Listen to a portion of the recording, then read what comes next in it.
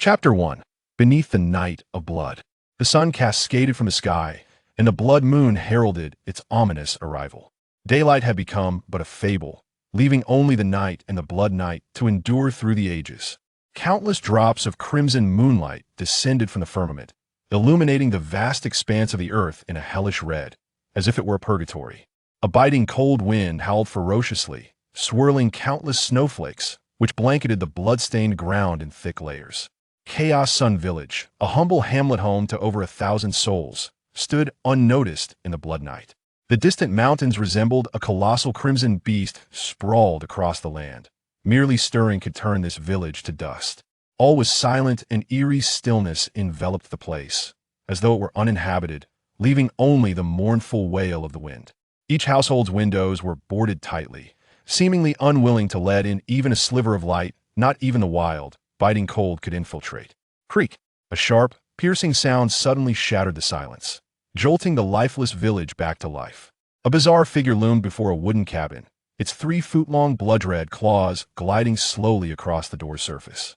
The wooden door was peculiar, for the claws sharp as iron elicited a cascade of sparks as they scraped the wood, as if clawing at a steel wall. Yet despite this ferocity, 5 deep scratches marred the door's surface. Inside, a family of 3 roused from their slumber. The small boy clung tightly to his mother, the only place he found warmth and safety. The mother's face was etched with fear, helplessness, and despair as she looked toward her husband, tears streaming from her eyes.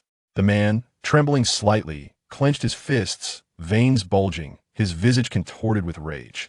He surveyed the interior, and his gaze lingered on a wooden stick resting near the fire lamp. However, he dismissed it, knowing that such a tool was no match for the menace outside. With a reassuring glance towards his wife, the man's fierce expression softened. He needed to take action.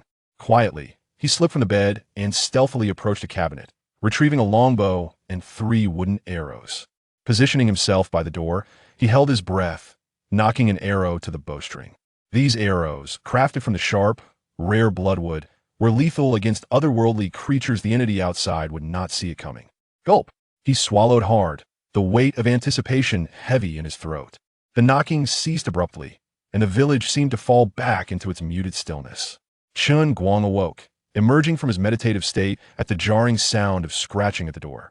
As his eyes fluttered open, they briefly glimmered with the light of 2 blazing suns. His brow furrowed, slightly trouble-loomed. Those creatures, in theory, should not be able to enter. Indeed, under normal circumstances, they could not. Unless the night watchman had faltered, he quickly donned his attire, layering an old cotton coat over himself. Tall and imposing, Chen Guang appeared formidable, with sharp brows and bright eyes, exuding an air of authority. Without the fire lamp lit, he had no need for one. He could perceive the dim outlines within the shadows. Not far from the bed lay a large dark shape. Its silhouette resembled that of a mutated boar. Chen Guang moved beside the shadow and gently stroked its smooth feathers, whispering, "Thank you for your service, family heirloom." At the sound of his voice, the dark figure rose, towering to his waist. The family heirloom nudged him gently, signaling its readiness. Without a word, Chen Guang turned to secure the bow and arrows on his back, sheathing his long knife. He inhaled deeply as an ethereal panel materialized before him. Breathing technique, Xianting, breathing method seed, spring, chapter body, strengthening completion, 721-1000. Meditation method, unextinguishable sun visualization method, extremely incomplete, level 1768-1000. Skills, capturing blade technique mastery, 451-1000. Breaking captures fist mastery, 238-1000. Tremor steps mastery, 561-1000. Talent, dragon elephant strength, a straightforward proficiency panel, representing his greatest secret and most reliable asset since traversing this world. Proficiency, by its very nature, increases with practice, with variation solely in its degree. Effort yields reward upon reaching a certain proficiency threshold. One could ascend to higher realms, never to regress. Dragon elephant strength, a natural endowment of this body, equipped him with a physique far mightier than the typical body-strengthening beings of the same level. The breathing and meditation techniques were inherited from ancestral memory, passed down through generations of his family. The previous owner's parents had perished in an accident, leaving him as the sole survivor. 3 blood nights prior, with his family heirloom and 3 other supernatural beings, he had been tasked with a night watch, only to meet his demise shortly after returning. It was during that moment that he seized the opportunity, soul crossing into this body. He had lost all memory of the night watch. The nature of the previous owner's fate remained a mystery. The other beings who had stood vigil beside him had also vanished into the mountains to hunt soon after. The only one privy to the truth was likely the family heirloom, though alas, it could not speak. Since his arrival, an intangible sense of crisis had continually enveloped him. Fortunately, the proficiency panel provided him a sense of stability and purpose. As the panel dissolved, Chen Guang's gaze sharpened. Beside him, the family heirloom fluttered its feathers, the carbuncle atop, its head shimmering with a fiery glow. Its bright yellow feathers glimmered faintly, interwoven with fiery patterns that adorned its body. At this moment, the family heirloom radiated like a miniature sun, glowing brilliantly. Chen Guang opened the door, and the howling cold wind lashed against his face. Heavily laden snowflakes cascaded from the sky, with drifts on the ground reaching knee-high. In the yard stood a strange creature, human-like, with skin shriveled and cracked, entirely crimson. Its facial skin had vanished completely, resembling someone flayed, exposing a visage intricately lined with muscle, bulging eyes threatening to leap from their sockets. The creature's blood-red gaze fixated on the door, having chosen this home as its prey. A blood corpse? How could such a mundane aberration breach the village? Chen Guang recognized the strange being's identity. Abominations, creatures corrupted by the taint of the blood moon. Blood corpses were the most numerous of these abominations, typically born from regular life forms. The power of the blood moon rendered them terrifyingly swift. An ordinary blood corpse could wield the strength of several thousand pounds, capable of shredding humans in an instant. The moment the door swung open, the blood corpse hesitated. Its instincts warned that those who could open the door were no ordinary foe. Yet upon glimpsing Chen Guang, its ravenous desire to kill surged forth, awakening its predatory instincts. As the blood corpse readied to charge at Chen Guang, it caught sight of the heirloom radiating fiery brilliance. Like a predator spotting its nemesis, the blood corpse's bulging eyes shrank suddenly, its dark red pupils widening. Its primal instincts trembled, emitting desperate shrieks urging it to flee. Before it could act, Chen Guang propelled himself forward with tremor steps, surging 10 meters, and brought his long knife crashing down. Capturing blade technique, shattering mountain. The dark red blade light sliced through the air. 2 pieces of the corpse flew apart, cleaved in half before the blood corpse could even comprehend its fate. This blood corpse was relatively ordinary. Any adept at body strengthening would deal with it effortlessly. Without hesitation, Chen Guang gripped his long knife and strode purposefully toward the source of the earlier noise. May all be well. I hope that creature did not enter, he thought. Behind him, the family heirloom approached the bisected corpse, pecking curiously and extracting a fired crystal the size of a pebble, promptly swallowing it. In that instant, the patterns of flames dancing upon the heirloom's body surged with vigor, glowing even more brilliantly, though only for a fleeting moment. Shaking its head, the heirloom caught up with Chen Guang. Meanwhile, the bisected blood corpse dissolved into glimmering red motes beneath the blood moon, leaving no trace behind, as if it had never existed at all. Chapter 2. The grotesque and Q&A blood-red moon hung high in the sky, as frigid winds howled and heavy snowflakes danced through the air. Chen Guang trudged through the snow, which reached up to his knees, halting after a distance of about 100 meters. Before him stood a peculiar figure, motionless before a wooden cabin, seemingly disinterested in the family inside. Upon hearing a sound, it turned to face Chen Guang, revealing a bloodthirsty and sinister smile. Its skin was stripped away, exposing dark red muscles and veins glistening ominously under the moonlight, resembling a malevolent spirit from the depths of hell. Chen Guang's gaze sharpened. This was a high-level blood corpse. High-level blood corpses possess unique traits, and this one had long, razor-like claws capable of effortlessly slicing through black iron and piercing through mystical armor. Most notably, it observed the treasured heirloom without trembling as the previous blood corpse had. It could control its primal instincts. With a hissing sound, the blood corpse extended its shriveled, dark red tongue to lick its claws, sizing up Chen Guang as if deliberating how best to strike down a lamb awaiting slaughter. Seeing its demeanor, Chen Guang raised an eyebrow. Did this blood corpse consider him an easy target? It exhibited a degree of intelligence, understanding the art of fishing. Yet it remained oblivious to whether it was angling for a small fish or a colossal sea crocodile. With a swift motion, Both Chen Guang and the clawed blood corpse launched their attacks, their figures colliding like arrows released from a bow. The blood corpse's razor-sharp claws scraped against Chen Guang's long knife, igniting a shower of dazzling sparks. The night watchman's standard long knife was exceptionally sturdy. The claws merely left faint scratches on its surface. Chen Guang firmly gripped the knife with one hand, steadfastly blocking the fierce strike. His towering physique stood like a rock, unyielding and immovable, yet the ground beneath him buckled from the immense impact, sending snow flying and creating deep fissures that spread outward. The blood corpse possessed formidable strength. Any ordinary enhanced individual would have likely been sent flying, spitting blood upon impact. However, Chen Guang wielded the innate power of the dragon elephant, far surpassing his peers in strength, even exceeding that of the clawed blood corpse. As the blood corpse prepared to retreat after its failed strike, Chen Guang preemptively launched an attack, his left hand, wrapped in cotton, delivering a blow, breaking the ruin's fist, shaking the mountains.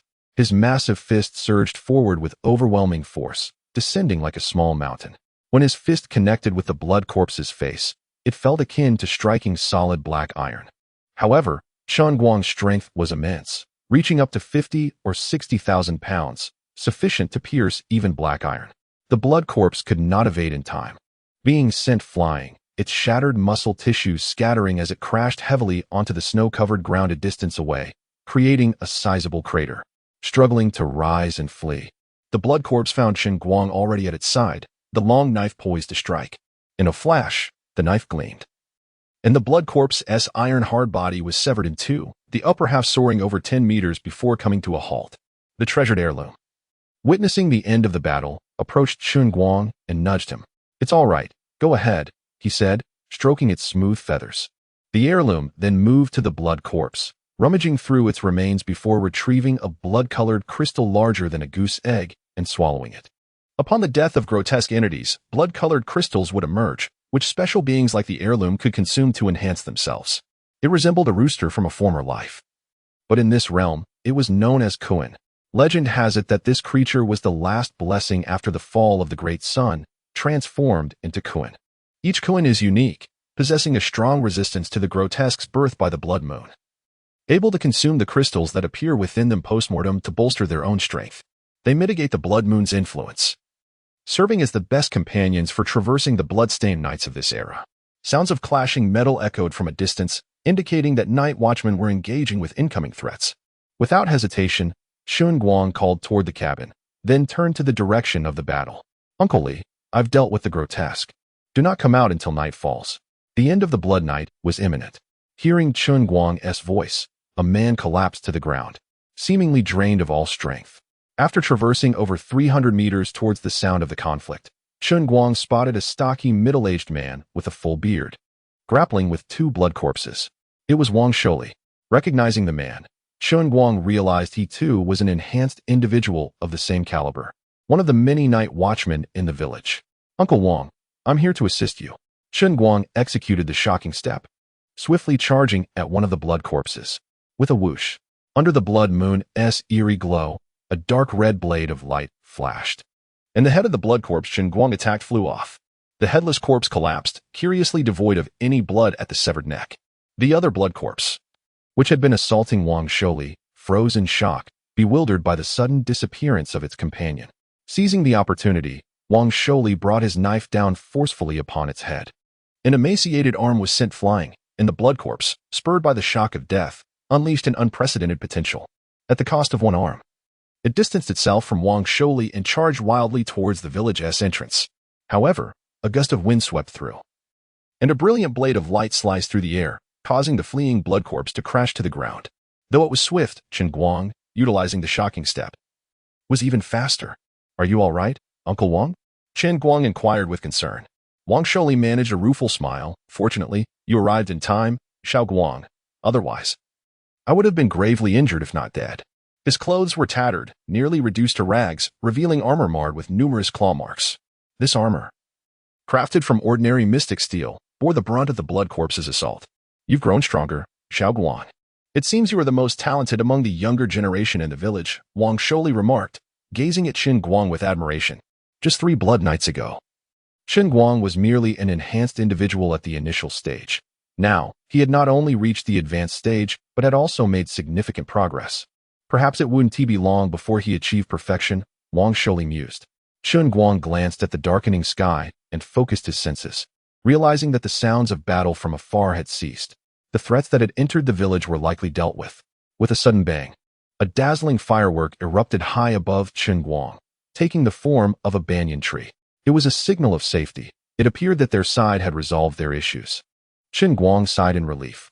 Wang Shouli produced a paper tube, igniting the fuse, and a brilliant firework illuminated the sky above them. In the distance, the blood moon slowly receded, giving way to a dark shroud that gradually enveloped the entire sky. Night had fallen. Chapter 3. The Things in the Mountains. Wang Shouli gazed at the darkening sky and said to Chen Guang, "Xiao Guang, the duration of the blood night has grown longer. It exceeds any previous instances." Wang Shouli's assertion startled Chen Guang. Since his arrival in this world, he had learned through memories and conversations with the villagers that the blood night traditionally lasted 20 days. This cycle had persisted for an unknown number of years. 20 days of blood night, followed by 16 days of darkness, totaling 36 days, a constant. Contemplating this, Chen Guang inquired, "Uncle Wang, are you certain?" Wang Shouli replied with unwavering conviction, "Xiao Guang, I am acutely aware of the changes in the blood night. I can feel it.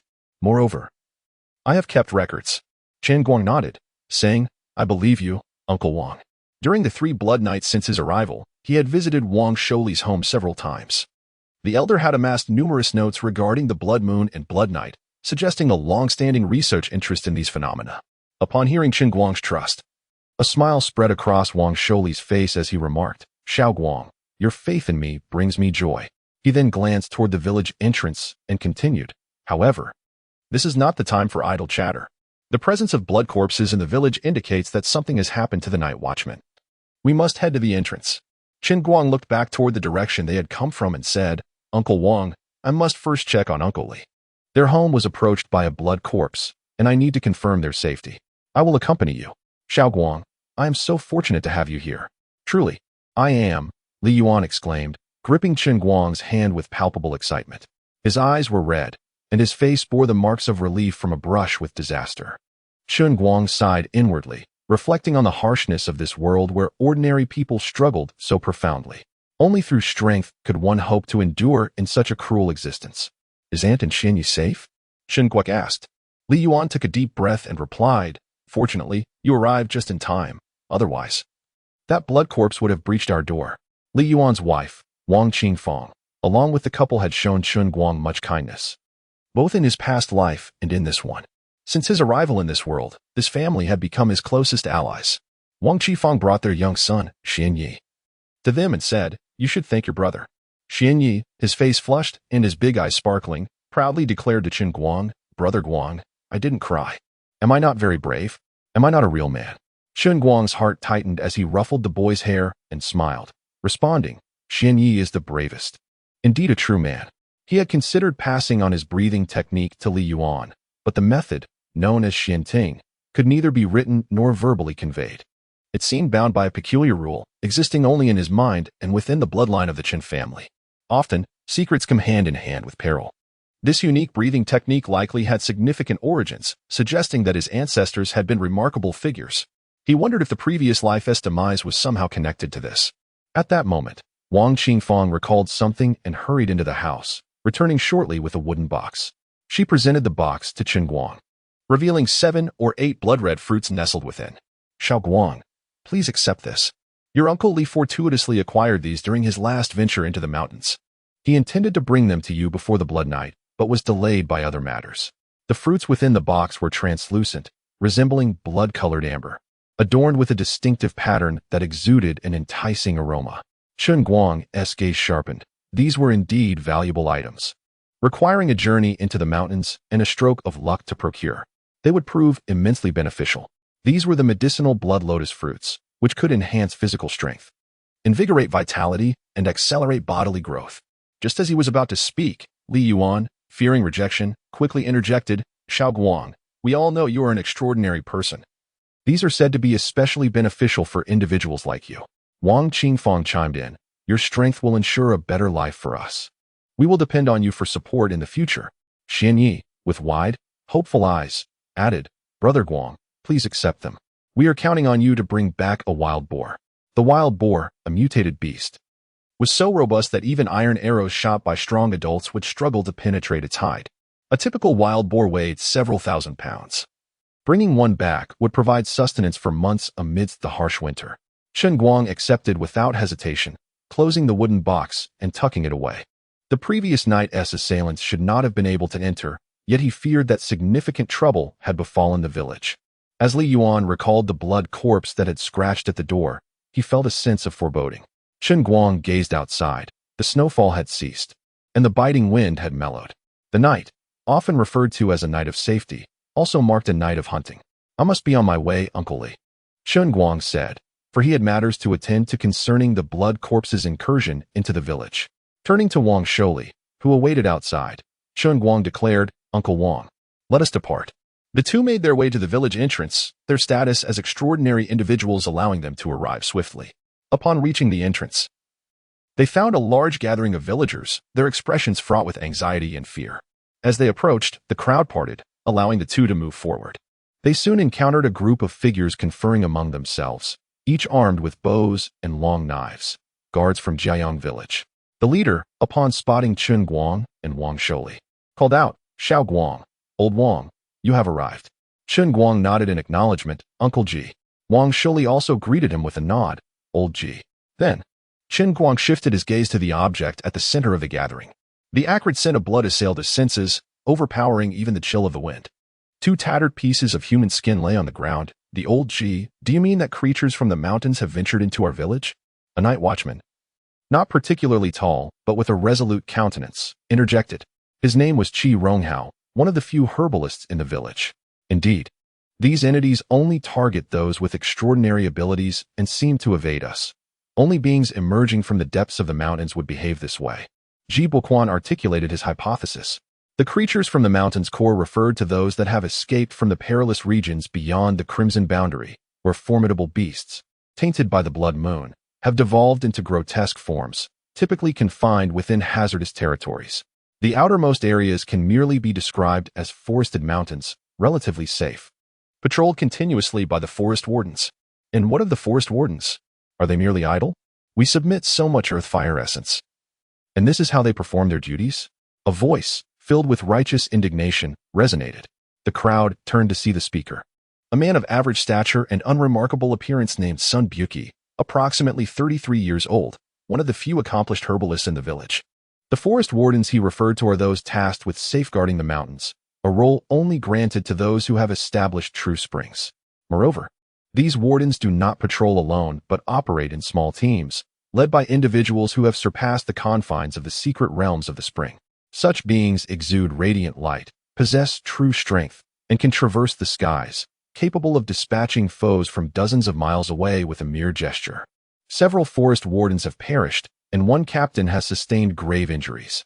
An aged yet robust voice emanated from behind the crowd, addressing their concerns. Chapter 4. The prominent figures. Everyone turned their gaze towards the back and beheld an elderly man accompanied by over 20 extraordinary individuals approaching. The voice that had spoken moments ago belonged to this old man, Yang Buiyue, the village chief of Jiaoyang village. He appeared exceedingly aged, of average stature, hunched over, with a face etched with wrinkles and skin that was somewhat parched. Although he was only in his 50s, he looked far beyond his years. It was rumored that in his youth, he had ventured to a distant land for further study. However, some unknown calamity had befallen him, leading him to return to the village and assume his father's role as the chief, thus becoming the new leader of Jiayang village. "Chief, Uncle Yang, Elder Yang." The crowd hastily responded. Yang Buiyue waved his hand dismissively and continued, "There has been a disturbance in the mountains. A ranger spotted a colossal shadow flickering in the woods. Corrupted entities have emerged from the depths, and it was these beings that slaughtered the rangers. Fortunately, a prominent figure from the town intervened, and most of the creatures that fled have been eliminated." Upon hearing Yang Buiyue's words, the crowd fell into a collective silence, realizing the gravity of the situation. Not only had the village been affected, but the rangers had also encountered peril. This night of bloodshed was unlike any other, more dangerous and bizarre than before. "Chief, this night of bloodshed has lasted longer than usual, approximately 3 extra hours." A voice emerged beside Chen Guang. It was Wang Sholi, whose words shattered the heavy atmosphere. The crowd turned to him, some eyes filled with astonishment, others with disdain, and a few with mockery. Many held a fixed notion regarding the duration of the Night of Blood. It had remained constant at 20 days, totaling 240 hours, for many years. Even Yang Boyue appeared slightly disoriented, as he had known the duration of the Blood Night to be 20 days since his memory began. Sholi, are you certain of what you say? Can you guarantee it? Yang Boyue's tone carried a hint of agitation. He was aware of certain peculiarities. Wang Sholi maintained a calm demeanor and responded with unwavering conviction. Chief, I assure you, I have recorded evidence. Moreover, this attack on the village is undoubtedly connected to the extended duration of the Blood Night. His startling revelation silenced the murmurs around them. In that case, I must summon a prominent figure, Yang Boyue declared decisively. He had maintained contact with several enigmatic entities.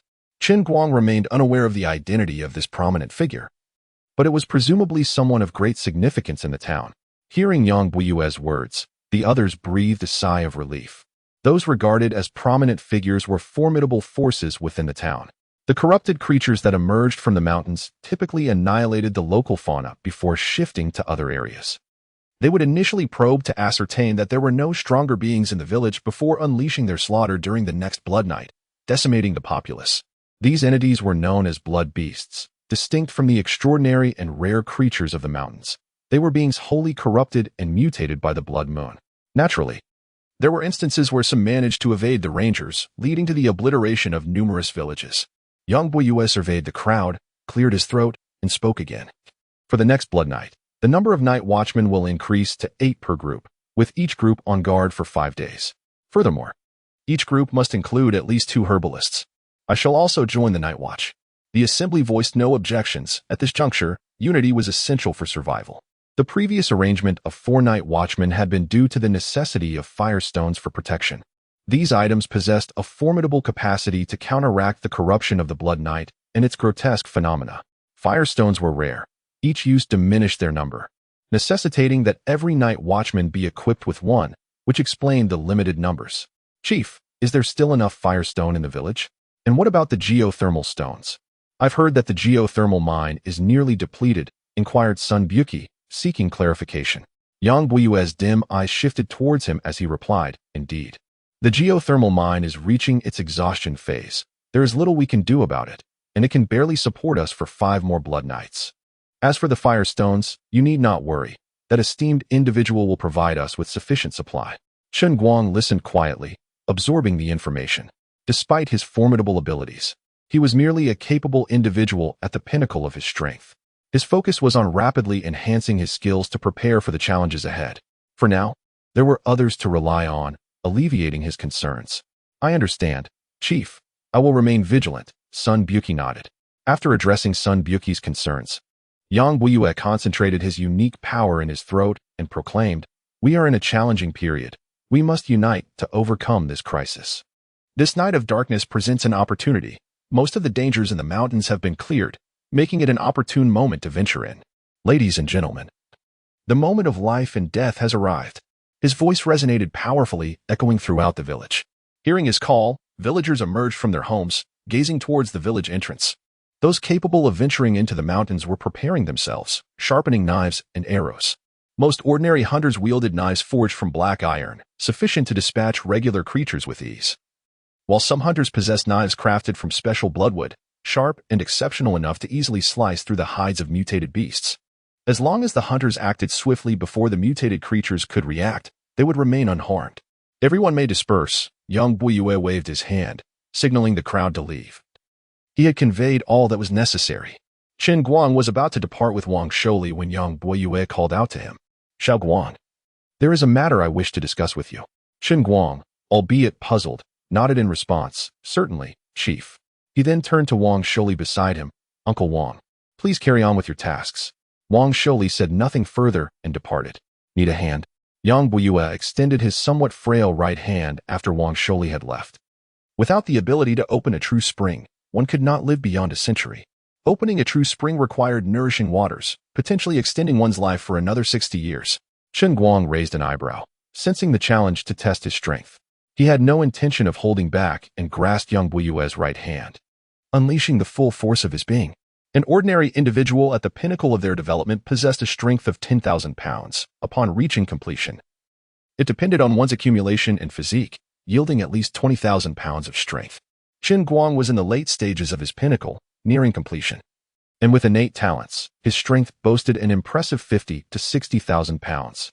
Upon their handshake, even iron and stone would buckle under the pressure. Yet, he found Yang Boyue's hand as unyielding as an indomitable mountain, firmly resisting the torrent of power he unleashed. After a moment, both men released their grips. Yang Boyue's eyes sparkled with vitality, and he seemed to have gained a measure of robustness as he smiled and remarked, "Not bad, not bad. Xiao Guang, you have truly exceeded my expectations. Are you at the pinnacle or nearing completion?" "Still a bit short of completion," Chen Guang replied candidly. "Excellent. Among the younger generation in our village, you are indeed the most promising," Yang Boyue exclaimed with heartfelt joy. He then inquired, "How many years has it been for you now?" "It has been 16 years since the last blood night," Chen Guang contemplated, noting the coincidence of events occurring 3 blood nights prior. 16. How wonderful it is, Yang Boyue said, stroking his graying beard. "Xiao Guang, do you recall the distinguished individual I just mentioned?" His tone shifted. Chen Guang paused for a moment, realizing that he was about to be introduced to that eminent figure. Without further contemplation, Chen Guang replied, "I remember." Yang Boyue gazed at Chen Guang with increasing satisfaction and slowly continued, "I have decided to recommend you to that esteemed individual. You must seize this opportunity and not hold back. This is your chance. The village cannot provide you with valuable resources for cultivation, but that esteemed person can. She is not from the town. She hails from the city." Chapter 5. Blood Ginseng in Chen Guang's memories. The largest place in this region was merely the distant town. It was a brightly lit large town, sprawling over hundreds of miles, teeming with formidable individuals. In the original memories, there was no concept of a city. If a mere town occupied such vastness, how immense must a city be? What kind of powerful beings resided there? Could they move mountains and fill seas? Could they shatter the void? He rummaged through his mind's recollections, recalling that there were a few ancient texts passed down from his ancestors at home, though they were quite worn and bound in an unknown beast's hide. The previous owner had little interest in these tomes and spent most of his time enhancing his skills through a proficiency panel. Now, it seemed imperative for him to delve into those ancient volumes. Seeing Chen Guang lost in thought, Yang Bo did not disturb him. He understood the profound impact such revelations could have on an ordinary youth. After all, those were the esteemed individuals from the city, and he had only managed to connect with such prominent figures through the blessings of his ancestors. With Chen Guang's talents, he was a unique presence even in the town, far exceeding the limits of this region. He was destined for greater heights. "Village chief, I will endeavor to perform to the best of my abilities," Chen Guang declared, standing tall with bright eyes, eager to pierce through the encroaching darkness. He had resolved to showcase his true potential, for only then could he earn the regard of the city's nobility and grow swiftly. "Here, this is for you," Yang Bo said, producing a small, exquisite white jade box from his bosom and handing it to Chen Guang. Upon receiving it, Chen Guang hesitated, asking, "Village chief, what is this?" "Open it and see," Yang Bo urged him. As Chen Guang opened the jade box, he was taken aback to find a glistening blood ginseng quietly resting within. This was indeed a precious medicinal herb. "Accept it, Xiao Guang. Consider it my investment in you," Yang Bo insisted firmly, leaving no room for refusal. He had spent some time studying in the city and was privy to invaluable information. The noble scions and disciples from great sects were inherently extraordinary, regarded as geniuses among their peers, requiring resources far beyond what ordinary practitioners could compare with. They needed resources a dozen times over to cultivate their bodies, reach perfection, and establish a solid foundation. Your physique is different. You require more resources to nurture yourself, allowing you to stand shoulder to shoulder with the young geniuses of the city. Once you become strong, you may return to repay the village, Yang Bo said earnestly. He then sighed, "I hope to witness that day."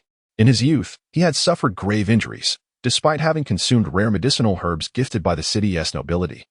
His foundation had been irreparably damaged, and his realm had long since declined. Chen Guang felt a stirring within. This blood ginseng would be immensely beneficial to him.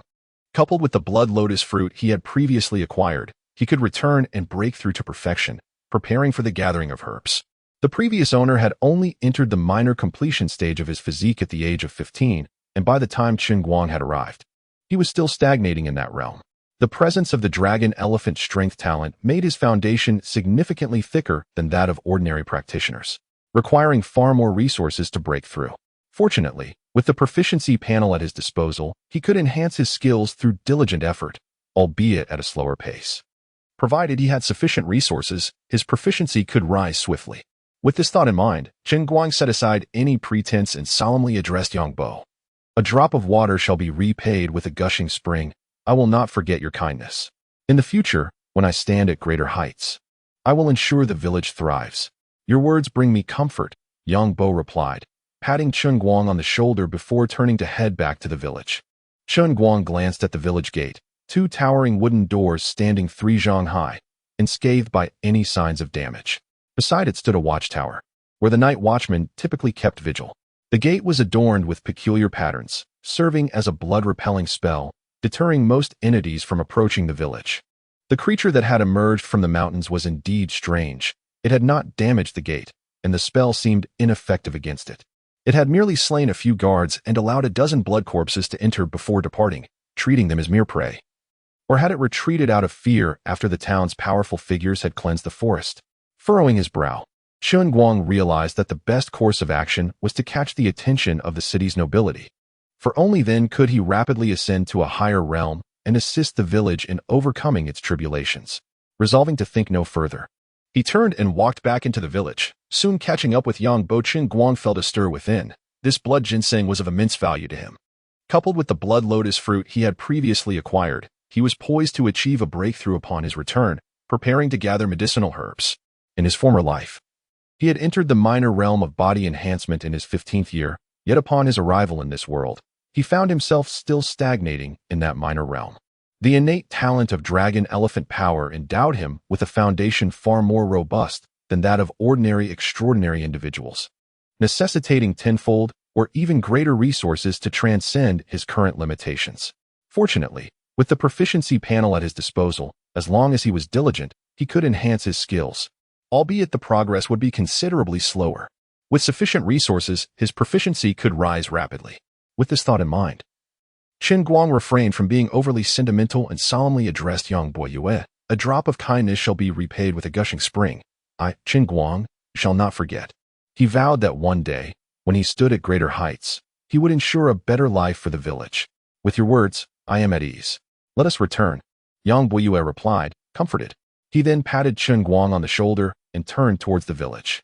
Chen Guang glanced at the village's grand entrance, which consisted of 2 towering wooden doors, each 3 zhang high, showing no signs of damage.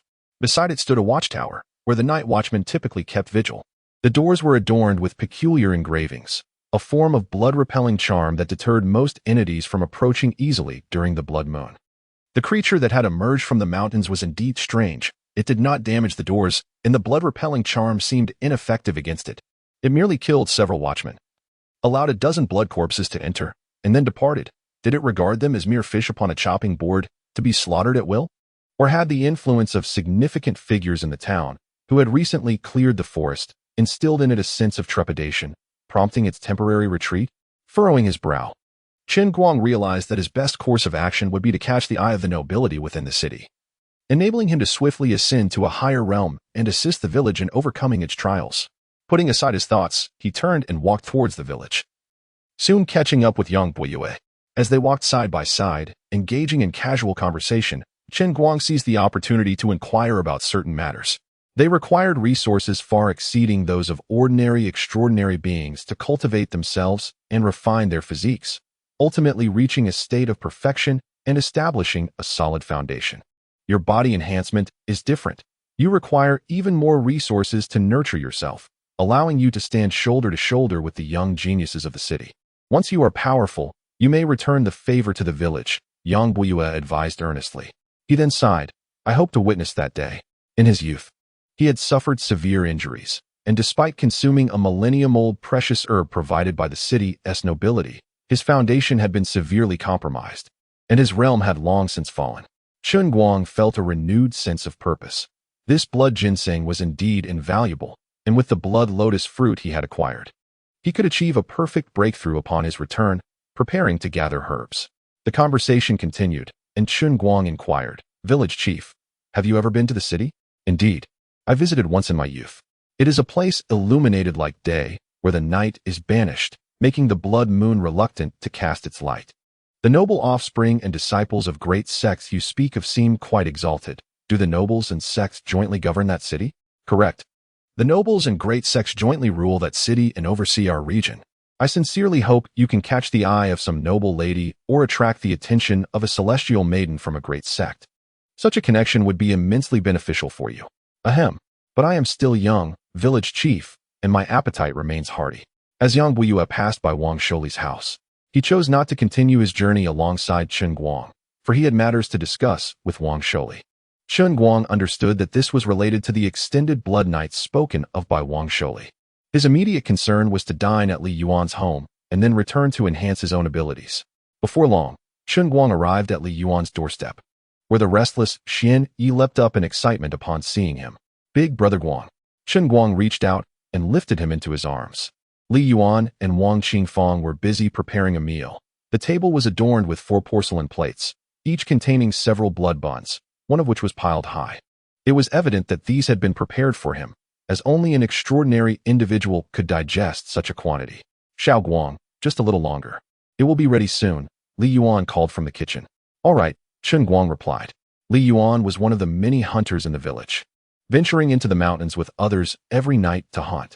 The blood lotus fruit was a serendipitous find from his last expedition, unbeknownst to his fellow hunters. During his time in this world, Chen Guang had also journeyed into the mountains, capturing a small mountain pig, which explained Xian Yi's incessant chatter about it. After playing with Xian Yi for a while, the couple completed their preparations. A fragrant pot of braised mountain pig was served alongside a bowl of dark green blood sprouts. The flesh of mutated creatures does not spoil easily, and given the region's perpetually cold climate, it could be stored for a year or more without issue. Blood sprouts, resembling bean sprouts, are a type of subterranean plant that has absorbed the energy of the blood moon, making them consumable and capable of replenishing various energies required by the human body. However, harvesting them involves venturing into the mountains, which entails certain risks. Let us eat, Li Yuan urged Chen Guang. Chen Guang placed a large piece of mountain pig meat on Xian Yi's plate and then inquired, Uncle Li, is there still enough food at home? Li Yuan set down his utensils, worry etched on his face. There is not much left. We did not catch much on our last trip to the mountains. It seems we must venture out again. Uncle Li, this time you should stay home with Xian Yi and Andy. I will hunt a mountain pig for Xian Yi, Chen Guang insisted, not wanting Li Yuan to take the risk of going back into the mountains. Although the area had been cleared, it was still a precarious time. And who knew what might emerge again? His expedition into the mountains would not solely be for hunting. He hoped to discover some extraordinary fruits or precious herbs as well. The nobleman could arrive at any moment, and it was prudent to elevate his abilities during this period. Then I shall trouble you, Xiao Guang. It matters not if you do not catch anything. Your safety is paramount, Li Yuan advised, understanding Chen Guang's nature. Rest assured, Uncle Li, I have it all under control. Xian Yi, this time, Brother Guang will bring you back a mountain pig, all right? Brother Guang is the best. Chen Guang chatted with Li Yuan's family while dining. Time passed swiftly, and after bidding farewell to them, Chen Guang returned to his own courtyard. The resources were ample. It was time to elevate himself. They required resources several times greater than those needed by ordinary extraordinary beings to enhance their physiques and achieve perfection, laying a robust and unyielding foundation. Your robust physique is different. You require even more resources to nourish yourself, enabling you to stand shoulder to shoulder with the youthful geniuses of the city. Once you have grown strong, you may return to repay the village, Yang Bo said earnestly. He then sighed, hoping he would witness that day. In his youth, he had suffered grave injuries. Even after consuming the millennium treasures provided by the city's nobles, his foundation had been half ruined, and his realm had long since fallen. Chen Guang felt a stirring in his heart. This blood ginseng would be immensely beneficial to him. Coupled with the blood lotus fruit he had previously acquired, he could break through to perfection upon his return. His previous self had entered the minor completion realm in the 15th year, yet upon his arrival, he found himself still revolving within that realm. The existence of the dragon-elephant power talent made his foundation significantly sturdier than that of ordinary extraordinary beings, requiring a plethora of resources to break through. Fortunately, with the proficiency panel, as long as he was diligent, he could enhance himself, albeit at a much slower pace. With sufficient resources, proficiency could be increased rapidly.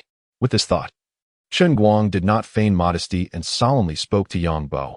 A drop of water shall be repaid with a fountain of gratitude. I shall never forget. In the future, when Chen Guang stands at greater heights, he will ensure the village thrives. With your word, I am at ease, Yang Bo replied, comforted. He then patted Chen Guang on the shoulder and turned to walk back towards the village.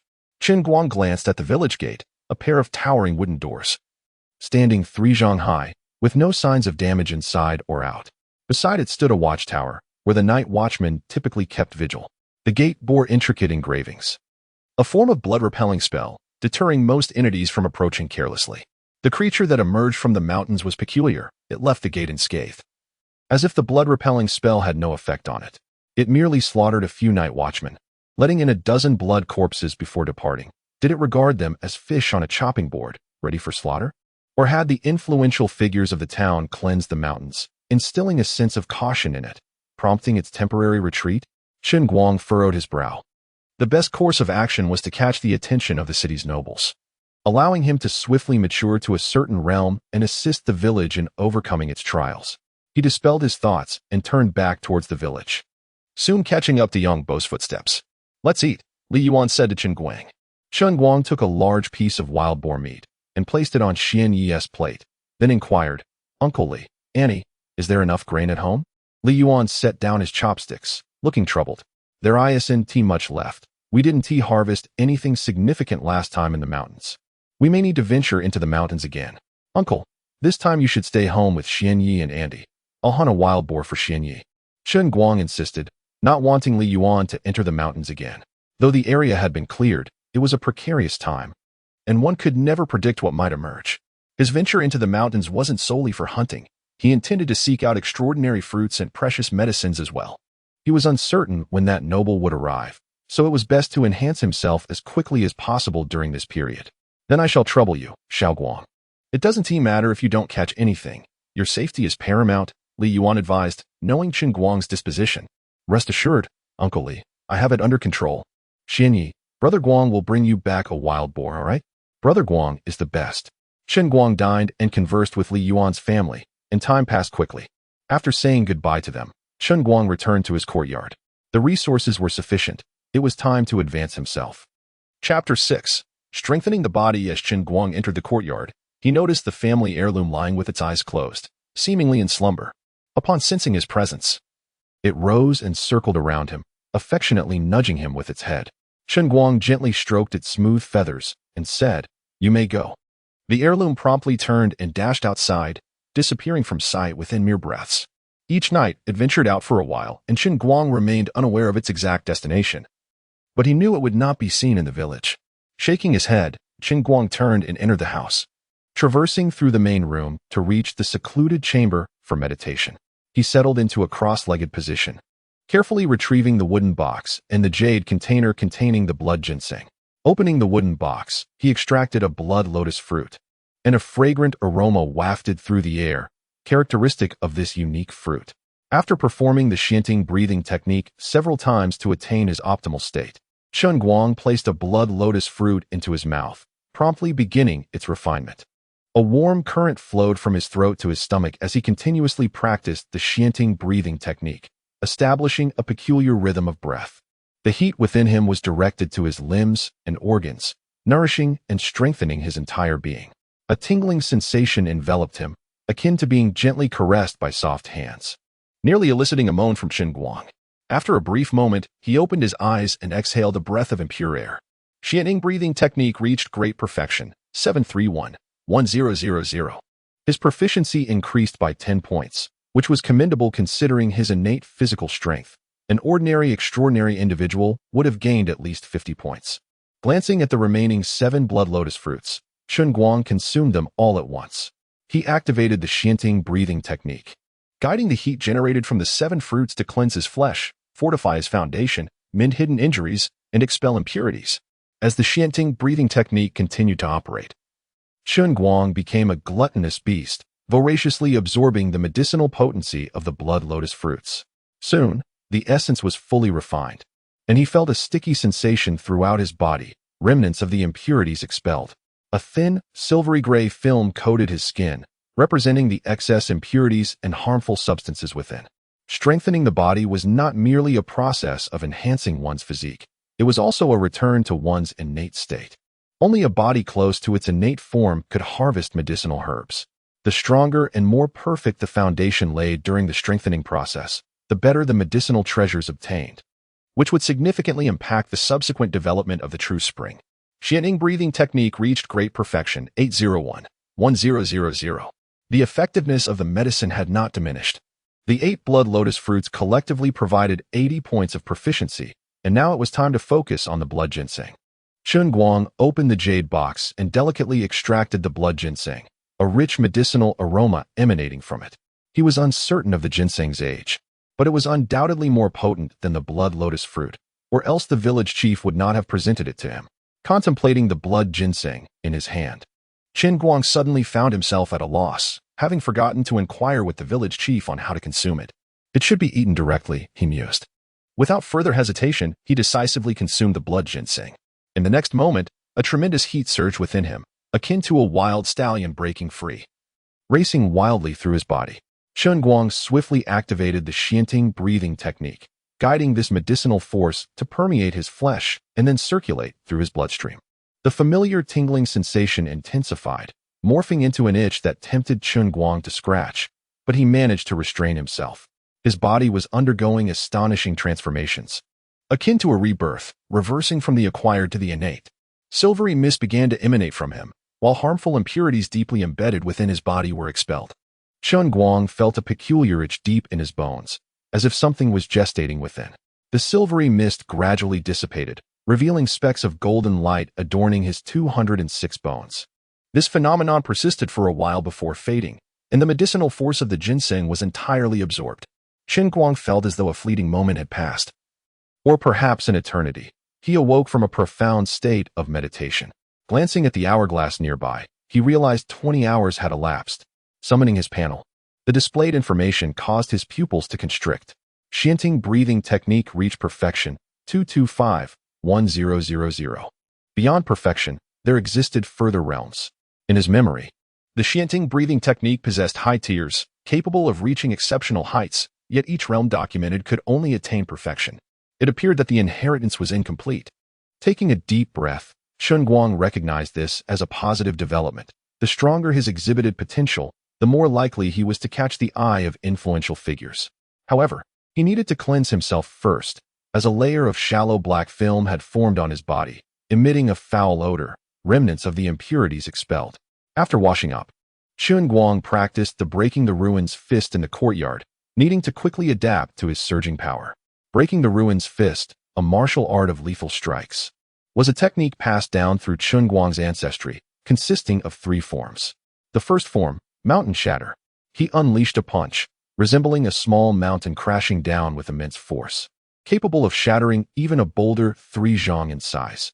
The force of the punch howled through the air, creating a tempest, shaking the entire courtyard and startling the nearby villagers.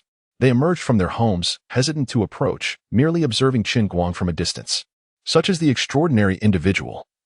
I lament that I shall never become one in this lifetime, remarked a frail man, malnourished and burdened by dreams of becoming an extraordinary person. Dreams thwarted by his family's circumstances and lack of talent. Young master, there is still more to this chapter. Please click the next page to continue reading. The story only grows more thrilling, commented another, expressing admiration for Chen Guang's strength compared to other extraordinary individuals he had witnessed, remarking that their presence paled in comparison. At that moment, a somewhat portly middle-aged man named Wang Baofu, fortunate enough to have once discovered a valuable herb in the mountains, spoke up. After offering this herb to a prominent figure in the town, he had gained favor and enjoyed a comfortable life, commanding respect in the village, even surpassing some extraordinary individuals. Wang Baofu had also established special channels to recommend talented extraordinary individuals from nearby villages to that influential figure. As he pondered, Wang Baofu felt a sense of awe. He had encountered the town's young prodigies and recognized their formidable foundations and prowess. Chen Guang stood on par with those exceptional youths, if not surpassing them. Glancing around, he discreetly returned indoors and retrieved a copper mirror. Placing a glowing white stone within the mirror, a blurred visage emerged. "What is it?" "Manager He. Our village has produced a young talent." "Oh, are you certain you aren't mistaken?" "Absolutely. I have witnessed the young talents in the town at the strengthening realm. They do not measure up to him. Please, elaborate. Chapter 7. Into the mountains. Chen Guang paid no heed to the curious gazes of the villagers around him. Engrossed in his own practice of boxing, the chanting, breathing technique flowed continuously within him as his fist struck rhythmically. This technique not only facilitated cultivation and the absorption of unique powers to elevate the realm of extraordinary beings, but it also proved invaluable in combat. When utilized during a fight, the breathing method could swiftly restore stamina and unleash latent potential, significantly enhancing one's combat prowess. At advanced levels, each breath could summon the roar of thunder, and the force of his exhalation could even send boulders flying. With a powerful punch, he executed the second form, sea dispersal. His fist vibrated as it struck, sending ripples through the air. The essence of the sea dispersal form lies in its ability to create shockwaves, easily dissipating an opponent's strength and inflicting internal harm. Then came the third form, enemy conquest. Chen Guang pivoted and unleashed another punch, a faint glow enveloping his fist. He had surpassed the pinnacle of the strong body realm, yet had not yet entered the medicinal gathering stage, invoking the power of the great medicines within him. This was a potential buried deep within the human body. The medicinal gathering realm involved excavating and releasing such potential. With a thunderous clap, the air exploded, akin to thunderclaps. As the force of his punch carved a trench in the snow, Chen Guang stood still, savoring the surge of power coursing through him. Having reached the pinnacle of the strong body realm, his strength had increased significantly, estimated at around 80,000 pounds, a staggering figure. As the typical extraordinary beings at this stage possessed only 20 to 30,000 pounds, he pondered the extent of his strength should he break through to the next realm. Could it reach 100,000 pounds? Feeling a twinge of hunger, he realized he had not eaten for over a day, as the demands on extraordinary beings were substantial. He donned his outer garment and made his way to Li Yuan's home, where he typically dined. The spoils of his hunts and gathered food were stored there. Upon entering the courtyard, he spotted Li Yuan chopping firewood, beads of sweat trickling down his face. The wood was of a special variety, harvested from a tree known as bloodwood. This wood had regenerative properties. As long as the main trunk remained alive, it would continuously sprout branches. However, it required the energy of the blood moon to exhibit its unique traits, only growing under the light of a blood night. This was a common means for the local populace to keep warm, as relying on geothermal stones for heating was far too extravagant for the villagers. Uncle Li, I'm feeling a bit hungry, Chen Guang expressed his intention. Having lived only 20 years in his previous life before inexplicably transmigrating here, he was fortunate to bear no burdens, being an orphan in both lives. Upon hearing Chen Guang's words, Li Yuan paused his work and called into the house. Qingfang, prepare some food for Xiao Guang. Wang Qingfang, busy embroidering clothes inside, promptly rose upon hearing Li Yuan's call. Their household prepared meals for Chen Guang daily. Upon entering the house, Chen Guang noticed that Xian Yu was absent, likely off playing with the other children in the village. Moments later, Wang Qifang emerged carrying a basin of wild boar meat. Its aroma intoxicating. The wild boar he had hunted previously, though not yet fully mature, weighed between 2,000 to 3,000 pounds, and they had shared half of it, leaving enough for the four of them to enjoy for some time. Chen Guang, unconcerned with appearances, devoured the meat voraciously. In no time, the entire basin was emptied. The chanting, breathing technique activated autonomously, transforming the boar's meat into nourishing energy for his body. The essence contained within mutated creatures was far more potent than that of ordinary beings. Prolonged consumption could strengthen the physique and ward off diseases. At that moment, Li Yuan returned, carrying more firewood. Uncle Li, Auntie, I plan to head into the mountains soon, Chen Guang announced, now in excellent condition and ready for his venture. Be cautious on your journey, Li Yuan advised. I will, Uncle Li, Chen Guang assured him. Exiting Li Yuan's home, he returned to his own courtyard to gather his belongings for the expedition. Suddenly recalling something, he entered the dwelling where his parents had lived and discovered 3 tattered books made of animal hide in a corner: Chronicles of Light, Xian Transmission, and Blood Night Travelogue. The first 2 ancient texts were heavily damaged, filled with unfamiliar characters that seemed to belong to another era. However, the last book was comprehensible. It was a travelogue penned by an extraordinary being named Chen Dao. This individual, a distant ancestor of the Chen family, had traversed the Blood Night, exploring renowned mountains and ancient sites, and chronicled his journeys in this travelogue. It detailed his experiences throughout the region known as Qishao. Was this the name of the domain he inhabited? Yet, something felt amiss. The distant Jiaoyang mountain range stretched endlessly, resembling a formidable chasm that separated this region. Legend had it that to escape this territory, one must either traverse the Jiaoyang mountain range or cross the vast, desolate expanse of the wilderness. Yet, the travelogue made no mention of the Jiaoyang mountain range at all. The village's name, Jiaoyang, derived from the nearby mountain range, was the closest settlement to it. Although proximity existed, there remained a considerable distance of several dozen miles from the village to the mountains. Hunters from the village typically required at least half a day to reach Jiaoyang Mountain. For extraordinary beings like them, a round trip consumed little time.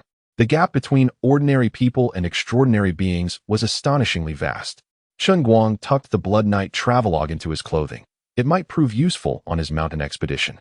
Strapping his bow and arrows onto his back and taking up his long knife, he pushed open the door and departed.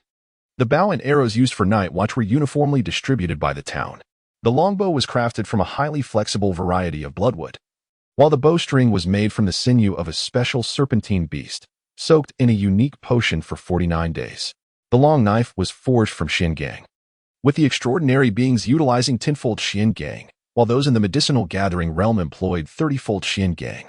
Their wooden arrows were made from a sharp variant of bloodwood, capable of easily slaying ordinary mutated beasts. Chen Guang moved swiftly, so fast that the pedestrians on the street could scarcely discern his figure. Upon reaching the village entrance, he found the gates ajar, with several extraordinary beings stationed atop the watchtower, surveying the area below.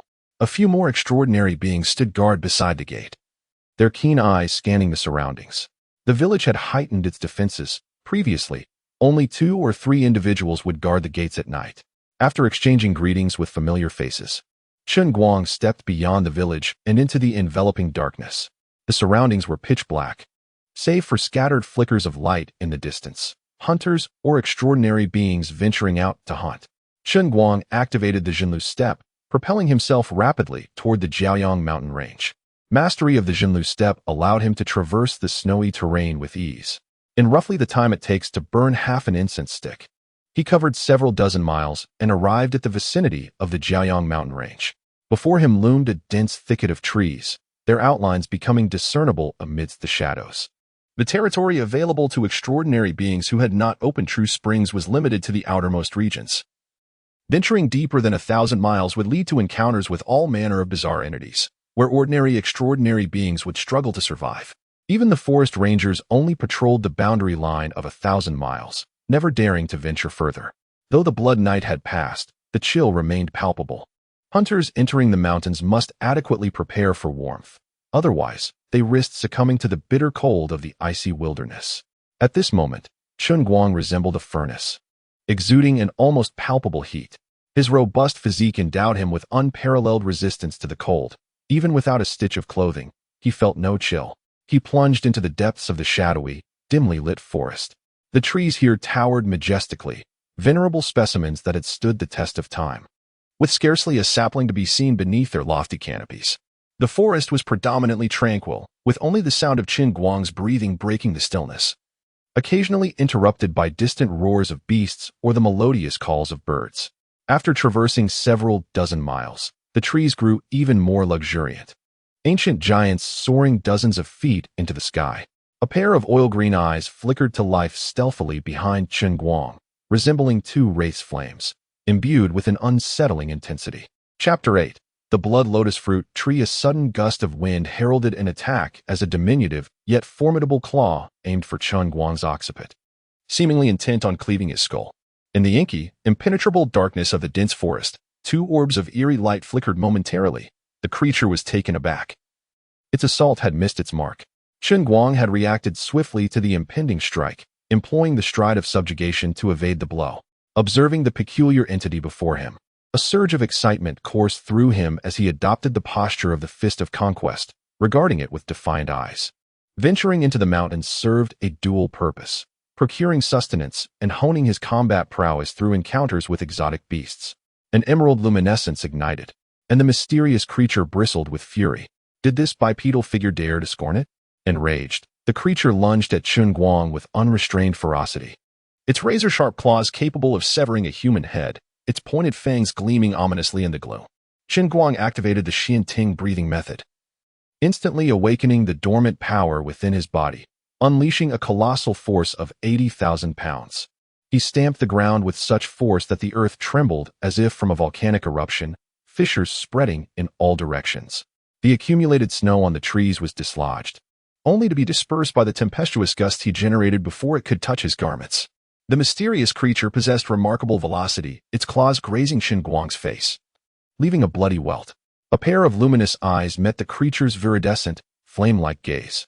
Thud! Chen Guang's fist impacted the creature's flank with tremendous force, as if striking a slab of black iron. Crack!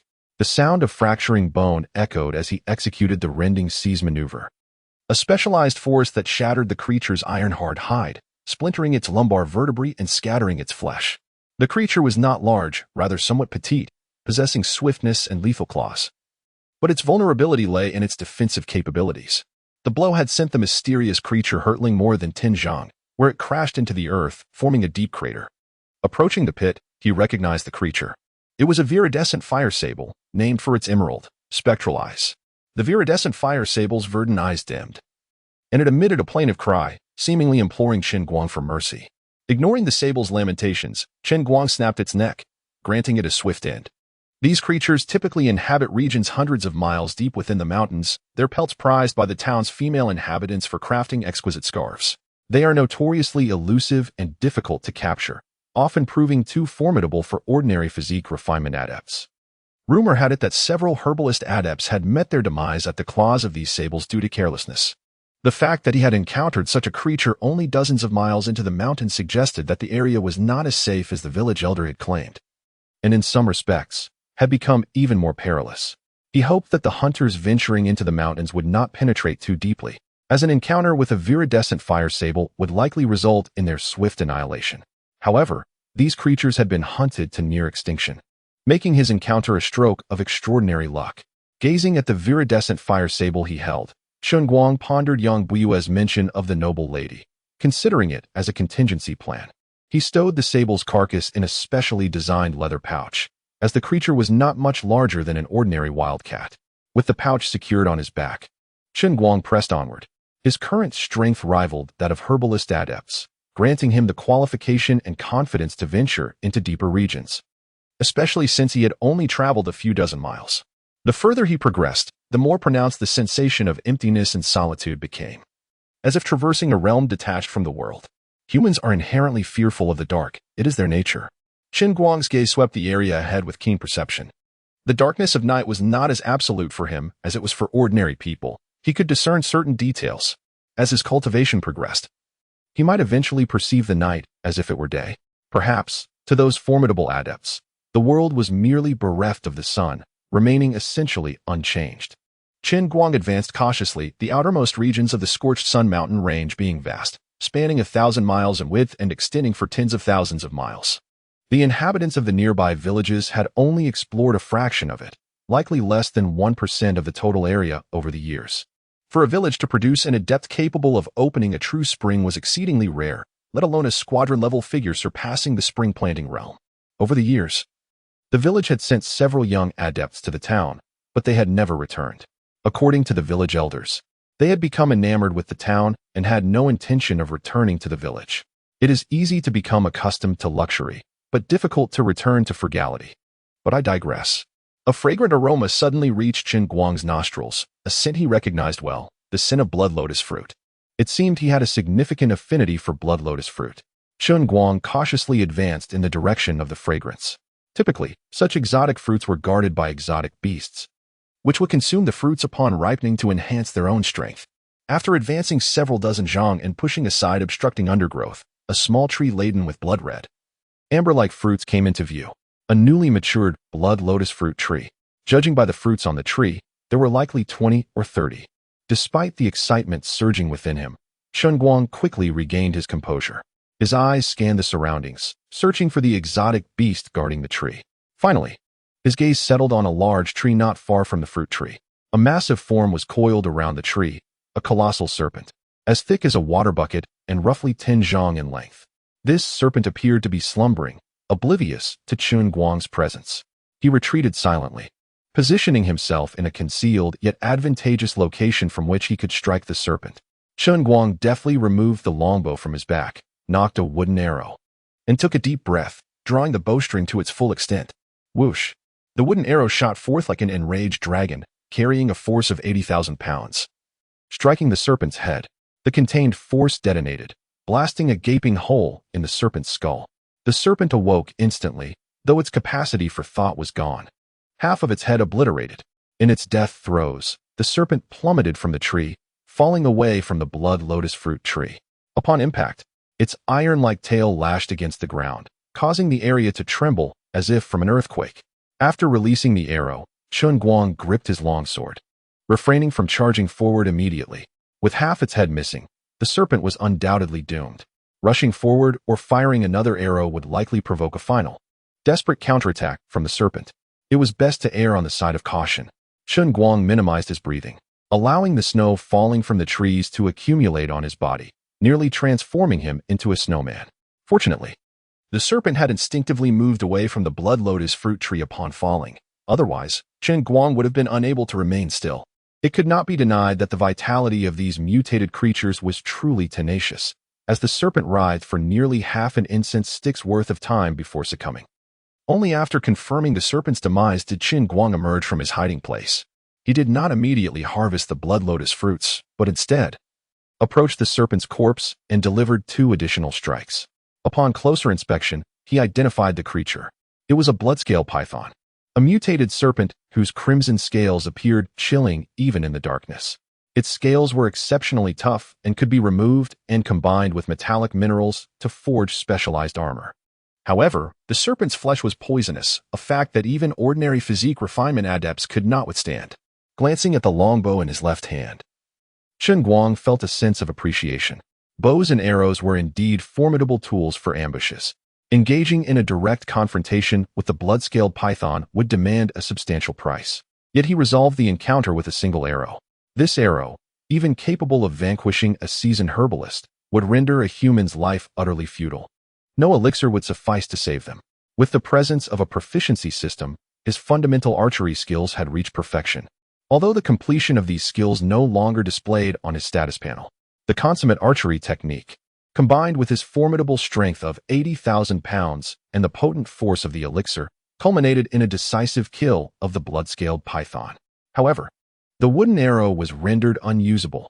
His might was too immense for the standardized wooden arrows distributed among the sentinels, and each use depleted their already limited supply. Climbing atop the carcass of the python, he approached its reversed scale and deftly scraped it off with a long knife. This scale could be entrusted to Yang Buyue, who would facilitate the forging of armor by a blacksmith. Had that previous arrow struck this scale, Chen Guang surmised he would have faced the wrath of an enraged adult blood-scaled python. Moreover, the gallbladder of the serpent was a potent tonic. With this thought, Chen Guang sliced open the python's abdomen, and a foul, viscous blood gushed forth, prompting him to swiftly evade. Once the flow of serpent's blood diminished, he advanced to extract the gallbladder, which was impressively large, akin to a basketball. He placed it into a specially crafted pouch, deeming this expedition a resounding success. Turning his gaze toward the blood lotus fruit tree, Chen Guang recognized that this was the true pinnacle of his endeavors. With these blood lotus fruits and the python's gallbladder, his ascent beyond perfection would be significantly expedited. Approaching the blood lotus fruit tree, a rich fragrance wafted through the air, and each fruit radiated a crimson luminescence in the darkness, resplendent and dazzling. Just as Chen Guang prepared to harvest, an unforeseen incident transpired. Chapter 9. The Extreme Realm. A crimson shadow, akin to a blood-red bolt of lightning, cleaved through the dark expanse, targeting Chen Guang with an unstoppable force, reminiscent of a lethal arrow in flight. In a moment of peril, Chen Guang swiftly positioned his longbow across his chest. The crimson shadow collided violently against the bowstring, erupting into a dazzling display of sparks, reminiscent of resplendent fireworks blossoming in the night sky. A surge of immense power assailed him, causing even his robust physique to tremble, propelling him backward unsteadily. Fortunately, he managed to halt his retreat just in time. Otherwise, he would have crashed into the slender blood lotus fruit tree, likely snapping it in two. At this juncture, Chen Guang discerned the creature that had attacked him, a slender blood-red snake, over a meter long and as thick as an arm. 2 small bulges protruded from its head, resembling tiny horns. Furthermore, its body was extraordinarily hard, akin to solidified iron, capable of penetrating even the most formidable armor with ease. Undeterred by its initial failure, the snake launched another assault on Chen Guang.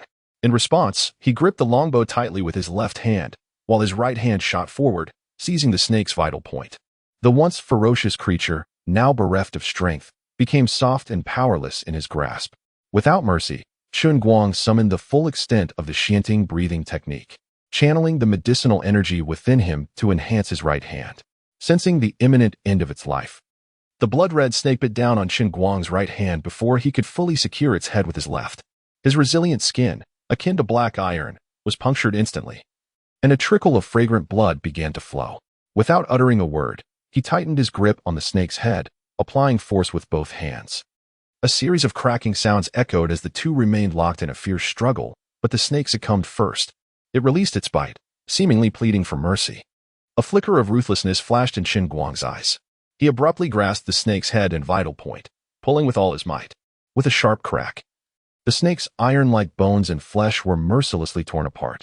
In an instant, the head and body of the snake were severed, and a fountain of strangely fragrant blood gushed forth, staining his face crimson.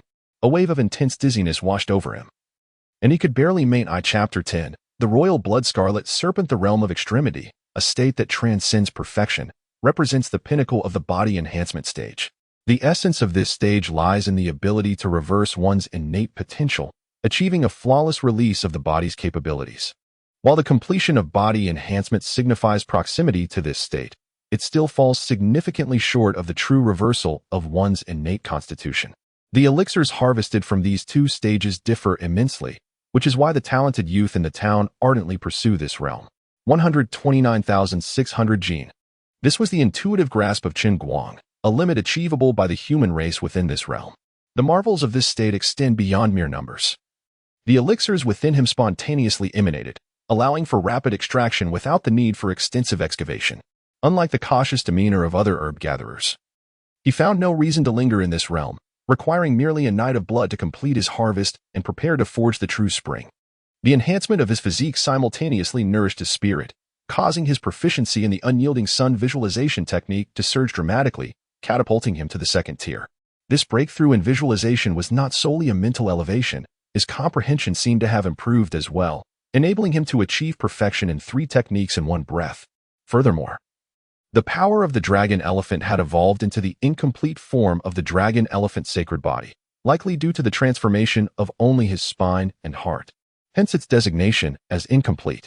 Chen Guang exhaled a breath of turbid air, attributing all of this to the blood-colored serpent. He picked up the severed little snake nearby for a closer inspection, then retrieved the Blood Knight travelogue from his pocket for comparison. Within the travelogue of his ancestor, Chen Dao, there were illustrations documenting various rare treasures and extraordinary beasts encountered, including the so-called divine and sacred beasts, as well as peculiar regions. At the end, he had compiled several lists, the rare treasures list, the famous beasts list, the blessed lands list, and so forth. As he remained vigilant of his surroundings, he cross-referenced the travelogue. Finally, in an account of notable beasts, he discovered an illustration that closely resembled the blood-colored serpent, ranked 20th on the famous beasts list. The royal blood scarlet serpent. In its juvenile phase, it measured only 1 to 2 meters in length, adorned with a prominent bump upon its head, exhibiting draconic traits. And its entire body was a translucent crimson.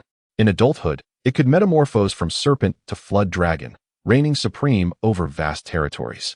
This remarkable beast is inherently imbued with royal blood, which can be utilized to refine the physique and attain the realm of extremity. Chen Guang understood. It was indeed this royal blood that had facilitated his breakthrough. What might a true sovereign be like? This little serpent likely contained a certain essence of dragon blood, which had allowed his innate power of the dragon elephant to evolve into the incomplete dragon elephant sacred body, perhaps due to his insufficient innate origin. The sacred body had regressed to the form of dragon elephant power. Now, having absorbed these essences, it gradually exhibited some of the sacred body's extraordinary traits. Upon further examination of the Blood Knight travelogue, it was noted that the royal blood scarlet serpent typically resides within renowned mountains and rivers. Only such realms could nurture such a beast of this caliber. Chen Guang gazed at the little serpent in his hand, a tinge of anxiety creeping in. How had this serpent arrived in this region? Could it be linked to the previous abnormalities during the Blood Night? There might indeed be a significant issue lurking deep within. Yet, the forest rangers were still patrolling the woods, and Yang Bo had assured him that this period of nightfall was safe. Nothing should occur before the arrival of the Blood Knight. His current strength had increased substantially since entering the mountains, now sufficient to contend with ordinary herb-gatherers of the perfected stage without losing ground. It was time to venture deeper. He had only traversed a little over 100 miles, with a considerable distance remaining to the red line zone. Just as Chen Guang prepared to depart, a rustling emerged from the thicket he had previously passed, as if something was approaching. His gaze sharpened, swiftly drawing his bow and aiming at the source of the noise. A figure emerged from the underbrush, tall, bearded, clad in a thick coat, carrying a large sack on his back, seemingly full of bounty. As the man stepped into view and noticed the arrow aimed at him, a strong sense of impending doom washed over him. He felt he could die. The bearded man quickly raised his hands, exclaiming, "Friend, do not be alarmed. I am merely passing through." Chen Guang did not relax his grip on the bow, directly inquiring, "Which village do you hail from?" He had encountered all the extraordinary individuals from the village. This man was unfamiliar and certainly did not belong to Jiaoyang village. As for hunters, they were typically a tight-knit group, and any lone hunter would likely have perished. "This friend, I am Xia Baishan from Sangluo village. I mean no harm. I am just passing through." Cold sweat dripped down Xia Baishan's face.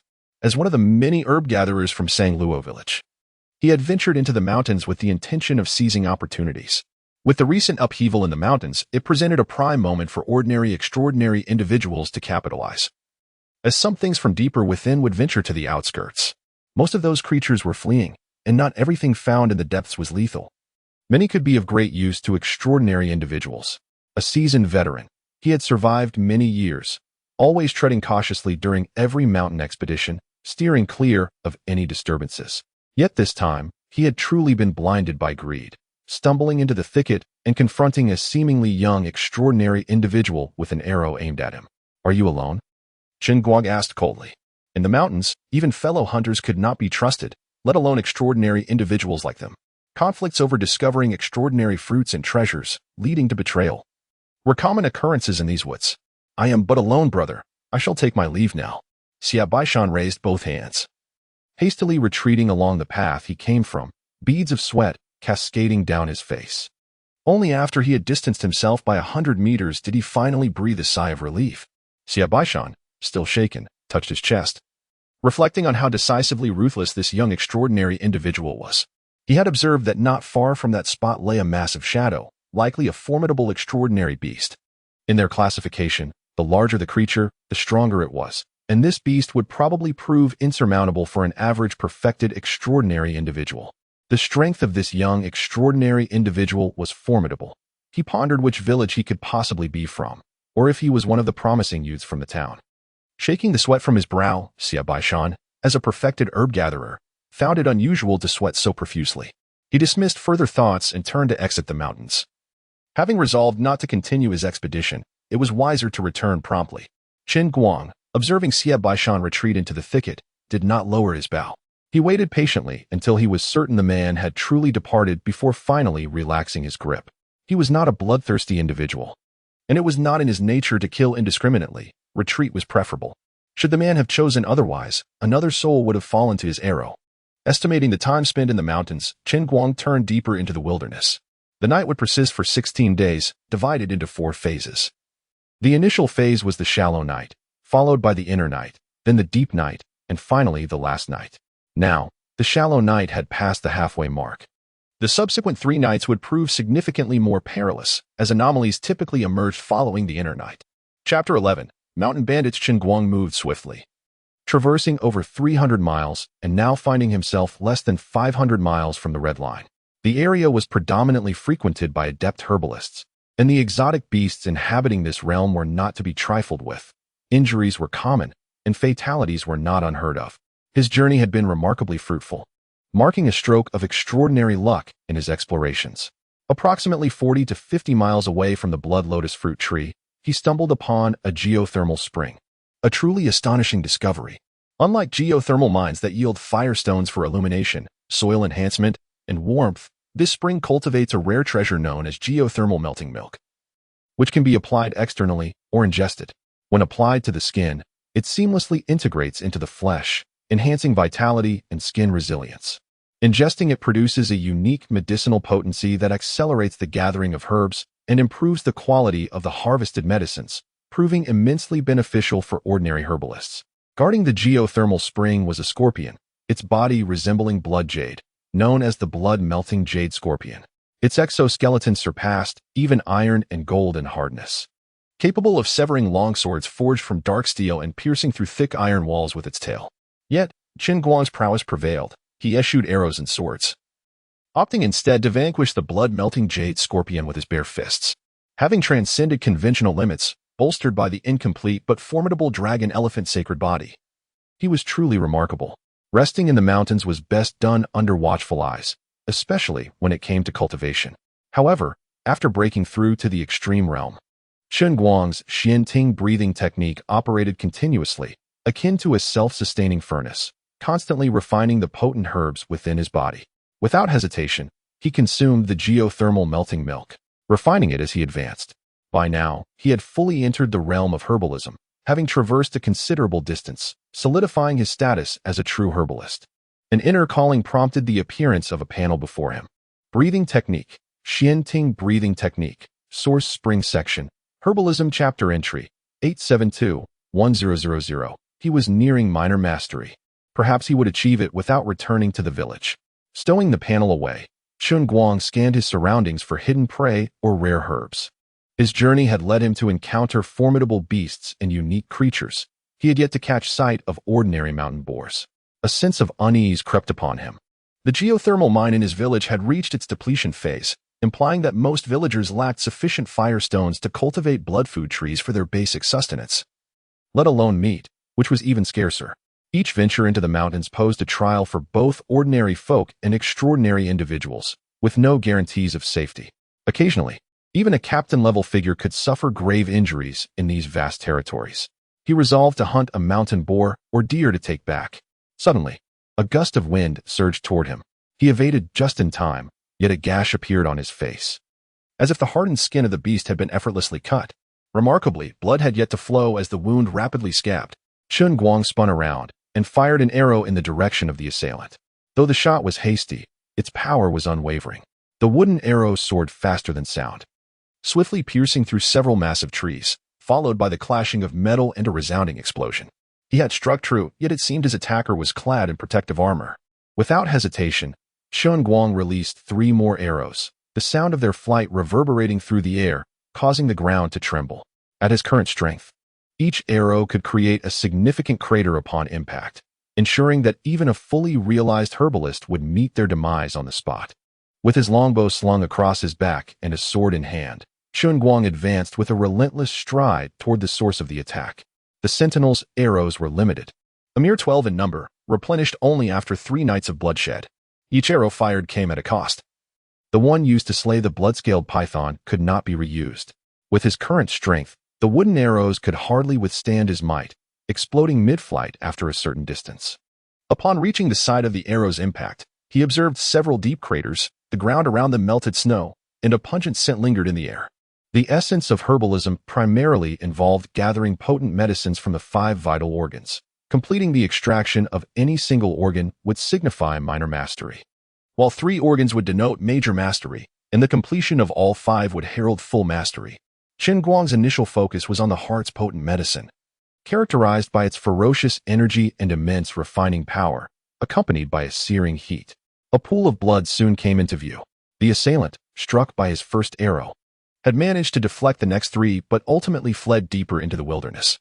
This individual appeared to be a fully realized herbalist, adorned in specialized armor yet grievously wounded. The possibility of him being a true spring realm practitioner was nearly non-existent. Such beings possessed genuine power and were classified as Ishur, eligible for residence within the town. The notion of a true spring individual ambushing herbalists in the mountains, particularly while severely injured, would be a disgraceful tale that would surely attract the ire of the town's formidable figures. The one who ambushed me must be a mountain bandit, Chen Guang deduced rapidly. Some extraordinary individuals were labeled as mountain bandits because they relished ambushing successful herbalists and hunters, utilizing the plundered resources to enhance their own power, each one a notorious scourge.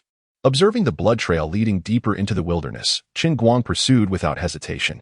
Such villains could not be allowed to escape, especially one who had dared to attack him. The combination of his perfected stride and the physical prowess granted by his extreme foundation propelled him to break the sound barrier as he sped onward, leaving a trail of thunderous echoes in his wake. Baiyoji was engulfed in terror. His left side was a mangled mess, his left arm rendered useless, and the bones of his shoulder were exposed, accompanied by the acrid scent of charred flesh. His right hand, gripping the knife, was bloodied and trembling. The arrow shot by Chen Guang had struck his left shoulder, the force contained within obliterating half of his body. Had it not been for the enchanted armor he wore, that arrow would have surely been fatal. Struggling to fend off the subsequent 3 arrows, the immense power behind them threatened to shatter his right arm.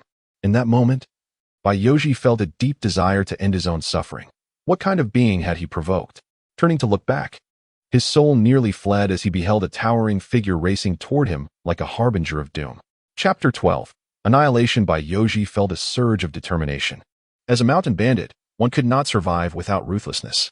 The medicinal power he had refined surged wildly within him, pushing him to his limits as he concentrated this energy in his legs, increasing his speed once more.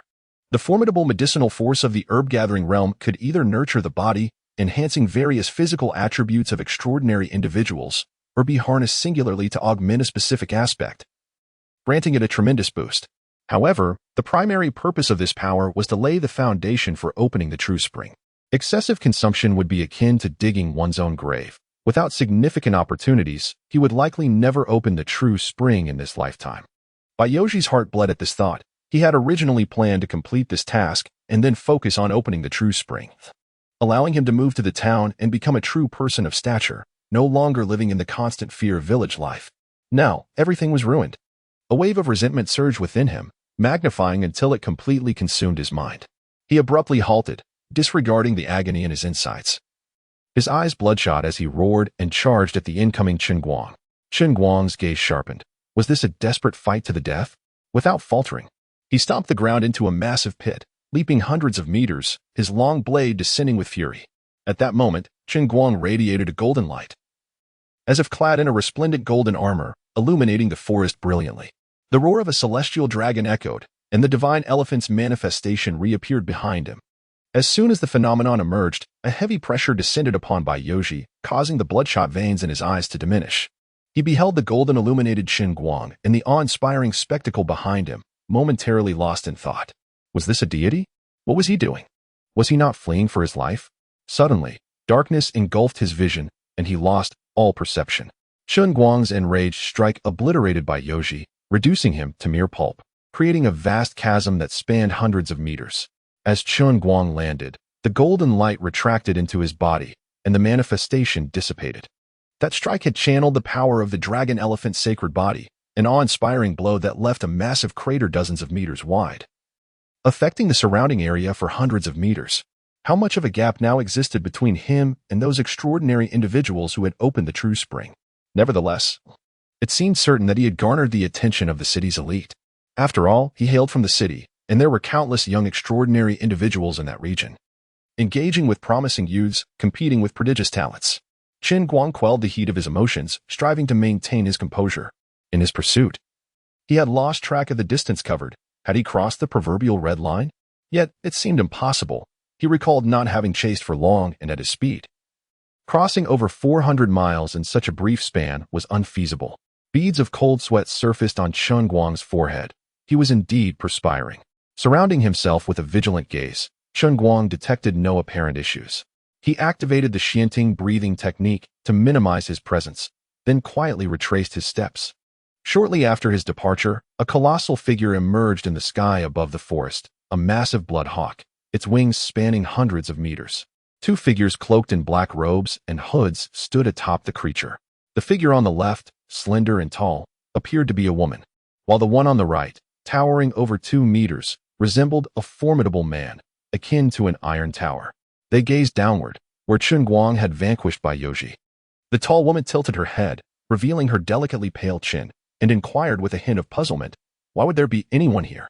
How could the ruler of this region allow intruders, especially with such commotion? The Iron Tower man replied gruffly, I am uncertain.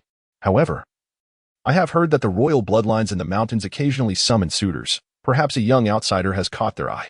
I see, the tall woman mused. Stroking her delicate chin, seemingly contemplating something intriguing. At that moment, a black bird landed on her shoulder, preening its feathers. "Master, you have returned," she said with a tone of mild exasperation.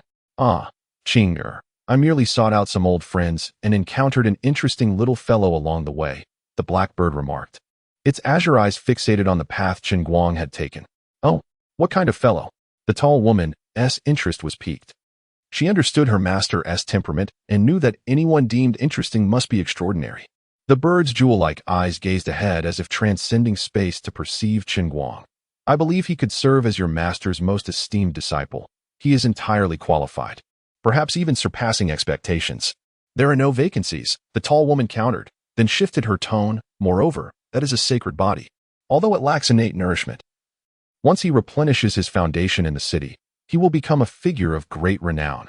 I do not believe the individual you speak of could eclipse a sacred body, let alone surpass one." The towering man stood like a statue, a sentinel of sorts. The blackbird's gaze deepened. A sacred body is not necessarily invincible. In recent years, several sacred bodies have emerged. Has any of them truly dominated the era? True invincibility has never rested solely with sacred bodies. Yet, he is still a sacred body, and a unique one at that. He possesses the potential to reach such heights, the tall woman replied, her voice growing cooler. "Did not your grandfather once receive aid from the villagers near these mountains, promising them something in return?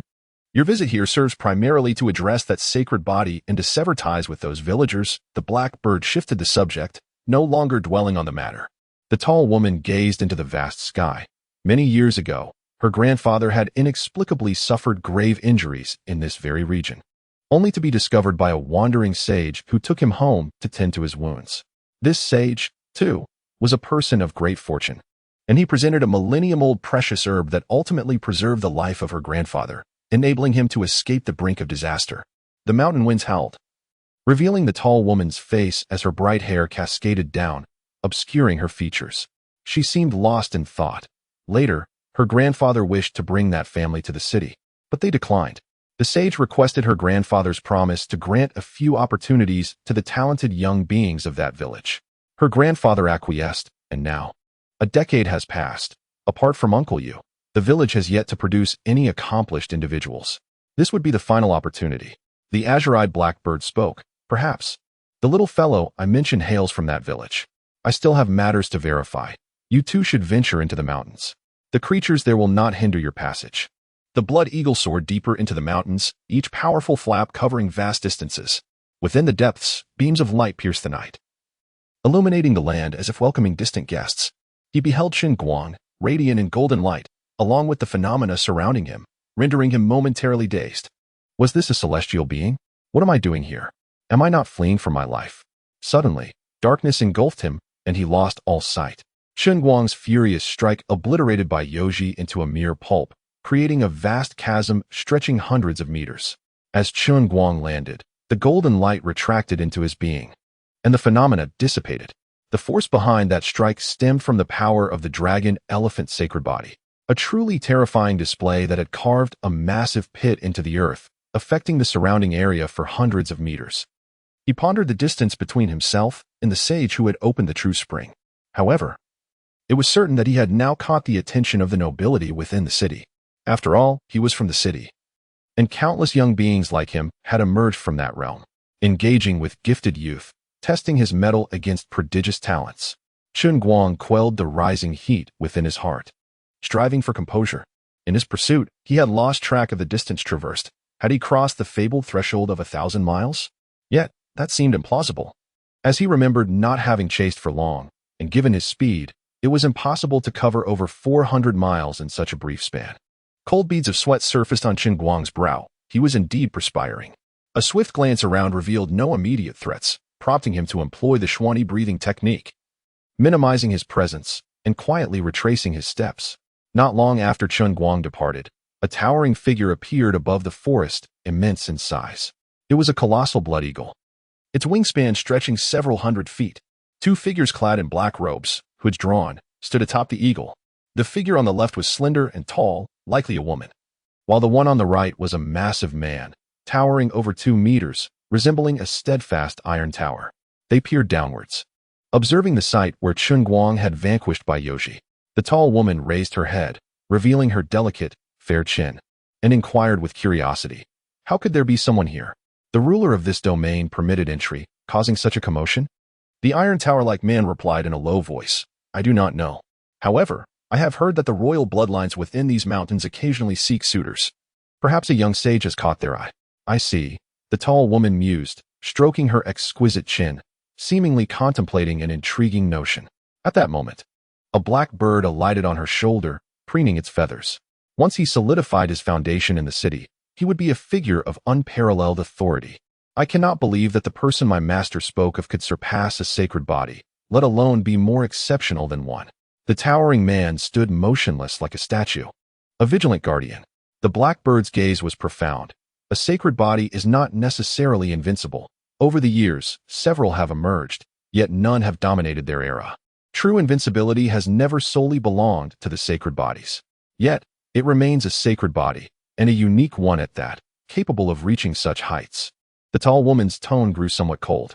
"Was it not the villagers near these mountains who rescued your grandfather and received a promise in return? Your visit here is primarily to seek that sacred body and to sever ties with those villagers, is it not?" The blackbird chose not to elaborate further, diverting the conversation. The tall woman gazed skyward once more, recalling her grandfather's past encounter in this land, where he had been mysteriously gravely injured and subsequently rescued by a wandering sage. That sage, possessing fortuitous destiny, had presented a precious herb that ultimately saved her grandfather's life. Turning the tides of fate, the mountain winds howled once more, unveiling her visage, as she reminisced about how her grandfather wished to bring that family to the city. But they had chosen to remain, hoping for opportunities for the talented youth of their village. Thus, a decade has elapsed, and apart from Uncle Yu, no one from that village has achieved greatness. This was indeed the final chance. The azure-eyed blackbird continued, "Perhaps the little one I mentioned is from that village. I have some matters to confirm. You two should venture into the mountains. The creatures there will not obstruct you." The blood eagle soared deeper into the mountains, each wingbeat covering vast distances. In the depths, beams of light pierced the night, illuminating this land as if to welcome distant guests. Chapter 13. The eerie realm. Chen Guang cautiously retraced his steps for over 100 miles through the profoundly silent forest, an inexplicable emotion swelling within him, urging tears to form. Startled, he swiftly invoked the great sun immortal visualization, summoning a radiant sun that illuminated his mind. The mysterious feeling vanished the moment the sun appeared, as if it had encountered a formidable foe. Chen Guang exhaled in relief. This visualization technique proved remarkably effective against psychic disturbances. However, he found himself in a troublesome situation. This realm was peculiar, and he may have encountered the uncanny. Taking a deep breath, Chen Guang compelled himself to remain calm, continuously channeling his visualization technique. With his current physique, sustaining this for several hours was well within his capabilities. His primary objective now was to discover an escape route. The uncanny adhered to specific rules. As long as he followed them, he could ensure his safety within this strange domain. Perhaps the eeriness of this place was intertwined with the inexplicable emotion he felt. Shedding tears might inadvertently breach these rules. Chen Guang scanned his surroundings. Having transcended his limits during his recent herbal gathering, his vision had significantly enhanced, allowing him to perceive more in the darkness. This area resembled the forest he had encountered recently, yet it was imbued with a palpable sense of deathly stillness, devoid of any sound, akin to a stagnant pool of water. While the forests he had previously traversed were also quiet, they occasionally echoed with the calls of birds or the roars of beasts. Here, however, not a single trace of life could be found. It felt more like a grave, entombing all within its embrace. Momentarily indecisive, Chen Guang ultimately chose to pursue the path he had come from. The further he ventured, the sparser and taller the trees became. After advancing for approximately the duration of an incense stick, a patch of grass taller than a man came into view. A dense thicket loomed, swaying in the mountain breeze as if beckoning him closer. Sensing danger, Chen Guang intended to retreat, only to discover that the path behind him had vanished. Indeed, it had disappeared without a trace, replaced by a sheer cliff, its depths unfathomable. With no alternative, Chen Guang steeled himself and plunged into the grass. Shortly after entering, a black bird with piercing green eyes emerged from the void above the cliff. It surveyed the expansive grassland with caution before ultimately retreating. Chen Guang, persistently pushing aside the wild grasses, remained tense, attuned to his surroundings. He had drawn his long knife, the potent energy of his heart coursing through him, enveloping him like a vivid crimson armor. His foundation was exponentially stronger than that of ordinary practitioners. While they required the refinement of 5 potent herbs to don a complete suit of spiritual armor, he needed only one. During his journey, he had finished harvesting the first herb and was now positioned to commence with the second. He opted for the kidney herb, which would amplify his vitality and endurance. Uncertain of how long it would take to escape this eerie realm, he recognized that endurance was paramount. A shadow darted swiftly behind him, appearing frail, almost inhuman.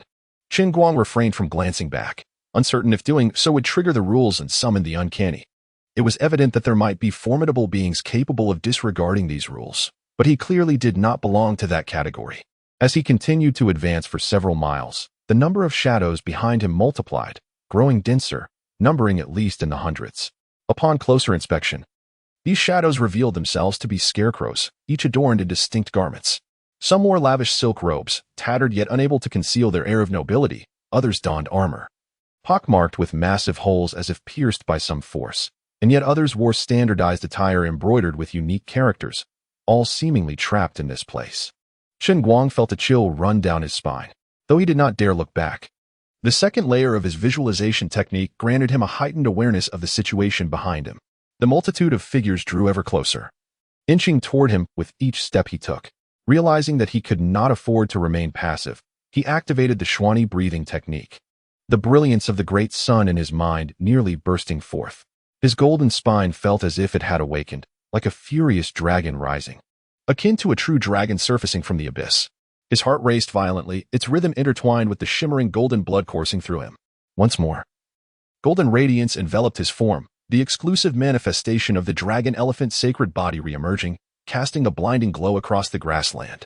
Under the golden light, the horde of scarecrows halted in unison, their hollow eyes fixating on the otherworldly phenomenon behind Chen Guang. Wisps of golden flames erupted from their eyes, quickly enveloping their forms, dissipating into black smoke in mere moments. They were liberated. Phantom figures emerged, gazing at Chen Guang as a voice like a thunderous tide reverberated. "Child, move forward. His foundation is far beyond that of ordinary beings, more than tenfold. To condense a full body armor of potent elixirs, a typical individual must refine 5 elixirs. Yet he requires only one. During his journey, he has already completed the extraction of the first elixir and stands on the brink of commencing the second. He has chosen the kidney elixir for this next endeavor, which will enhance his vitality and endurance. Uncertain of how much time it would take to traverse this peculiar realm, he recognizes the importance of sustaining his energy. A shadow darted quickly past Chen Guang, appearing frail and almost inhuman. He refrained from looking back, uncertain if doing so would invoke the rules that summon the uncanny. Perhaps there exist formidable beings capable of disregarding these rules. But it was evident that he did not belong to that category. After advancing several miles, the number of shadows behind him multiplied, thickening into a crowd of at least hundreds. Upon closer inspection, these shadows revealed themselves to be scarecrows, clad in a variety of garments. Some donned luxurious silk robes, tattered yet unable to conceal their inherent nobility. Others were adorned in armor, riddled with large gashes as if pierced by some unknown force, while others wore standardized attire, embroidered with unique symbols, all converging here at once. A chill ran down Chen Guang's spine, yet he dared not glance back. The profound mental acuity granted by the second level of visualization allowed him to vaguely sense the situation behind him. The multitude of figures drew ever closer. With each step he took forward, they advanced towards him. Realizing he could not remain passive, he activated the Xianting breathing technique, the radiance of the great sun in his mind threatening to burst forth. His golden spine seemed to awaken, rising like an enraged dragon from the depths. His heart throbbed violently, a mix of golden blood faintly glowing within him. Once more, a golden luminescence enveloped his body, the unique manifestation of the dragon elephant's sacred body re-emerging, its blinding brilliance erupting amidst the thicket. Under the golden light, the scarecrows halted in unison, their hollow eyes fixated on the phenomenon behind Chen Guang. Tendrils of golden flame emerged from their eyes, spreading throughout their forms, only to dissipate into black smoke moments later. They were liberated. Phantom figures materialized, gazing at Chen Guang, their voices resonating like a tumultuous wave. "Child, move forward. Go forth with great strides and run. Venture forth, child." To meet it, that is where you belong. It will guide you, lead you to it. Compelled by an irresistible force, Chen Guang began to run, sensing the momentum of thousands urging him onward. Tears streamed down Chen Guang's face, his heart heavy with profound sorrow, a pain emanating from the depths of his being. His strides were swift, covering vast distances with each step. He had been running for an indeterminate time when he finally came to a halt. The force propelling him forward dissipating. Turning back, he beheld an endless expanse of grass, yet he had emerged from it. Confusion enveloped him. This place bore an uncanny familiarity. What was this location? Did it relate to the Chen family? Having traversed into this body, he was bound to the karmic cycle. Unable to escape or evade the truth, he was, in this life, a scion of the Chen lineage, a bearer of its bloodline. No longer dwelling on these thoughts, he heard the voices urging him onward. With determined strides, he pressed ahead, for if this place was indeed tied to the Chen family, he had little reason to hesitate. As he advanced, remnants of structures began to materialize along the path. Crumbling walls and shattered edifices, each exuding an air of desolation. The atmosphere was stark and mournful, reminiscent of an ancient ruin. Continuing his journey, the number of dilapidated buildings multiplied, each marred by scars of battle, sword and knife marks evident upon their surfaces. He encountered a towering hall, severed in half, its height reaching 100 zhang, merely a fragment of its former glory. Nearby stood a colossal stele, its surface inscribed with dense, intricate characters that eluded Chen Guang's understanding. However, he recognized that the script mirrored those found in two ancient tomes at home, artifacts that belonged to a bygone era. As he approached the stele, it began to tremble, emitting a blinding white light that nearly blinded him. The surrounding darkness transformed into a radiant day, the ground quaking as if a monumental force would soon emerge from the earth. The stele shot upward, and a mechanical voice echoed in his ears. Human detected. Direct descendant. Identity verification. Passed.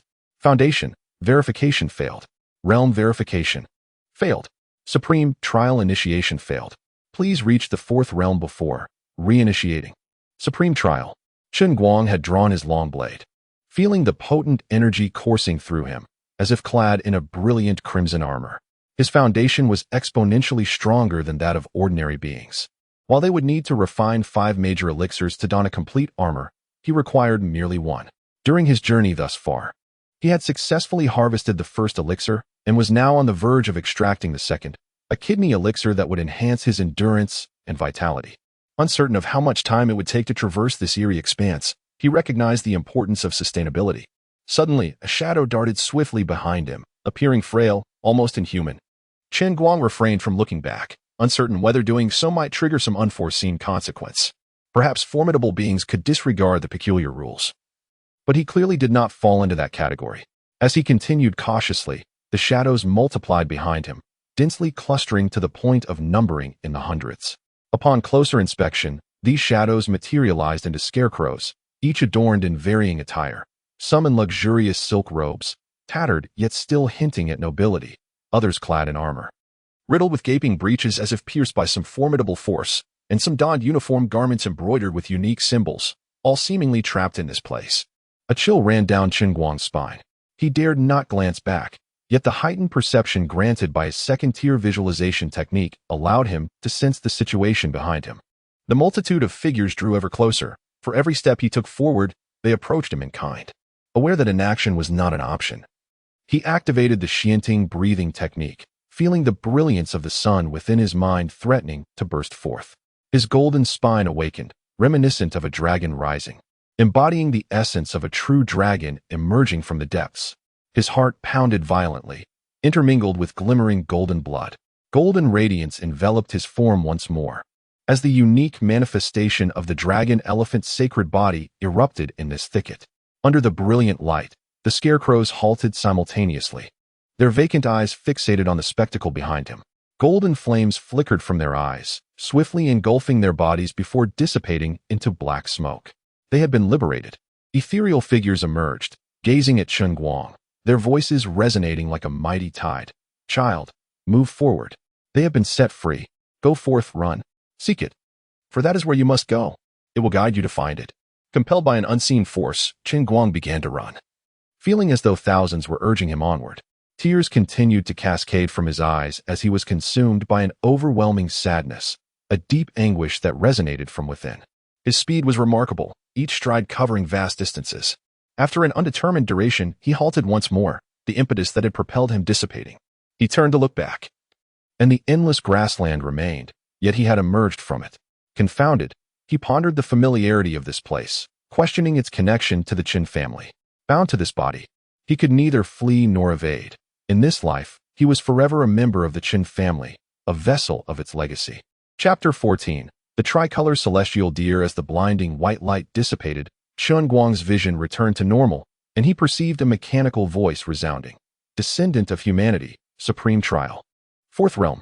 Currently, he was at the minor achievement stage of herb gathering, still situated within the first great realm.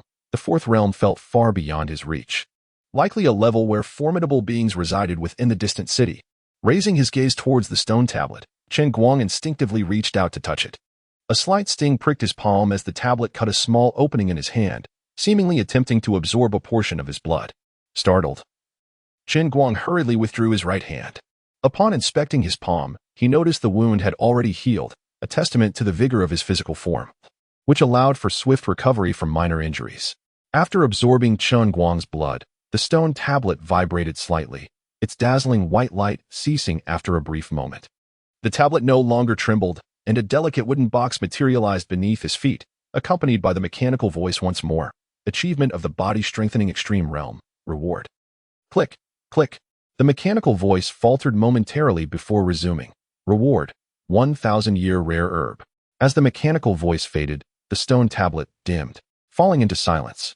Observing this, Chen Guang bent down to collect the wooden box, which measured 3 feet in length and 1 foot in width, adorned with lifelike carvings of a dragon and an elephant. Just as he prepared to open the box to unveil the precious herb within, a flash of tricolor radiance flickered in the distance. Sensing this, Chen Guang turned his gaze towards the source but discerned nothing, save for a house split in two. He refrained from opening the wooden box, choosing instead to stow it on his back as he approached the bisected structure. The voices he had previously heard in the grass urged him to seek out this place, for it would guide him to it. The stone tablet had evidently not fulfilled this role, lacking any guidance. It appeared to be an artifact designed to record various realms and the potential of extraordinary beings, rewarding individuals with rare treasures commensurate with their achievements. In the Blood Knight journal of his ancestor Chen Dao, it was recorded that he had once ventured into a life-restricted zone, conversing at length with a mysterious entity within. At the center of this forbidden area stood a towering edifice, a treasure utilized by the enigmatic being to assess the potential of its progeny. The mysterious entity had remarked that any young individual capable of breaching this tower possessed the innate qualities of a supreme being, destined to dominate an era. As Chen Guang approached, the mysterious creature remained still. Eventually, he stood before it, finally able to discern its true form. It was a deer, a tricolor celestial deer. Indeed a divine beast. This creature was documented in his ancestor's journal, where he had encountered an 8-color celestial deer in a certain blessed land. Such divine beasts were born as sacred spirits, rarely appearing in any given era.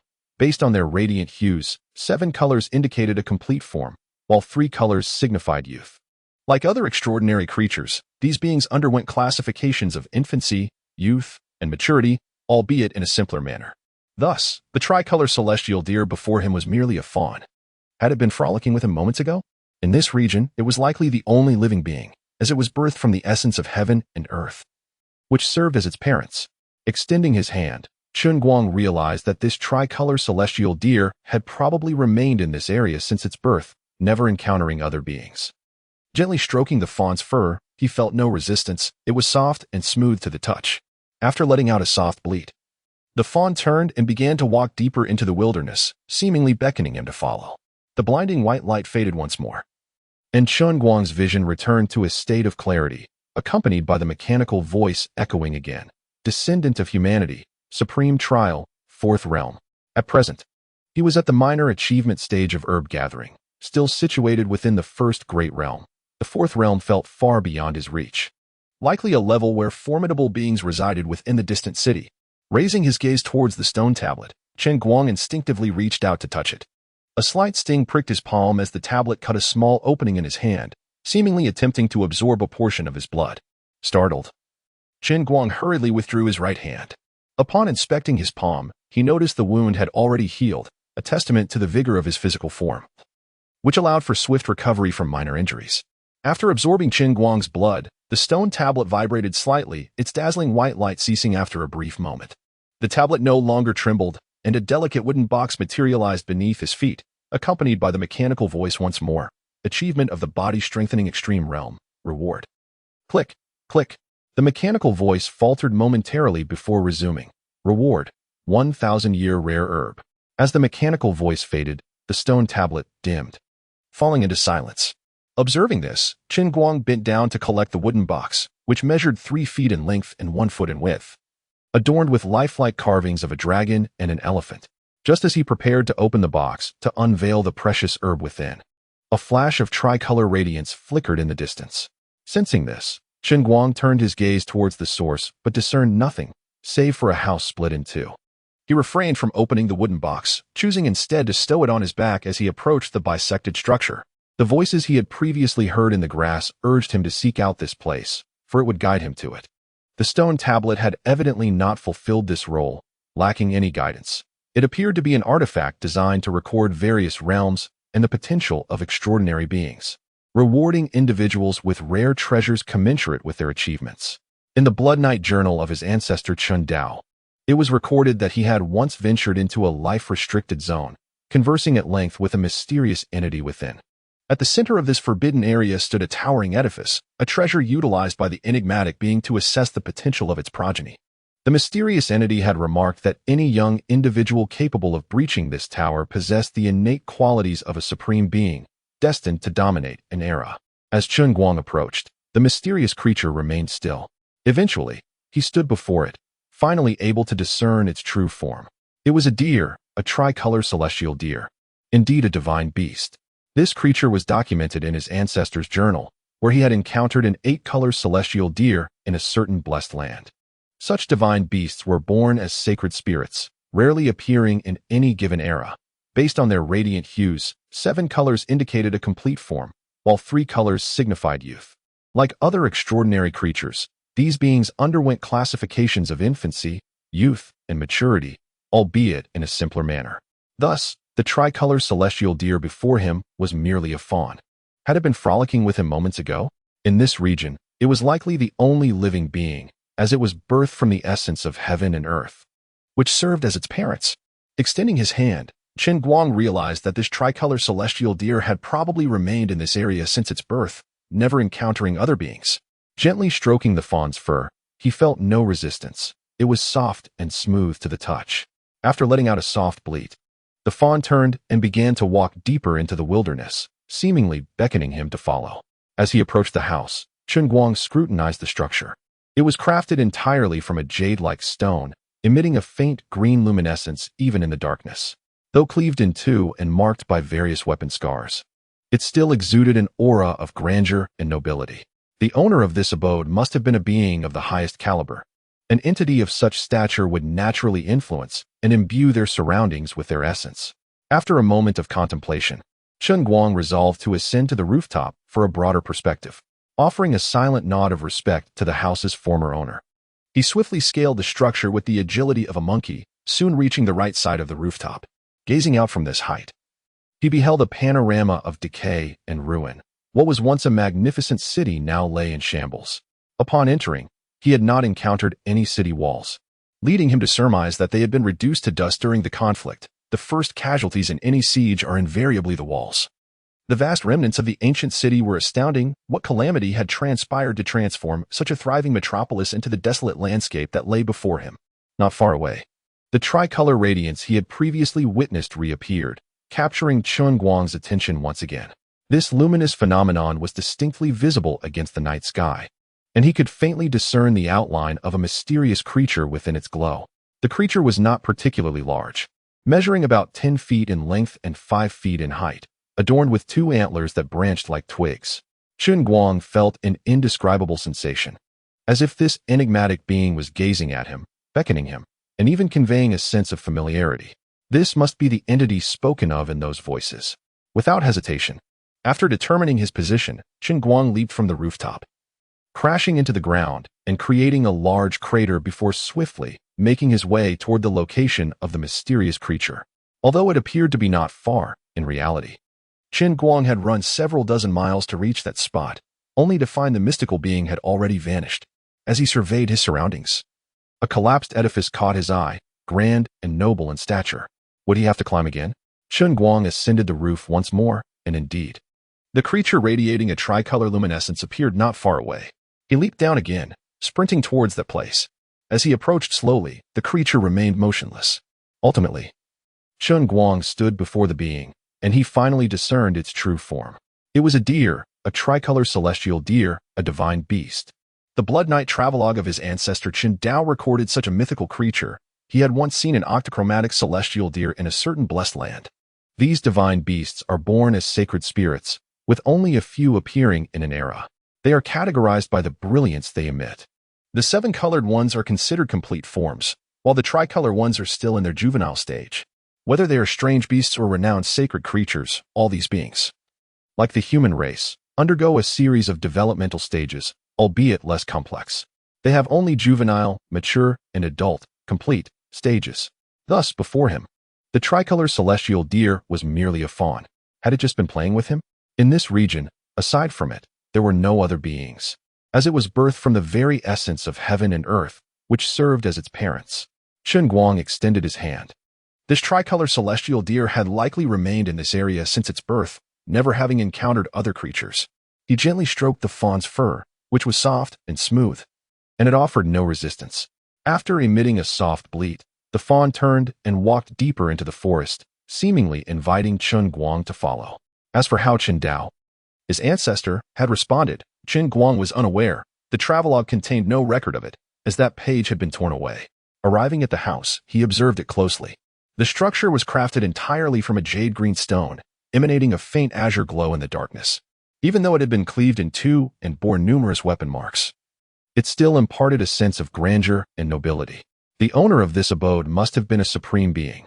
Individuals of such caliber emit an aura or magnetic field that influences and transforms their surroundings, imbuing them with their essence. After a moment of contemplation, Chen Guang resolved to climb to the rooftop for a broader view. He silently acknowledged the house's owner and swiftly ascended like a monkey, soon reaching the right side of the roof. From his elevated vantage point, he beheld a landscape of ruin and decay. This place had once been an immense city, now reduced to a desolate wasteland. Upon entering, he had not seen any city walls, likely obliterated in battle. The first casualties in an assault on a city are the walls. The ancient remains of this city were vast beyond comprehension. What transpired to transform this once thriving metropolis into such a state? Not far away, the previously fleeting tricolor glow reappeared, immediately capturing Chen Guang's attention. The tricolor light was distinctly visible in the night, and he could faintly discern the outline of a mysterious creature within. It was not large, roughly 10 feet long and 5 feet high, with 2 antlers branching like tree limbs. Once again, Chen Guang felt that indescribable sensation, as if the creature was watching him, calling to him, and radiating warmth.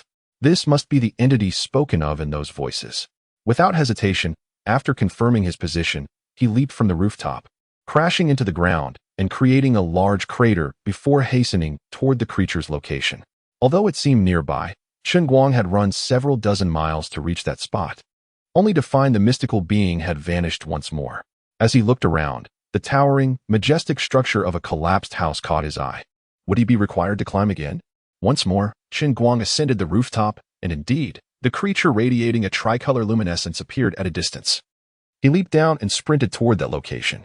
Upon reaching the designated spot, it was no different than before. He would have to ascend the roof again. The enigmatic creature seemed to toy with him, as if playing a game. Climbing the rooftop and sprinting to the designated spot repeated itself a dozen times, leaving Chen Guang feeling somewhat bewildered.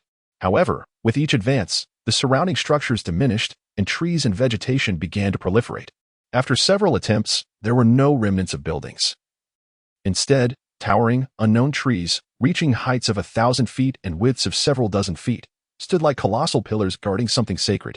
A solemn, dignified atmosphere enveloped the area. The guiding enigmatic creature also halted its movement, remaining still.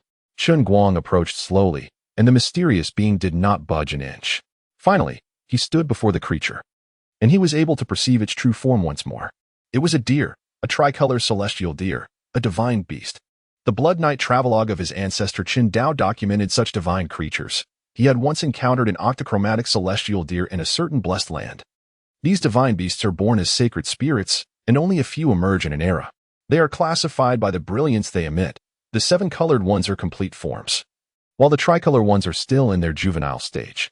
Regardless of whether they are strange beasts or renowned sacred creatures, these beings, like the human race, undergo a series of developmental stages, albeit less complex. They possess only juvenile, mature, and adult, complete, stages. Thus, before him, the tricolor celestial deer was merely a fawn. Had it been playing with him just now? In this region, aside from it, there were no other beings, as it was birthed from the very essence of heaven and earth, which served as its parents. Chen Guang extended his hand, and the tricolor celestial deer, likely having resided in this region since its inception, seemed to have never encountered another creature. Gently caressing the fawn's soft, smooth fur, he noted its lack of resistance. After emitting a soft bleat, the fawn turned and ventured deeper into the woods, as if beckoning Chen Guang to follow. Upon reaching the designated location, there was little difference from before. He was to ascend the rooftop once more. The enigmatic creature appeared to be toying with him.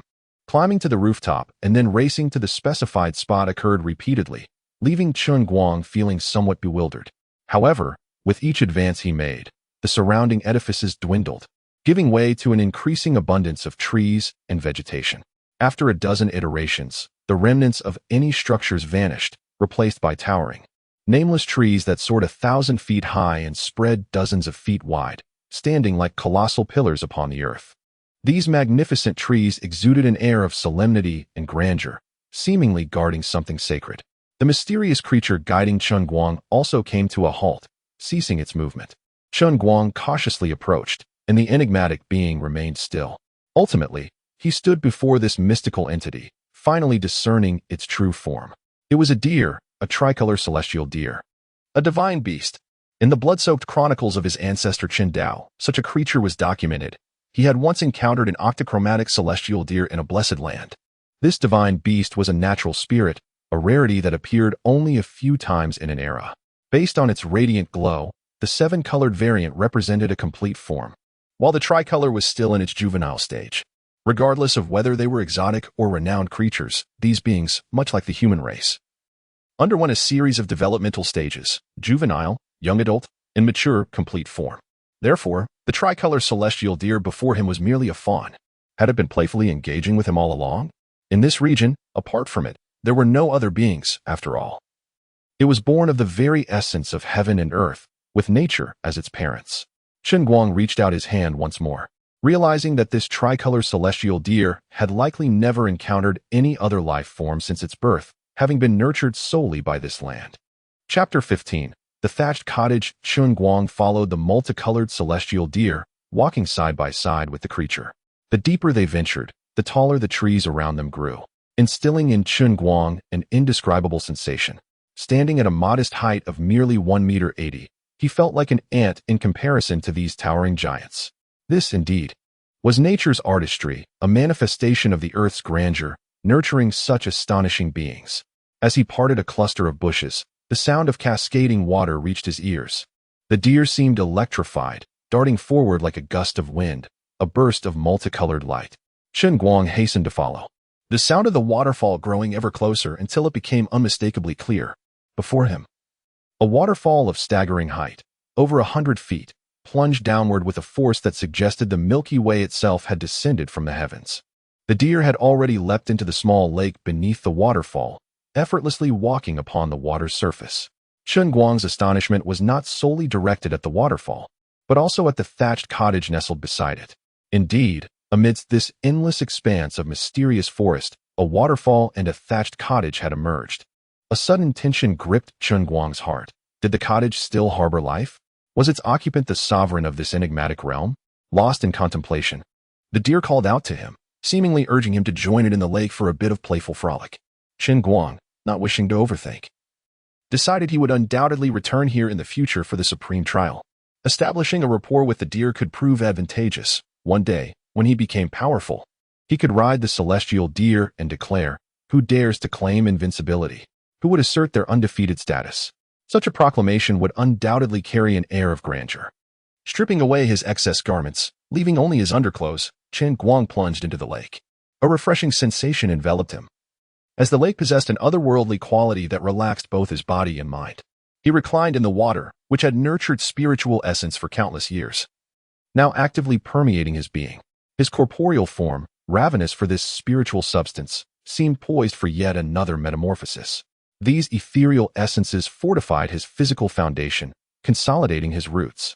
Employing the Xianting breathing technique, each inhalation and exhalation completed a cycle, drawing vast quantities of spiritual substance into Chen Guang's body. Gradually, these essences penetrated from the exterior to the interior, affecting every part of his being.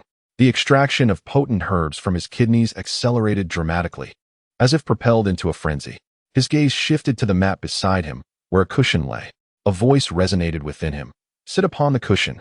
This cushion, radiant in golden hues, was adorned with intricate images of dragons and elephants, akin to those on a wooden box.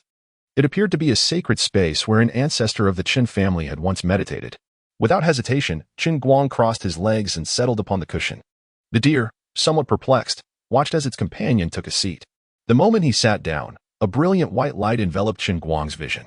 As the light faded, he found himself amidst a frigid expanse of snow and ice. Looking around, the deer was nowhere to be seen. He had departed from the thatched cottage. What is this place? Chen Guang pondered, a wave of questions flooding his mind. It felt as though he had been orchestrated into this scenario. Since entering the mountain, every encounter had been laced with coincidence. Could the experiences of his past life be intertwined with this? Had his lost memories vanished into this very realm? Clearing his mind of distractions, he recognized that now was not the time for such thoughts. His primary objective was to find a way out. Flurries of snow cascaded around him, blanketing the landscape in white, visibility reduced to mere meters. Most astonishingly, he discerned a great sun faintly glowing in the sky above. Once again, he walked alongside the multicolored celestial deer, moving in unison. The towering trees continued to loom larger, instilling in Chen Guang that same inexplicable sensation. Nature's artistry was ever present, revealing its wonders. As he parted the underbrush, the sound of the waterfall beckoned him once more. The deer, filled with exuberance, dashed forward, and Chen Guang followed closely, the roar of the waterfall growing ever more pronounced.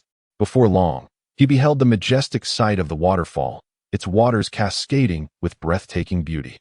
The deer had already leapt into the lake, inviting Chen Guang to join in its play.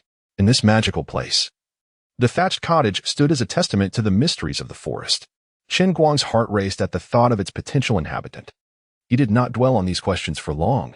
He resolved to strengthen his bond with the celestial deer, for he would surely return for the supreme trial. As he immersed himself in the lake, a sense of tranquility enveloped him, renewing his spirit.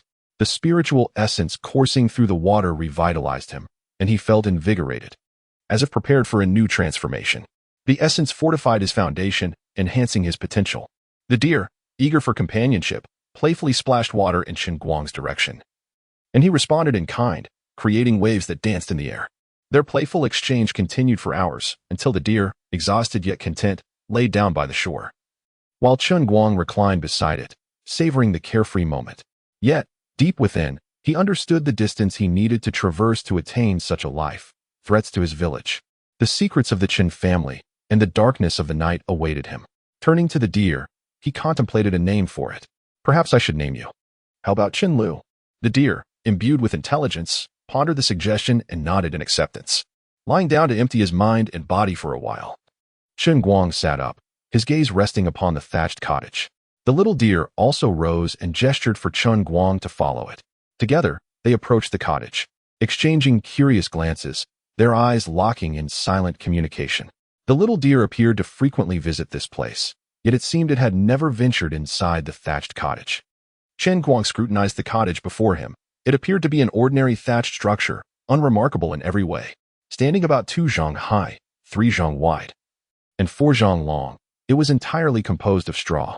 Touching the straw, he discovered it was incredibly hard, impervious even to the strength he possessed now.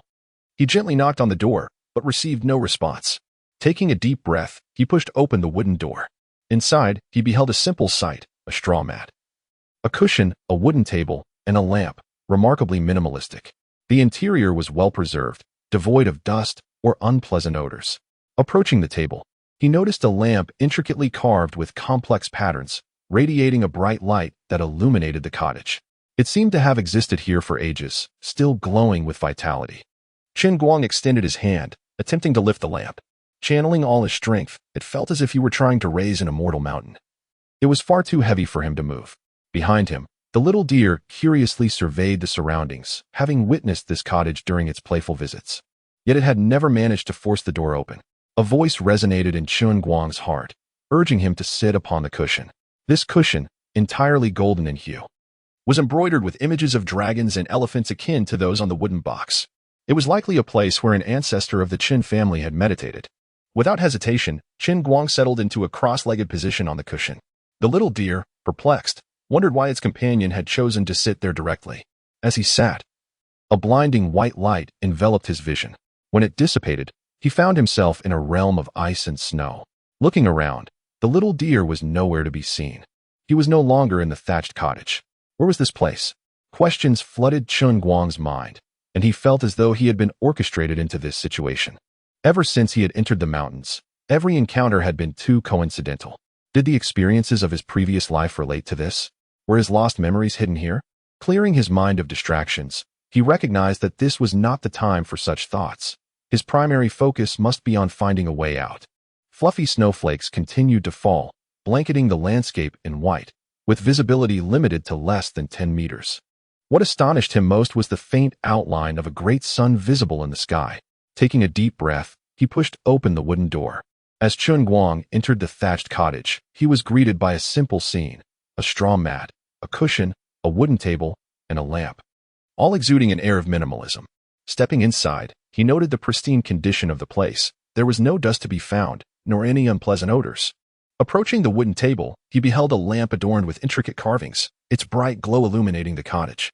It appeared to have been here for an eternity, still radiating light. Chen Guang reached out, attempting to lift the lamp. Summoning all his strength, it felt akin to raising an immortal mountain. Yet it was far too heavy for him to move. Behind him, a curious deer surveyed the surroundings. It had seen this thatched cottage on numerous occasions during its playful visits, but had failed to open the door. Chen Guang's gaze shifted to the cushion on the straw mat, as a voice echoed in his mind. Sit upon the cushion. This cushion was entirely golden, embroidered with dragon and elephant motifs akin to those on the wooden box. It must have been a place of seclusion for some ancestor of the Chen family. Without hesitation, Chen Guang settled himself on the cushion. The deer, somewhat perplexed, wondered why its companion had simply chosen to sit down. In that instant, a brilliant white light enveloped Chen Guang's vision. As the light dissipated, he found himself amidst a vast expanse of ice and snow. Looking around, the deer had vanished. He was no longer in the thatched cottage. Where was this? Chen Guang's mind was awash with questions. He felt as though he had been placed here by design. Since entering the mountains, everything had unfolded with uncanny coincidence. Could his prior experiences be connected to this? Had his lost memories vanished within this realm? Clearing his mind of distractions, he understood that now was not the time for such thoughts. His primary objective was to find a way out. Flurries of snow fell incessantly, blanketing the landscape in a shroud of white. Visibility was less than 10 meters. Most astonishing was the faint silhouette of a great sun visible in the sky above. Chapter 16. The Broken Spear. Despite the obstructive snowfall, Chen Guang discerned a vague silhouette reminiscent of the sun from a previous life. Was this truly the world he once knew, or was he ensnared within an illusion? Conflicting thoughts swirled in his mind. He invoked the eternal sun visualization technique to clear the clutter from his consciousness, and, upon surveying his surroundings, he ultimately beheld the outline of a snow-capped mountain in the distance. Resolute, he set forth towards the distant peak. The biting cold wind lashed against his face, with the snow on the ground rising to his waist. Each step felt as if he bore the weight of a towering block of iron, immensely burdensome. After approximately half an hour of trekking, the mountain's form became increasingly distinct. Simultaneously, a series of figures, frozen in time like ice sculptures, came into view. They were humans clad in a variety of garments, alongside strange beasts of various sizes, some only a few meters tall, while others loomed dozens or even hundreds of meters high. There were also peculiar humanoid entities, such as those with 3 eyes, 8 arms, or multiple heads. They conveyed an impression of having been abruptly encased in ice, their expressions vividly captured in that fleeting moment. All their gazes were directed towards the same point. Were they indicating a path forward? Upon reaching the base of the mountain, Chen Guang looked up. The peak soared to an unknown height, with an endless staircase winding upwards. Without hesitation, he ascended the steps, climbing steadily higher. At this moment, he was enveloped in layers of snow, his brows frozen in place. The cold here was unlike any ordinary chill. Even his formidable physique struggled to withstand it, compelling him to draw upon the power of a vital elixir to maintain a stable body temperature. The staircase revealed nothing but a thick layer of snow, the ice sculptures remaining below as mere markers of direction. In this desolate expanse, devoid of human presence and the songs of birds, Chen Guang felt akin to a solitary wanderer traversing the vast, silent snow mountain. As he progressed, the wind from the summit grew fiercer, as if eager to cast him down the slope. The spine of the great dragon surged to life, and his heart raced as he summoned the power of the dragon elephant's sacred body, manifesting the fragmented dragon elephant visage once more. This phenomenon was truly astonishing. The fierce winds that had previously assailed him seemed to be suspended, unable to breach the 3-meter radius surrounding him. However, conjuring such an apparition demanded immense energy and vitality, and he could not sustain it for long, even with the aid of the elixir from his kidneys. As he pressed onward, visions began to materialize in his mind. A young man clad in a black robe embroidered with dragons and elephants stood proudly within a resplendent golden hall, surrounded by a throng of figures. The young man's stature was regal, with thick black hair, yet his visage remained obscured by a veil of mist, preventing Chen Guang from discerning his true appearance. In the golden hall, 3 enigmatic figures sat at the forefront, each emanating an unfathomable depth akin to an abyss, reminiscent of celestial deities whose mere presence commanded the surrender of the heavens and the reverence of all beings. A voice resonant with authority emanated from the central figure, echoing throughout the grand chamber. Today, we declare the individual possessing the innate dragon elephant sacred body and surpassing the extreme realm, who has shattered records and vanquished 3 formidable foes, as the generation holy son of our esteemed family, positioned within the sequence, the contemporary supreme of the Chun clan. As the scene shifted, the youthful figure previously seen in the hall grew taller and more imposing. He stood proudly atop a mountain, wielding a golden spear, his long hair billowing in the mountain breeze, exuding an unparalleled charisma. A young woman stood behind him, seemingly urging him, "I want you to return alive." The young man laughed heartily, causing the sun above to pale in comparison, and proclaimed, "I shall not perish, nor shall I be defeated. I will suppress this era and vanquish all adversaries. Await my return." After placing a wildflower he had picked into the young woman's hair, he soared into the sky, embarking on a journey to confront the supreme prodigies of his time. As the vision faded, Chen Guang found himself atop the mountain. The winds had stilled, and the snow had ceased to fall, revealing a solitary altar. Upon it stood a broken spear, entirely golden and marred with cracks, as though it would shatter at the slightest touch. Chen Guang's pupils constricted. He recognized the broken spear as the weapon of the young man from his visions. Approaching the altar, his breath quickened. The realm of the young man was unknown to him, yet it was evident that he possessed the power to dominate an era, rendering him virtually invincible in this land. Yet, if even the weapon of such a titan lay shattered, what calamity had transpired? Could it be connected to the fall of the sun? During this expedition into the mountains, his strength had significantly increased, yet questions filled his mind. Gazing at the spear embedded in the altar, he felt the rhythm of his breath quicken, as if resonating with the broken weapon. A call beckoned him to withdraw the spear. Taking a deep breath, he grasped the spear and, with a gentle tug, extracted it from its resting place. This action met no resistance, and he held the broken spear in his hands. As he did so, the entire snowy mountain trembled, fissures appearing across its surface as it began to collapse. Caught off guard, Chen Guang was buried beneath the falling snow. When he opened his eyes, familiar sights greeted him: a concerned fawn, the familiar thatched cottage, and the broken spear firmly in his grasp. It felt as though his recent experiences had been but a fleeting dream, yet the spear remained palpably real in his hand. The fawn, equally puzzled, widened its bright eyes at the spear, questioning its sudden appearance. Chen Guang scrutinized the broken gun in his hand, stripped of its muzzle. The remaining length measured merely 3 feet, with the rest mysteriously vanished.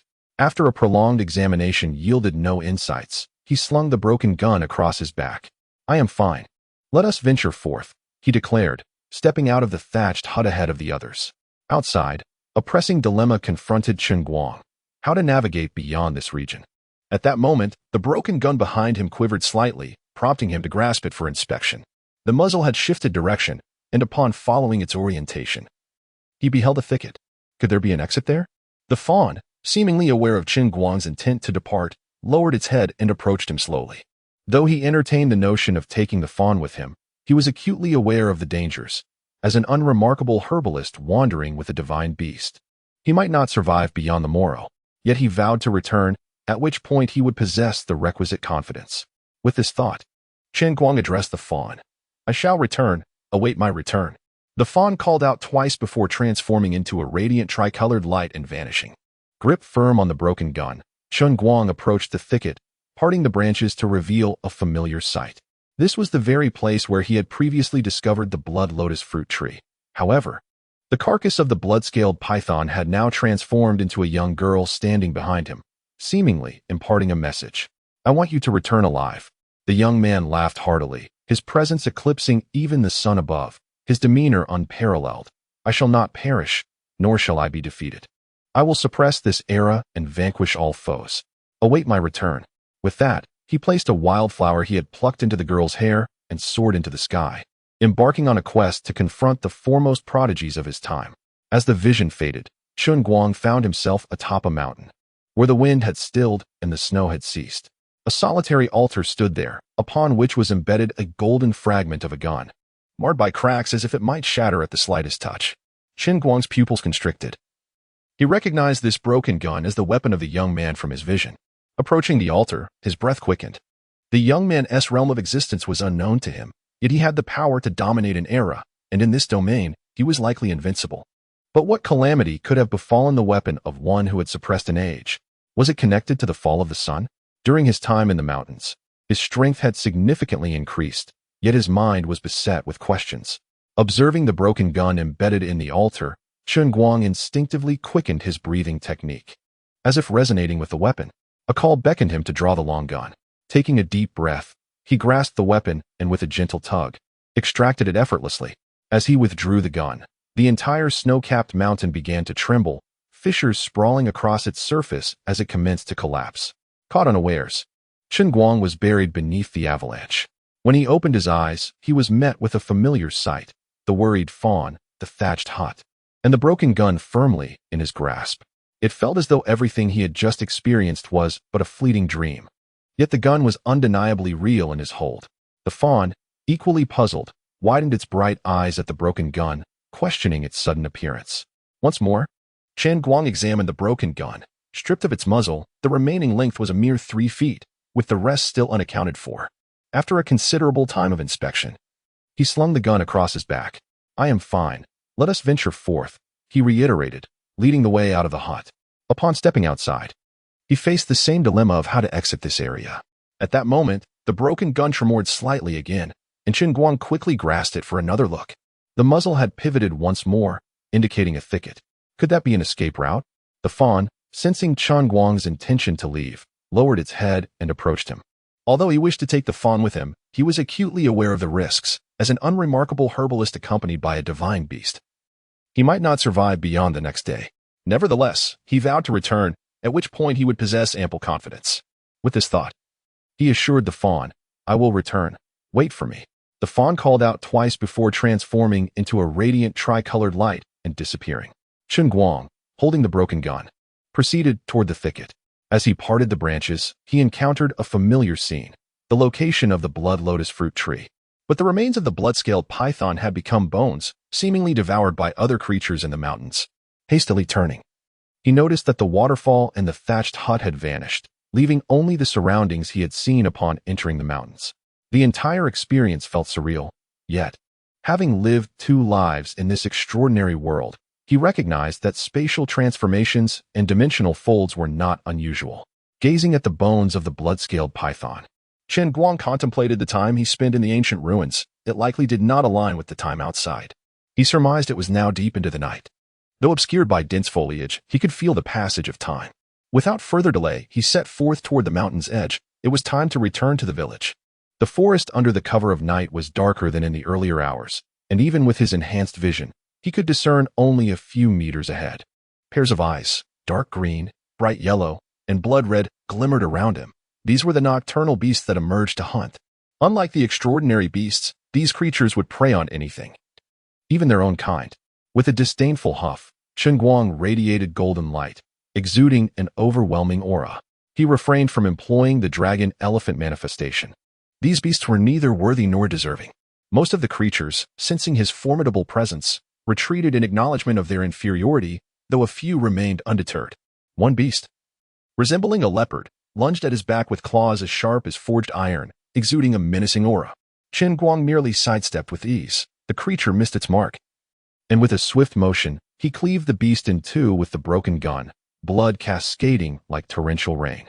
The severed spear was astoundingly sharp, effortlessly slicing through the tough hide of the leopard-like mountain beast as if it were mere tofu. Observing Chen Guang's effortless dispatch of the leopard beast, the few remaining creatures, paralyzed by fear, hastily retreated. Chen Guang chose not to pursue them. He wished to avoid unnecessary complications. Approaching the corpse of the leopard beast, he noted its origins as a mutation of a leopard, measuring over 10 feet in length and standing about 5 feet tall, comparable in size to a young deer. Weighing several thousand pounds, it was now rendered in two halves, making it cumbersome to carry. As Chen Guang contemplated whether to bring the creature's remains back to the village, a thunderous roar erupted, reverberating across the mountains. The sound echoed for hundreds of meters, sending a wave of panic through the avian inhabitants, causing them to take flight in terror. A colossal entity charged towards Chen Guang, uprooting trees in its path with relentless force. A young girl stood behind him, seemingly urging him with her words, "I want you to return alive." The young man laughed heartily, his confidence illuminating the day, declaring, "I shall not perish, nor shall I falter. This journey will subdue the present and vanquish all foes. Await my return." After these words, he delicately placed a wildflower he had plucked into the girl's hair and ascended skyward, embarking on a quest to confront the formidable champions of his era.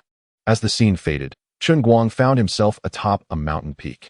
Here, the wind had stilled, and the snow lay undisturbed, with a solitary altar standing in solitude.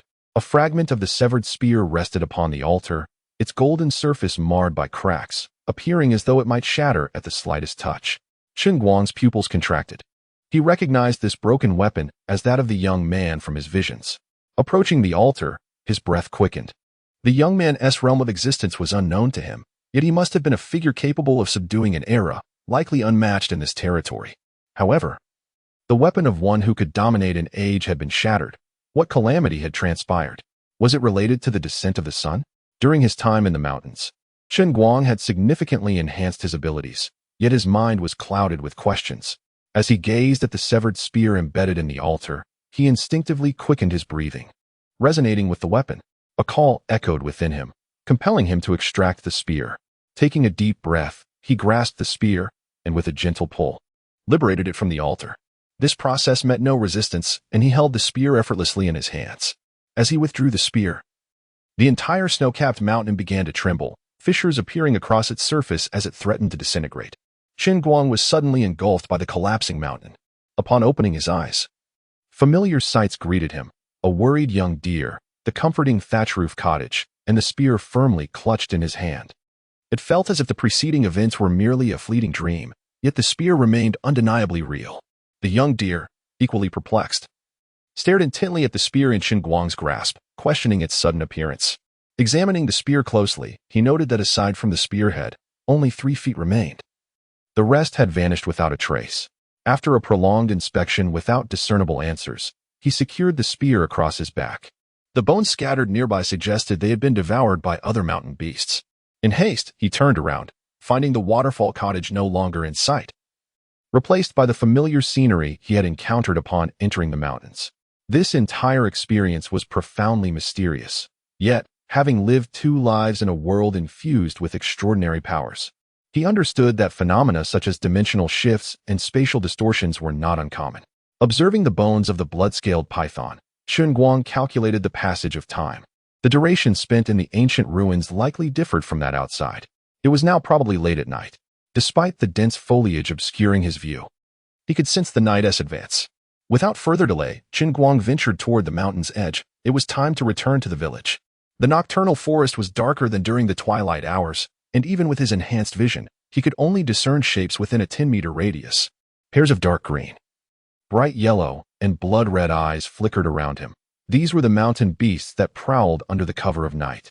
Unlike extraordinary beasts, they were indiscriminate hunters, preying upon anything, even their kin. With a disdainful snort, Chen Guang exuded a golden radiance, manifesting an overwhelming aura. He refrained from unleashing the dragon elephant manifestation. These mountain beasts were neither worthy nor deserving of such power. Most of them, sensing his formidable presence, wisely retreated, yet a few remained obstinate. One beast, resembling a leopard, lunged at him from behind, its razor-sharp claws glinting like forged iron, exuding a palpable sense of menace. Chen Guang sidestepped effortlessly, the beast missing its target, then swiftly drew the severed spear, cleaving the creature in two. Blood poured forth like a torrential downpour. The spear, with its unparalleled sharpness, sliced through the mountain beast's tough hide with ease. The remaining beasts, witnessing Chen Guang's effortless victory, hastily retreated. Chen Guang chose not to pursue, wishing to avoid further complications. Approaching the corpse of the leopard beast, he noted its origins as a mutation of a leopard, measuring over 10 feet in length and standing about 5 feet tall. Comparable in size to a young deer. Weighing several thousand pounds, it was now rendered in two halves, making it cumbersome to carry. As he Chapter 17, the king of wild boars in the vast and desolate forest, a sudden beastly roar reverberated, startling a flock of birds into flight. Two elongated tusks gleamed ominously in the night, radiating a chilling light that could undoubtedly pierce through even the most resilient armor.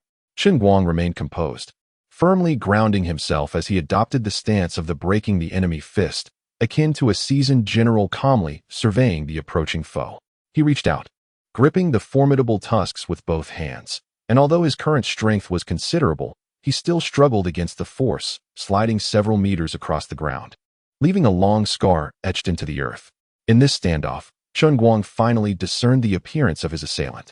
It was a mutated wild boar, aptly named the king of wild boars. Measuring 4 to 5 zhang in length and 2 to 3 zhang in height, its body was covered in bristly black hair, resembling hard black spikes, fierce and formidable. This behemoth likely weighed well over 10,000 jin, and its impact was something even the most seasoned herbalists would find hard to withstand. Attempting to absorb that force might scatter their medicinal power. This was indeed a stroke of fortune. Chen Guang's eyes sparkled with excitement, for this wild boar king could easily provide sustenance for the entire village for some time. Especially when combined with the harvest of other hunters, surviving the impending winter seemed assured. The wild boar king, realizing Chen Guang had seized its tusks, became frenzied, attempting to throw him off. Yet, Chen Guang stood his ground, as immovable as a mountain, leaving the boar king powerless against him. The creature's strength paled in comparison to Chen Guang's. Its earlier ability to push him stemmed from its charge. With a determined glare, Chen Guang suddenly swung the massive boar king aside, sending it crashing to the ground, causing the earth to tremble. Dazed from the fall, the wild boar king struggled to rise, but Chen Guang was already atop its head. Like a hammer of steel, his fist rained down relentlessly, each strike infused with over 100,000 jin of power. Through countless herbal forays and the nourishment of spiritual substances, Chen Guang's strength had long surpassed the limit of 129,600 jin. He was uncertain of his current might, but he felt capable of contending with even the most formidable foes. The wild boar king, in agony, roared in fury, thrashing its body in a desperate attempt to dislodge Chen Guang. Yet, like an unyielding anchor, Chen Guang held it firmly to the ground. As the barrage of fists continued, the boar's resistance diminished, until, with a final thrust of its limbs, it succumbed to Chen Guang's relentless assault, its massive head crushed, one eye wide open, brimming with blood and defiance. Panting heavily, Chen Guang greedily absorbed the energy around him, his vitality restored by the powerful elixirs. He had vanquished a beast king, albeit one of lesser strength. Had he unleashed his dragon elephant manifestation, he could have withstood the boar king's charge without sliding at all. What an astonishing physique he possessed. Even in its incomplete form, it far surpassed the ordinary beings of his realm. Now, as he descended from the wild boar king, Chen Guang faced a dilemma: how to transport this massive creature back to the village. He could either drag it by the tusks or carry it on his shoulders. A distant roar echoed from the depths of the mountain, a sound that sent shivers down his spine. Even from afar, he felt the vibration in his eardrums. What kind of entity could produce such a sound? A cacophony of sounds whizzed overhead, reminiscent of creatures fleeing for their lives. Damn it! Chen Guang cursed inwardly, suspecting it was the ruckus caused by the forest rangers, who had likely provoked the enigmatic and formidable beings residing within the Jiaoyang mountain range. Suddenly, a brilliant light erupted, illuminating a vast expanse, even visible to Chen Guang. Without further contemplation, He hoisted the carcass of the mountain boar king and sprinted away with reckless abandon. When celestial beings clash, it is the mortals who suffer. His safety lay beyond the confines of the Jiaoyang mountain range, a place governed by an accord. The mysterious beings dwelling in its depths had established a pact with humanity. They would not encroach upon human territories, and in turn, humans would refrain from trespassing into their domains. Yet, there were always those misguided souls who ventured too deep and angered these entities. Chen Guang moved with remarkable speed, covering 100 meters with each stride, quickly traversing several miles. Above the forest rangers streaked across the night sky like meteors, each one at least a cultivator of the true spring realm, with several captains among them. Most of the rangers tasked with patrolling thousands of miles were present here. The few missing individuals could only be deemed unfortunate. Those who had opened their true spring harbored a potent force known as true power, distinct from the medicinal energies harvested from herbs. The higher the quality of the spring, the more potent the true power it produced. A cultivator capable of challenging those of the true spring realm would be considered extraordinary. The forest rangers soared through the air, their speed surpassing the sound barrier. Behind them, a continuous rumble echoed, accompanied by sporadic bursts of light that obliterated swathes of land, suggesting that a significant figure was engaged in a conflict with the mysterious beings of the mountain's depths. The expressions of the forest rangers turned grim. They were caught in the turmoil. Typically, a ranger squad consisted of 13 members, 1 captain, 2 vice captains, and 10 regular members. The regulars were all cultivators of the true spring, while the vice captains had transcended that realm. The captain, significantly more powerful than the vice captains, operated on a different level altogether. Regular members patrolled the designated red line area under the guidance of vice captains, while captains could venture up to 3,000 miles into the territory. Beyond that, only those of captain-level expertise, capable of managing 12 squads, could tread. A forest ranger captain, even in a town, held a respectable position, and those above him could be deemed significant figures. A ranger clad in a conical hat voiced his confusion. "Captain, there haven't been any notable figures entering the mountains recently. What could have stirred such a commotion?" A tall, scarred middle-aged man responded. "Just because there are none from the town does not mean there are none from elsewhere. This incident is not our concern. We should leave the mountains quickly." His statement elicited surprise among the rangers. Could the disturbance stem from figures outside their jurisdiction? 2 captain-level rangers inquired in unison. "Old Su, do you have insights?" With a final thrust, Chen Guang delivered a powerful blow, crushing the mountain boar king's massive head. Its remaining eye bulged with disbelief and anger, bloodshot and defiant. Gasping for breath, Chen Guang greedily absorbed the surrounding energies, the potent elixirs restoring his vigor. Though he had slain a beast king, its power was not particularly formidable. If he manifested the dragon-elephant phenomenon, he could have easily withstood the boar's charge without sliding for meters. His physique, a remarkable holy body, even in its incomplete state, surpassed many ordinary beings of the same realm. As he descended from the mountain boar king, Chen Guang faced a dilemma: how to transport the beast back to his village. He could drag it by its tusks or carry it on his shoulders. A distant roar echoed from the depths of the mountains, vibrating his eardrums with its sheer might. What kind of being could produce such a sound? The cacophony overhead returned, the sounds of creatures in flight, and Chen Guang cursed inwardly once more. It was undoubtedly the forest rangers who had stirred this chaos, likely provoking the powerful, enigmatic beings of the Jiaoyang mountain range. A brilliant light suddenly illuminated the skies, visible for miles, prompting Chen Guang to hastily carry the mountain boar king's body and flee. When celestial beings clash, it is the mortals who suffer. His safety lay just beyond the mountains, a place governed by an accord that would protect him if he could escape. Yet, some foolish individuals would inevitably provoke the wrath of these ancient beings. With remarkable speed, Chen Guang surged forward, covering vast distances in mere moments. The forest rangers continued their pursuit, streaking across the night sky with unparalleled swiftness. Their presence a testament to the dire circumstances unfolding in the depths of the Jiaoyang mountain range. The faces of the forest rangers were tinged with a pallid hue, indicating their entanglement in the current predicament. Typically, a patrol team consists of 13 members, 1 captain, 2 vice captains, and 10 ordinary members.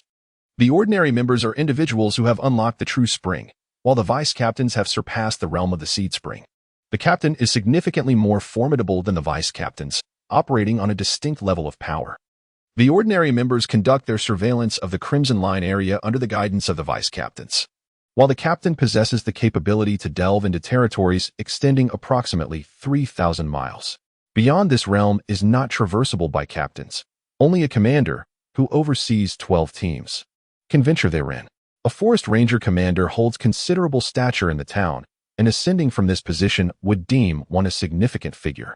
A ranger clad in a conical hat voiced his perplexity. "Captain, there haven't been any notable figures entering the mountains recently. What could have caused such a commotion?" A tall, middle-aged man with a scar across his face responded, "Just because there are none in the town does not imply their absence elsewhere. This matter does not concern us. We should hasten our departure from the mountains." Upon hearing this, the assembled forest rangers were taken aback. Could the influential individuals not of the town have originated from other realms? Two captain-level rangers in the front simultaneously inquired, "Old Sue, do you have insights?" The potency of the realm's medicinal properties is immense, with one portion of true energy equating to 10 portions of medicinal power. True energy emanates from the springs that have been unlocked, with higher quality springs yielding superior true energy. Those capable of extracting medicinal herbs in the realm of medicine while contending with the true spring are indeed exceptional talents. The forest rangers soared swiftly through the air, breaking the sound barrier.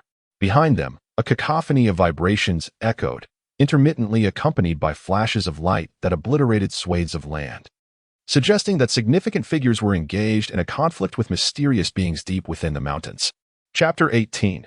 Return to the village. The captain of the forest rangers, known as Old Sue, cleared his throat and said, "This matter was relayed to me by my brother-in-law. However, he emphasized that it must remain confidential. After all, this is a splendid opportunity for advancement." The two other captains exchanged scornful glances, calculating their next move before one of them spoke up. "How about this? We each contribute 3 pieces of earth fire essence in exchange for the information. That should demonstrate our sincerity. Wouldn't you agree, Old Sue?" Most of the forest rangers expressed no dissent, although a few newcomers appeared visibly distressed. For ordinary forest rangers, the reward for each patrol was merely 3 pieces of earth fire essence. This substance was immensely beneficial for them as they traversed the treacherous blood night, helping them evade the formidable creatures that lurked in the shadows. It was a resource comparable to sun essence, capable of continuous production.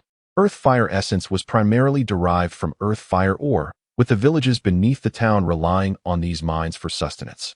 Periodically, these villages contributed a specified amount of earth fire essence to the forest ranger organization based on their population. The essence also contained substantial energy, greatly aiding those of the true spring realm in expanding their spring wells. It held considerable value even for individuals of the captain rank. Let us settle on 2 pieces.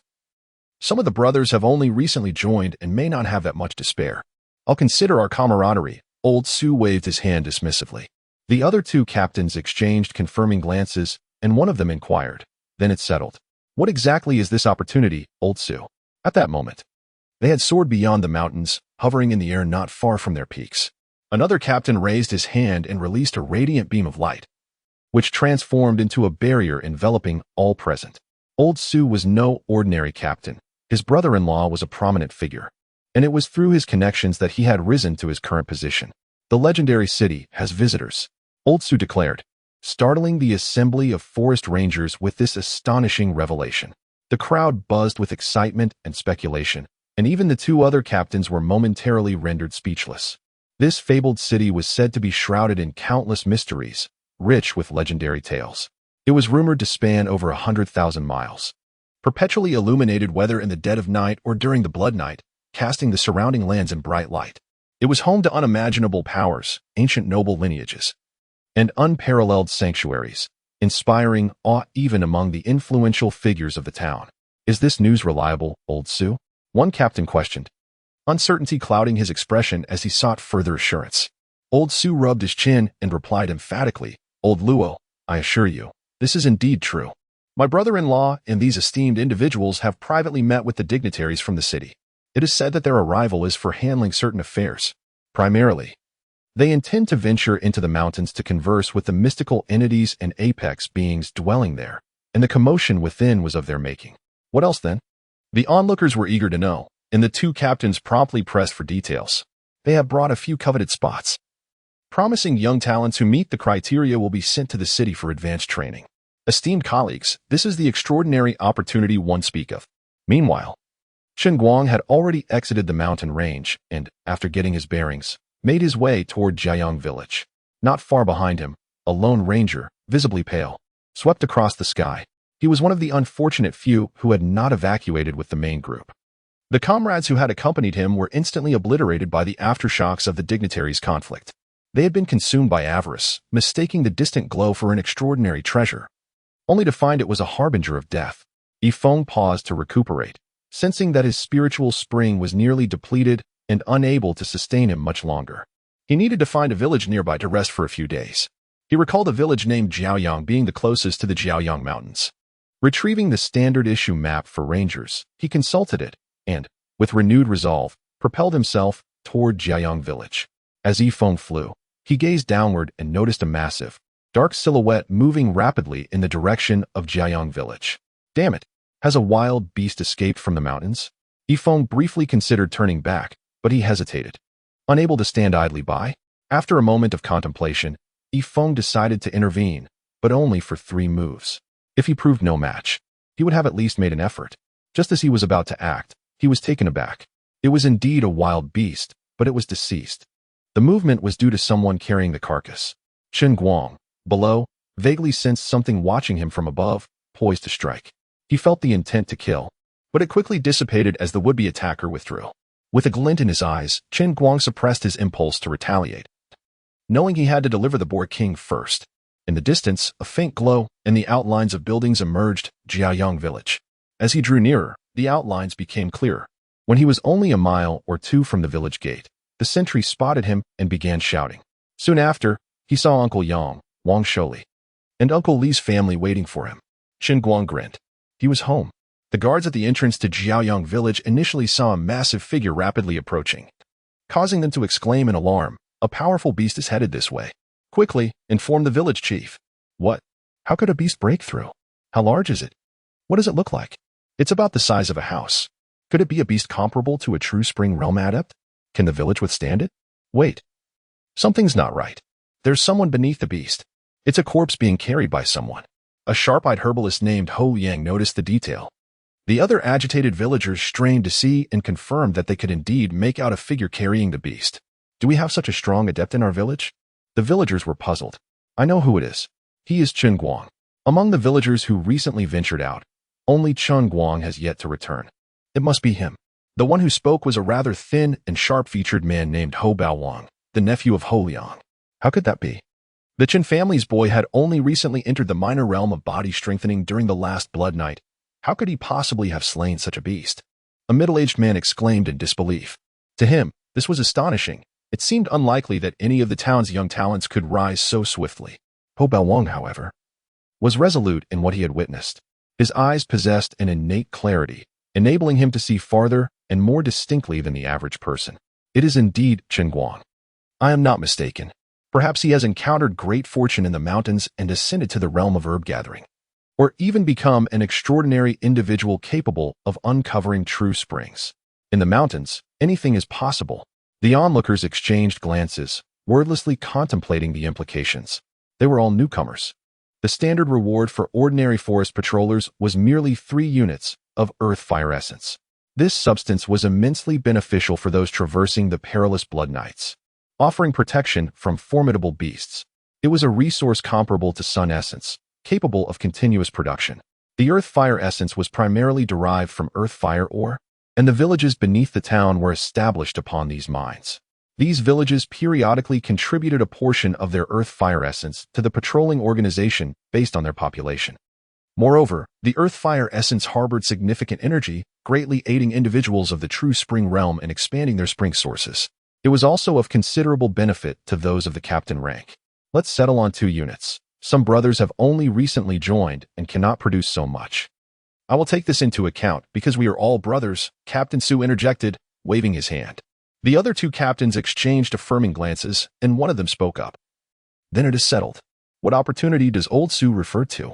At that moment, they had already soared out of the mountains and hovered in the air nearby. One captain raised his hand, emitting a radiant light that enveloped all present in a protective barrier. Captain Su was not an ordinary individual. His brother-in-law was a person of considerable significance, and his rise to captaincy was thanks to that connection. The fabled city has visitors. Captain Su declared, startling the forest patrollers with this astonishing revelation. The crowd stirred with excitement, murmuring amongst themselves. Even the other two captains were momentarily taken aback. The legendary city was shrouded in countless mysteries and tales. It was said to span over 100,000 miles, illuminated at all hours, casting a daylight glow across the surrounding lands. There resided unimaginable powerhouses, ancient clans, and unparalleled sacred grounds. Even the notable figures of the town gazed upon that city with longing. "Is this news reliable, old Su?" one of the captains questioned, seeking further assurance from Captain Su. Rubbing his chin, Captain Su replied sternly, "Old Luo, I assure you it is true. My brother-in-law and other prominent figures have met with dignitaries from the city. They have come for certain matters, including a visit to the mountains to converse with the mysterious beings and top-tier creatures therein. The commotion is theirs to manage." "And what of the others?" The crowd's attention turned towards the emerging silhouette of a large figure rushing towards the village entrance. The guard at the village gate, noticing the approaching giant, exclaimed in alarm, "A powerful beast is charging this way. Summon the village chief immediately." "What? How could a beast be coming out here? What is its size? What does it look like?" "About the size of a house. Could it be a beast comparable to a true spring realm warrior? Can the village withstand it?" "No, something seems off. There is someone beneath the beast. It is a corpse being carried by a person." A perceptive herb-gathering individual named Ho Liang discerned the truth. The restless crowd, upon hearing his words, focused intently and indeed saw a figure running beneath the creature. "Is there such a strong individual in our village?" The onlookers pondered. "I know who he is. He is Chen Guang, among those who recently ventured out. Only he has yet to return. It must be him." Ho Baowang spoke up again, his voice filled with conviction. "How could that be? The Chen family's boy had only just entered the minor realm of body strengthening during the last blood night. How could he possibly have slain such a beast?" questioned the middle-aged man once more, astonished. This was indeed remarkable. The rapid rise of Chen Guang was beyond belief. Ho Baowang, unwavering in his assertion, remarked, "It is Chen Guang, without a doubt. Perhaps he has encountered great fortune in the mountains and achieved the realm of herb gathering, or even become an extraordinary individual capable of uncovering true springs. In the mountains, anything is possible." For a moment, the crowd stood in silence, exchanging glances, each one reflecting a mix of disbelief and awe. Chapter 19, Distribution. Xiao Guang, "Open the door, let us welcome him." An aged yet robust voice resonated. Yang Buyue, accompanied by Wang Shouli and other extraordinary villagers, approached. In the rear, Li Yuan and his family followed suit. Chen Guang had been away for quite some time, and they visited the village entrance daily to see if he had returned. Li Yuan had previously contemplated venturing into the mountains in search of Chen Guang, but Yang Buyue had dissuaded him, believing that if Chen Guang were truly in peril, Li Yuan's efforts would be in vain. Yang Buyue appeared more aged than before, having placed all his hopes on Chen Guang. Should anything happen to Chen Guang, it would render his efforts futile.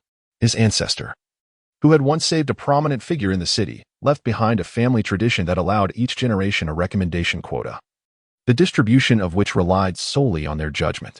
His grandfather and others had recommended outstanding young individuals from the village, and he himself had spent some time studying in the city, having been recommended by his father as the most talented young man of his generation.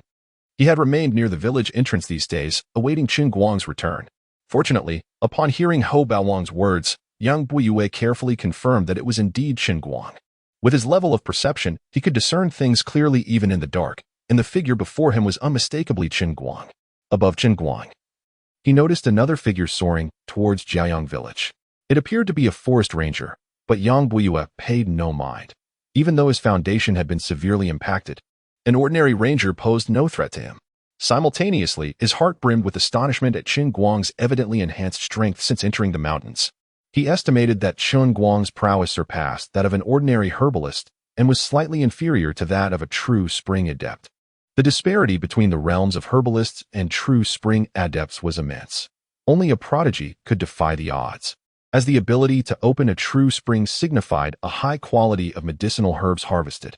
Chen Guang moved with remarkable speed, effortlessly traversing dozens of meters even while bearing the weight of the mountain pig king's corpse, which weighed tens of thousands of pounds. To the villagers, he appeared almost spectral, arriving at the village entrance in mere breaths. Upon seeing the assembled crowd, Chen Guang grinned and declared, "Everyone, I have returned. Returning is good. Returning is good." Yang Buyue breathed a sigh of relief. In the background, Li Yuan and Wang Qingfang had reddened eyes, while Xiao Xianyue waved his hands, shouting for Big Brother Guang. Chen Guang's heart warmed. His sense of belonging to the village deepened. What is this? Is this a mountain pig? Good heavens, this must be the mountain pig king. A voice of astonishment erupted. Ho Baowang pointed at the mountain pig king's carcass, filled with disbelief. It was only then that the crowd remembered Chen Guang had returned bearing the body of an extraordinary beast, now sprawled on the ground nearby. Comparable in size to a house. Its lengthy tusks glinted coldly in the firelight, exuding a metallic sheen, while the black bristles covering its body resembled armor adorned with sharp spikes. As their gaze shifted to the mountain pig king's head, they saw that half of its skull was crushed, blood and flesh a gruesome sight. This beast had been brutally slain by a fist. The crowd trembled. Their eyes on Chen Guang filled with shock, awe, and reverence. His strength had likely reached an invincible status within the village. Everyone, as winter approaches, I will distribute this mountain pig evenly among you all, ensuring each household receives its share, Chen Guang announced to the crowd. His words stirred a wave of excitement among the villagers, their eyes ablaze with fervor as they gazed at the mountain pig king's corpse, some barely able to contain their eagerness. Silence. This beast was slain solely by Xiao Guang. How it is divided shall be determined by him. Xiao Guang, please proceed. Yang Buiyue's authoritative voice quelled the restless villagers, reaffirming his respected position.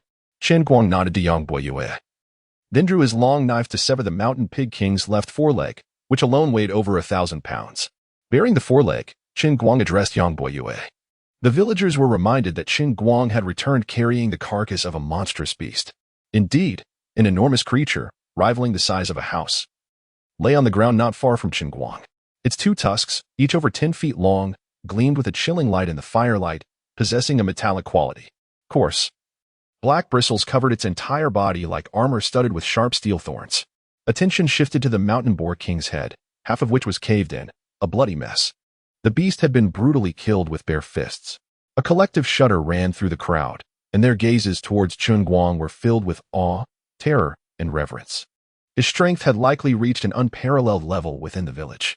Everyone, Chen Guang announced to the crowd, winter is approaching, so I will divide this boar amongst you all, ensuring every household receives a share. His declaration caused a stir. The villagers buzzed with excitement, their eyes burning with anticipation as they stared at the mountain boar king's corpse, some barely able to contain themselves. Quiet. Yang Boyu's voice cut through the rising clamor, restoring order. This beast was single-handedly taken down by Xiao Guang. So the distribution is his decision. Xiao Guang, you may begin. Yang Boyu still commanded considerable respect. Chen Guang nodded to Yang Boyu, then drew his long blade and severed the mountain boar king's left foreleg, which alone weighed well over 1,000 pounds. Bearing the foreleg on his shoulder, Chen Guang said to Yang Boyu, village chief, I'll be going now. Return home for now. We'll talk later. Yang Boyu did not detain him. He beckoned several gifted individuals to carry the mountain boar king's body into the village for equitable distribution. As Chen Guang approached, the surrounding villagers parted to clear a path. Chen Guang stopped before Li Yuan and said, Uncle Li, and Xinyi, I'm back. Li Yuan's eyes welled up, and he said, his voice thick with emotion, it's good to be back, good to be back. Let's go home. The 4 headed towards their home. Xinyi, Brother Guang really did bring back a mountain boar. And it's the mountain boar king. Brother Guang is amazing. I want to be like Brother Guang when I grow up. Then you must work hard, eat plenty of meat, so you can grow taller and stronger, just like me. Xinyi understands. Chen Guang moved with remarkable speed, covering dozens of meters with each stride, even with the mountain boar king's multi-ton carcass on his back. To the gifted individuals at the village entrance, Chen Guang seemed like a phantom, arriving in just a few breaths. Looking at the crowd gathered at the entrance, Chen Guang grinned and exclaimed, everyone, I'm back. It's good to be back. Good to be back, Yang Boyu replied, visibly relieved. Behind him, Li Yuan and Wang Qingfang's eyes were also reddened with emotion, while little Xian Yu waved his hands, shouting, Brother Guang. Chen Guang felt a warmth in his heart. His sense of belonging to the village deepened. Is that a mountain boar? Good heavens, that's practically a mountain boar king. A voice exclaimed in astonishment. Ho Bao Wang pointed at the mountain boar king's corpse, his heart filled with awe. The villagers were reminded that Chen Guang had returned carrying the carcass of a monstrous beast. Indeed, an enormous creature, rivaling the size of a house, lay on the ground not far from Chen Guang. Its 2 tusks, each over 10 feet long, gleamed with a chilling light in the firelight, possessing a metallic quality. Coarse, black bristles covered its entire body like armor studded with sharp steel thorns. Attention shifted to the mountain boar king's head, half of which was caved in, a bloody mess. The beast had been brutally killed with bare fists. A collective shudder ran through the crowd, and their gazes towards Chen Guang were filled with awe, terror, and reverence. His strength had likely reached an unparalleled level within the village. Everyone, Chen Guang announced to the crowd, winter is approaching, so I will divide this boar amongst you all, ensuring every household receives a share. His declaration caused a stir. The villagers buzzed with excitement, their eyes burning with anticipation as they stared at the mountain boar king's corpse. Some barely able to contain themselves. Quiet. Yang Boyu's voice cut through the rising clamor, restoring order. This beast was single-handedly taken down by Chen Guang. So the distribution is his decision. Chen Guang, you may begin. Yang Boyu still commanded considerable respect. Chen Guang nodded to Yang Boyu, then drew his long blade and severed the mountain boar king's left foreleg, which alone weighed well over 1,000 pounds. Bearing the foreleg on his shoulder, Chen Guang said to Yang Boyu, village chief, I'll be going now. Return home for now, we'll talk later. Yang Boyu did not detain him. He beckoned several gifted individuals to carry the mountain boar king's body into the village for equitable distribution. As Chen Guang approached, the surrounding villagers parted to clear a path. Chen Guang felt a warmth in his heart. His sense of belonging to the village deepened. Is that a mountain boar? Good heavens. That's practically a mountain boar king. A voice exclaimed in astonishment. Ho Bao Wang pointed at the mountain boar king's corpse, his heart filled with awe. The villagers were reminded that Chen Guang had returned carrying the carcass of a monstrous beast. Indeed, an enormous creature, rivaling the size of a house, lay on the ground not far from Chen Guang. Its two tusks, each over 10 feet long, gleamed with a chilling light in the firelight, possessing a metallic quality. Coarse, black bristles covered its entire body like armor studded with sharp steel thorns. Attention shifted to the mountain boar king's head, half of which was caved in, a bloody mess. The beast had been brutally killed with bare fists. A collective shudder ran through the crowd, and their gazes towards Chen Guang were filled with awe, terror, and reverence. His strength had likely reached an unparalleled level within the village. Everyone, Chen Guang announced to the crowd, winter is approaching, so I will divide this boar amongst you all, ensuring every household receives a share. His declaration caused a stir. The villagers buzzed with excitement, their eyes burning with anticipation as they stared at the mountain boar king's corpse. Some barely able to contain themselves. Quiet. Yang Boyu's voice cut through the rising clamor, restoring order. This beast was single-handedly taken down by Chen Guang. So the distribution is his decision. Chen Guang, you may begin. Yang Boyu still commanded considerable respect. Chen Guang nodded to Yang Boyu, then drew his long blade and severed the mountain boar king's left foreleg, which alone weighed well over 1,000 pounds. Bearing the foreleg on his shoulder, Chen Guang said to Yang Boyu, village chief, I'll be going now. Return home for now, we'll talk later. Yang Boyu did not detain him. He beckoned several gifted individuals to carry the mountain boar king's body into the village for equitable distribution. As Chen Guang approached, the surrounding villagers parted to clear a path. Chen Guang stopped before Li Yuan and said, Uncle Li, and Xin Yi, I'm back. Li Yuan's eyes welled up, and he said, his voice thick with emotion, it's good to be back, good to be back. Let's go home. The four headed towards their home. Xin Yi, Brother Guang really did bring back a mountain boar. And it's the mountain boar king. Brother Guang is amazing. I want to be like Brother Guang when I grow up. Then you must work hard, eat plenty of meat, so you can grow taller and stronger, just like me. Xin Yi understands. At the village entrance, several gifted individuals joined forces, attempting to lift the mountain boar king's corpse, but found it immovable, which only deepened their reverence for Chen Guang. Seeing this, Yang Boyu quickly summoned several more gifted individuals to assist. It took a total of 8 gifted individuals to lift the mountain boar king's corpse, and even then, they appeared strained. Yang Boyu sighed inwardly. The gifted individuals in the village had a weak foundation, and this was difficult to change. One reason was the issue of innate talent. It was extremely rare for offspring to be born with inherent divine abilities. The issue of resources is paramount. In the village, the means for cultivation are severely lacking, necessitating treks into the mountains for procurement, where a moment's carelessness could spell death. The noble scions and disciples of grand sects he encountered in the city were nurtured amidst a relentless supply of rare herbs and elixirs. Their bodies tempered by the blood of precious beasts, fortifying their foundations. 7 generations, since their illustrious ancestor. 6 individuals have been recommended to pursue further studies in the city, and he stands as the most accomplished, the sole one to return to the village. Though the city is splendid, competition is fierce, rife with open and covert struggles. He found his foundation shattered by a prodigious talent, which compelled his return to the village. Without turning back to the village, Yang Buiyue gazed at the figure of Yifeng descending from the sky. The remaining outsiders also noticed Yifeng. Their hearts stirred with surprise at the sight of a ranger arriving in the village, and that too alone. Typically, rangers operate in groups, and those who stray alone seldom endure long. Yifeng landed rather ungracefully, collapsing onto the ground, utterly exhausted, his inner wellspring nearly depleted of true power.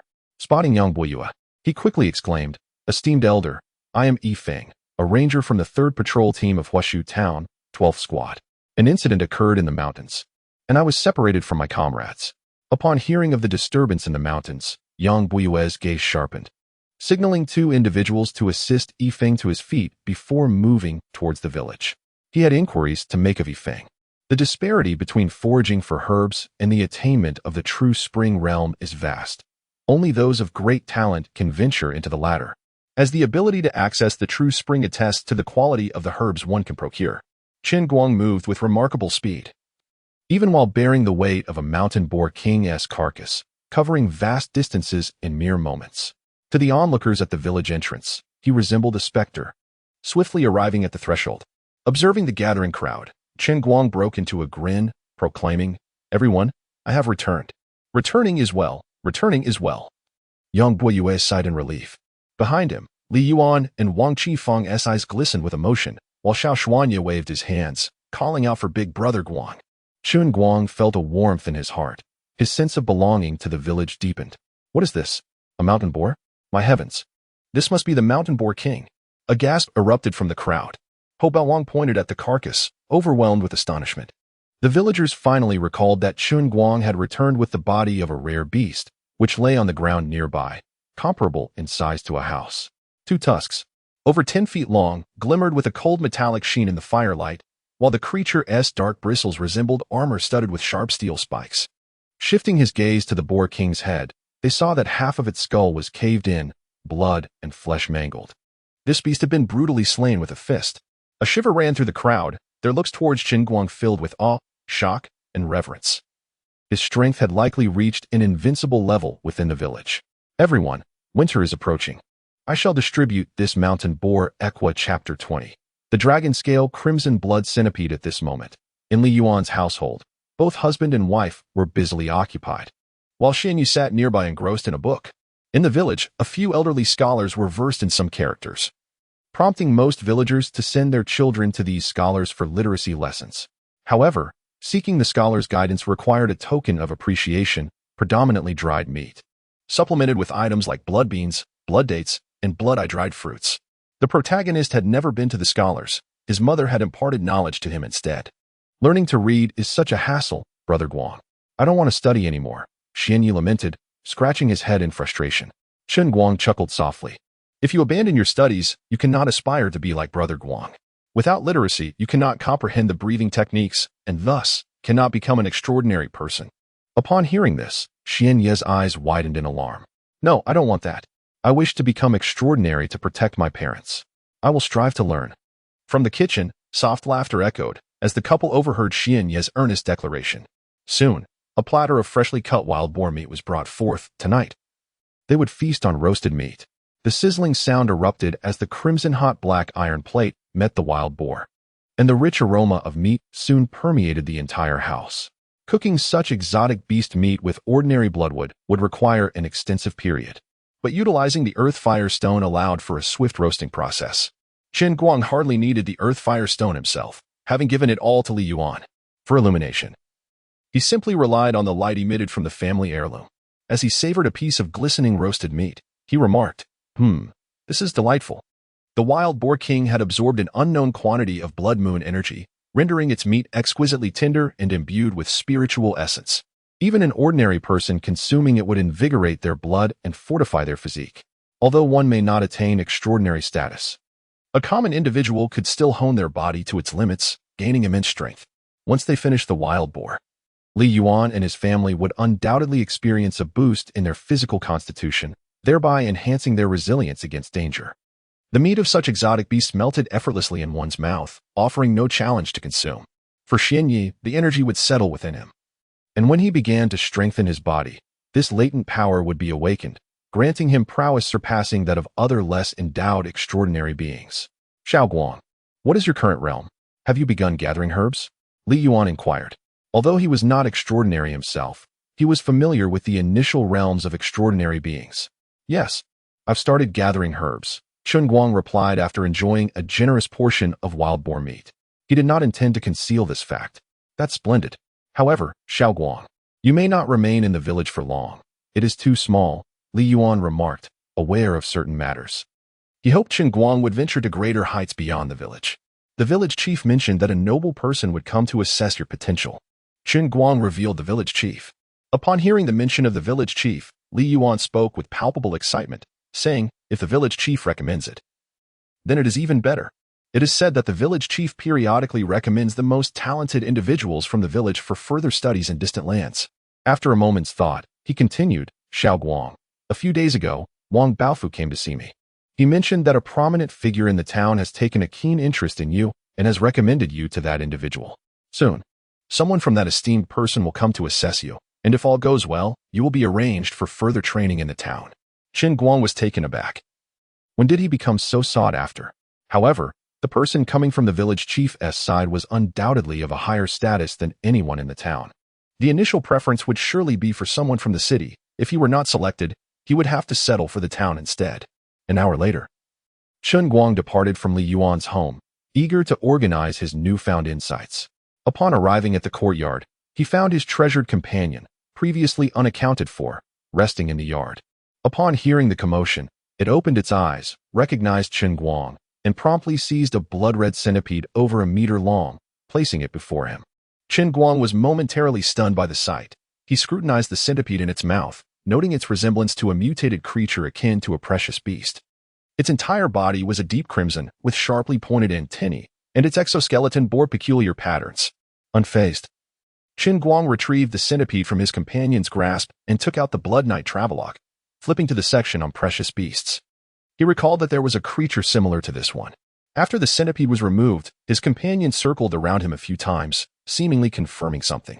Its gaze finally settled on the broken spear behind Chen Guang, after which it returned to its previous resting spot. Chen Guang diligently compared the creature against the records in the travelogue, finally pausing at a particular entry, 11th on the list of precious beasts. The dragon-scale crimson blood centipede.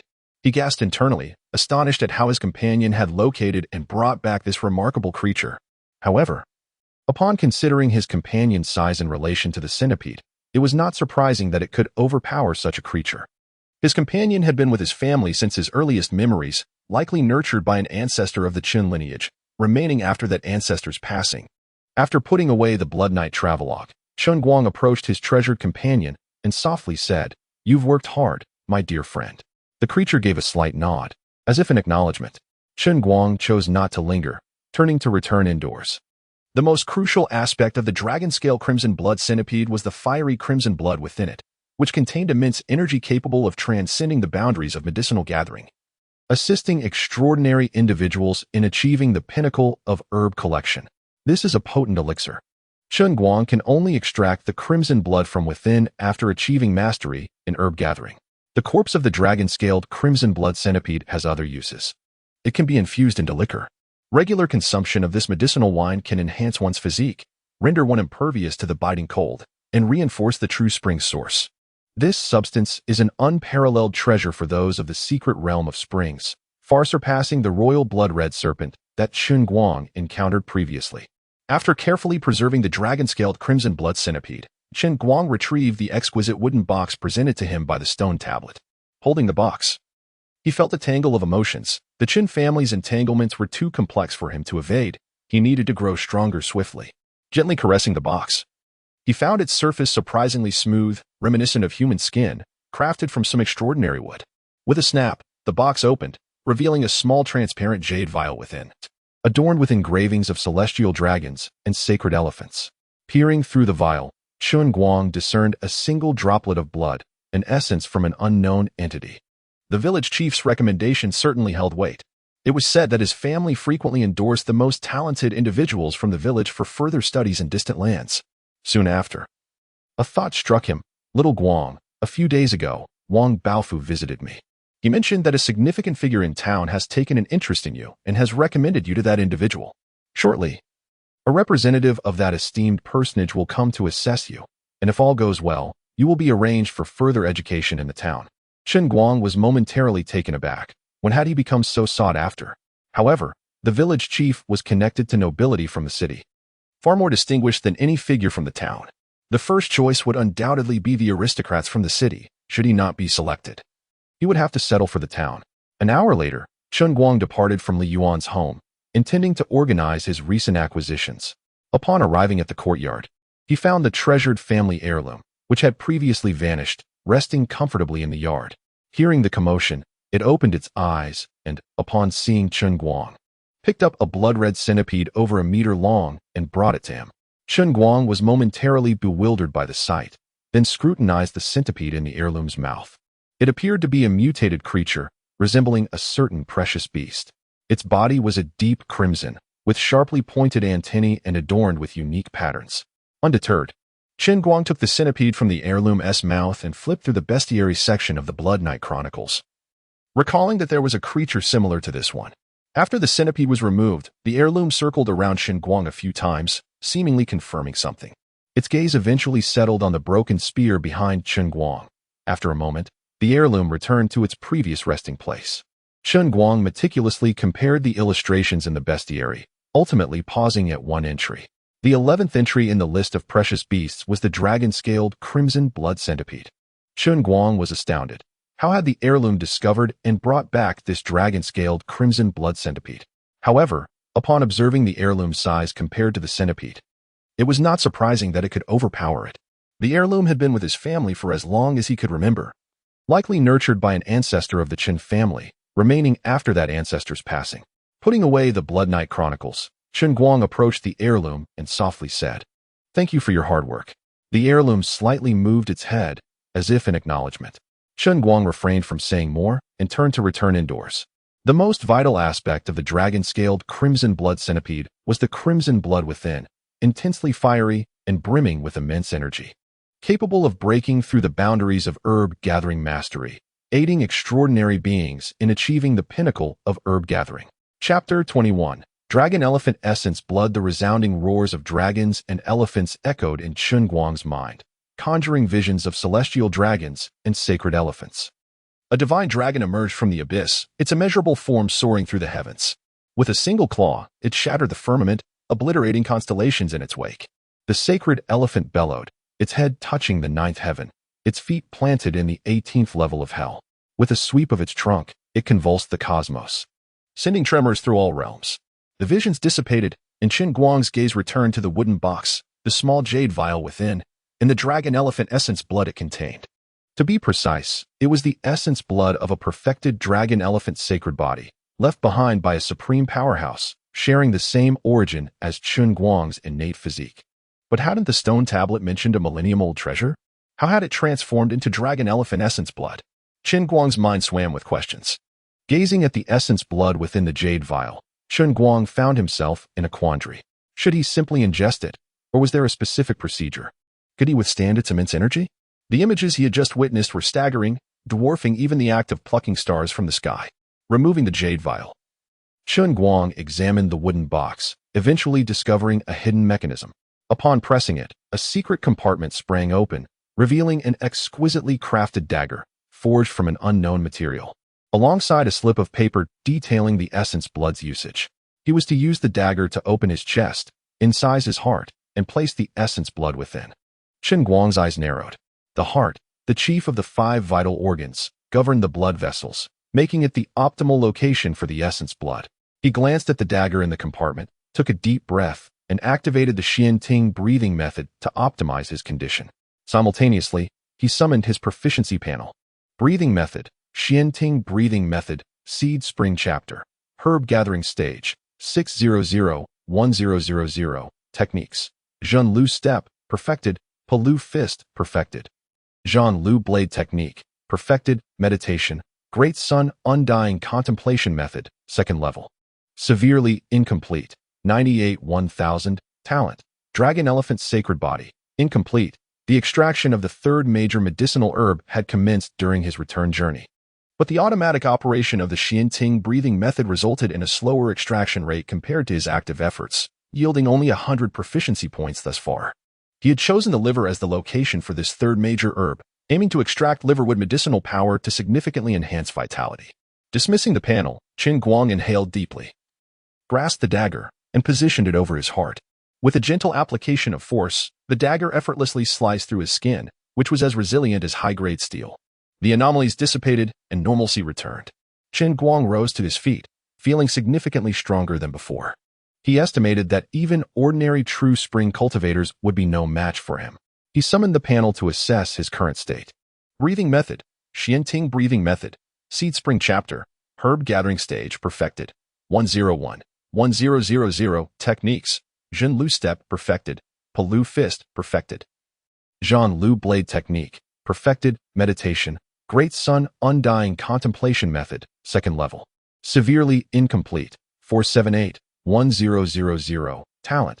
Dragon elephant sacred body. The word incomplete had vanished from the dragon elephant sacred body entry.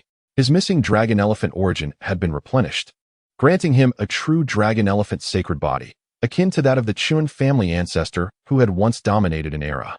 During the physique's transformation, the third major herb had been successfully extracted, propelling him into the perfected herb gathering stage. The rate of progress was astonishing. In just over 10 days since entering the mountains, he had rapidly ascended through multiple minor realms, reaching the perfected herb gathering stage, including the body-strengthening extreme boundary. If he still failed to impress the influential figures in the city, it could only be attributed to their blindness. Without dwelling further, Chen Guang exited the secret chamber and entered the main room. A glance at the hourglass revealed that it was already late night. The faint crimson hue on the horizon signaled the imminent arrival of the blood moon and the impending blood night. Pushing open the door, he saw the family heirloom guarding the entrance. Chen Guang's heart stirred, and he spoke gently to the heirloom. "Thank you, heirloom." The heirloom stood up, shook its feathers, and gestured for Chen Guang to move aside, indicating its desire to enter the room. Chen Guang smiled and quickly stepped aside to allow the heirloom to pass. Looking out the window, snowflakes had begun to fall, signaling the true arrival of winter, unlike the previous snow during the blood night. During winter, heavy snowfall could bury a strong man, with snowdrifts reaching at least 2 meters in thickness. Even the bizarre creatures were hesitant to venture out and attack villages during winter, due to the unique, bone-chilling cold that ordinary clothing and bedding could not withstand. Warmth could only be obtained through firestones or clothing made from the hides of exotic beasts. Each winter claimed many lives, and with the depletion of firestone mines, the majority of villagers were unlikely to survive. After this blood night, the next would mark the true arrival of winter, Chen Guang calculated, knowing he had to take action. The dagger's exceptional sharpness made it a potential assassination weapon, capable of penetrating the defenses of most cultivators. A gash had been opened, yet no blood flowed, demonstrating Chen Guang's remarkable control over his body. Through the opening, he could see a robust and powerful heart beating steadily. Enduring the throbbing agony, Chen Guang suppressed his heart's cadence to a bare minimum, scarcely allowing it to pulse. With meticulous care, he incised a minute fissure in his heart, then decanted the precious blood from the jade vial, guiding it along the edge of the dagger and into his very core. This singular dragon elephant essence, as if drawn by an unseen force, swiftly traversed the blade and plunged into Chen Guang's heart. With a resounding clatter, the dagger fell to the ground as Chen Guang felt an inferno ignite within his heart. The Xianting breathing method surged into overdrive. The dormant power within his body roused, and his physical vitality soared. The small laceration he had made in his heart mended almost instantaneously, and the larger wound on his chest sprouted nascent flesh, the edges gradually drawing together. His heart throbbed with newfound vigor, each beat infusing his blood with increasing amounts of gold. Soon, the majority of the fluid coursing through his veins had transmuted into a radiant, otherworldly gold. This dragon elephant essence was refining his very lifeblood, each pulse a step in its alchemical transformation. This refined ichor coursed through Chen Guang's form, nourishing and purifying his flesh, his organs, and his bones, which grew stronger with each golden tide. A subtle, potent force infiltrated the depths of his being, permeating each of his 206 bones. His spine, already gilded, absorbed this energy, becoming even more dazzling, while the remaining bones gradually transformed, until they too were entirely gold. As his skeleton completed its transformation, Chen Guang felt as though he had transcended, as though he had shattered some unseen barrier and ascended to a higher plane. He had become immeasurably stronger. Moreover, his flesh now bore traces of gold, though its metamorphosis was painstakingly slow. Outside, Heirloom sensed the change. It remained outside, rising to its feet and settling down by the door, as if standing guard. Time ebbed and flowed as Chen Guang remained in his transformative state, until the first tendrils of crimson streaked the horizon, drawing him from his deep reverie. He opened his eyes, and a golden light illuminated the secluded chamber. Chen Guang now resembled a celestial being descended from the heavens, his divine aura unmatched. The spectacle subsided, and normalcy returned. Chen Guang rose to his feet, feeling an immeasurable surge in his power. He surmised that even seasoned practitioners of the true spring realm would struggle to contend with him. He summoned his status panel, eager to assess his current condition. Breathing technique, Shining breathing method, Zhongquan chapter, mastery of herb gathering, 101, 1000. Skills, perfected Zhenlu step, perfected polo fist, perfected Zhanlu blade technique meditation method, great sun imperishable visualization method. Level 2, severely incomplete, 478, 1000. Talent, dragon elephant sacred body. The term incomplete within the parentheses of the dragon elephant sacred body has vanished. The essence of the dragon elephant he lacked has been restored. At this moment, he possesses the authentic dragon elephant sacred body, akin to the physique of the ancestor of the Chen family, who reigned over an era. During the transformation of his constitution, the third great herb was naturally harvested, and he has ascended to the pinnacle of herb gathering. Such remarkable speed is astounding. In just over 10 days since he entered the mountain, he has successively traversed multiple minor realms to reach the pinnacle of herb gathering, alongside the realm of robust physique. If he cannot yet capture the attention of the influential in the city, it can only be said that such an individual is blind to his prowess. Without further contemplation, Chen Guang exited the secret chamber and approached the main house. Observing the hourglass, he noted that it was now late at night. A faint blood-red hue in the sky signified the imminent arrival of the blood moon and the approaching blood night. Upon opening the door, he encountered the family heirloom guarding the entrance. Chen Guang felt a surge of emotion and gently expressed his gratitude. "Thank you, family heirloom." The heirloom rose, shaking its feathers, and then gestured for Chen Guang to step aside, indicating its desire to enter. Chen Guang smiled and promptly made way for the heirloom. Gazing out the window, he noticed the first snowflakes beginning to fall. Indeed, winter was upon them, a stark contrast to the snowfall of the previous blood night. During the harsh winter, the snow could easily bury a robust man, with depth starting at a minimum of 2 meters. Even the grotesque creatures refrained from assaulting villages during this frigid season, as the cold was uniquely penetrating, seeping into the very bones. Ordinary cotton clothing and blankets offered no protection. One must rely on geothermal stones for warmth or garments crafted from the skins of extraordinary beasts. Each winter, many perish from the cold. And with the geothermal mines currently in a state of depletion, the majority of villagers may not survive. After this blood night, the next will coincide with the true onset of winter, and Chen Guang calculated the specific date. He knew he must take action. With his strength significantly enhanced, he estimated that ordinary true spring practitioners would no longer be his match. Summoning his status panel, he sought to understand his current condition. Breathing technique, Shining breathing method, Zhongquan chapter, mastery of herb gathering, 101, 1000. Skills, perfected Zhenlu step, perfected polo fist, perfected Zhanlu blade technique meditation method, great sun imperishable visualization method. Level 2, severely incomplete, for 78, 1000. Talent, dragon elephant sacred body. The term incomplete within the parentheses of the dragon elephant sacred body has vanished. The essence of the dragon elephant he lacked has been restored. At this moment, he possesses the authentic dragon elephant sacred body, akin to the physique of the ancestor of the Chen family, who reigned over an era. During the transformation of his constitution, the third great herb was naturally harvested, and he has ascended to the pinnacle of herb gathering. Such remarkable speed is astounding. In just over 10 days since he entered the mountain, he has successively traversed multiple minor realms to reach the pinnacle of herb gathering, alongside the realm of robust physique.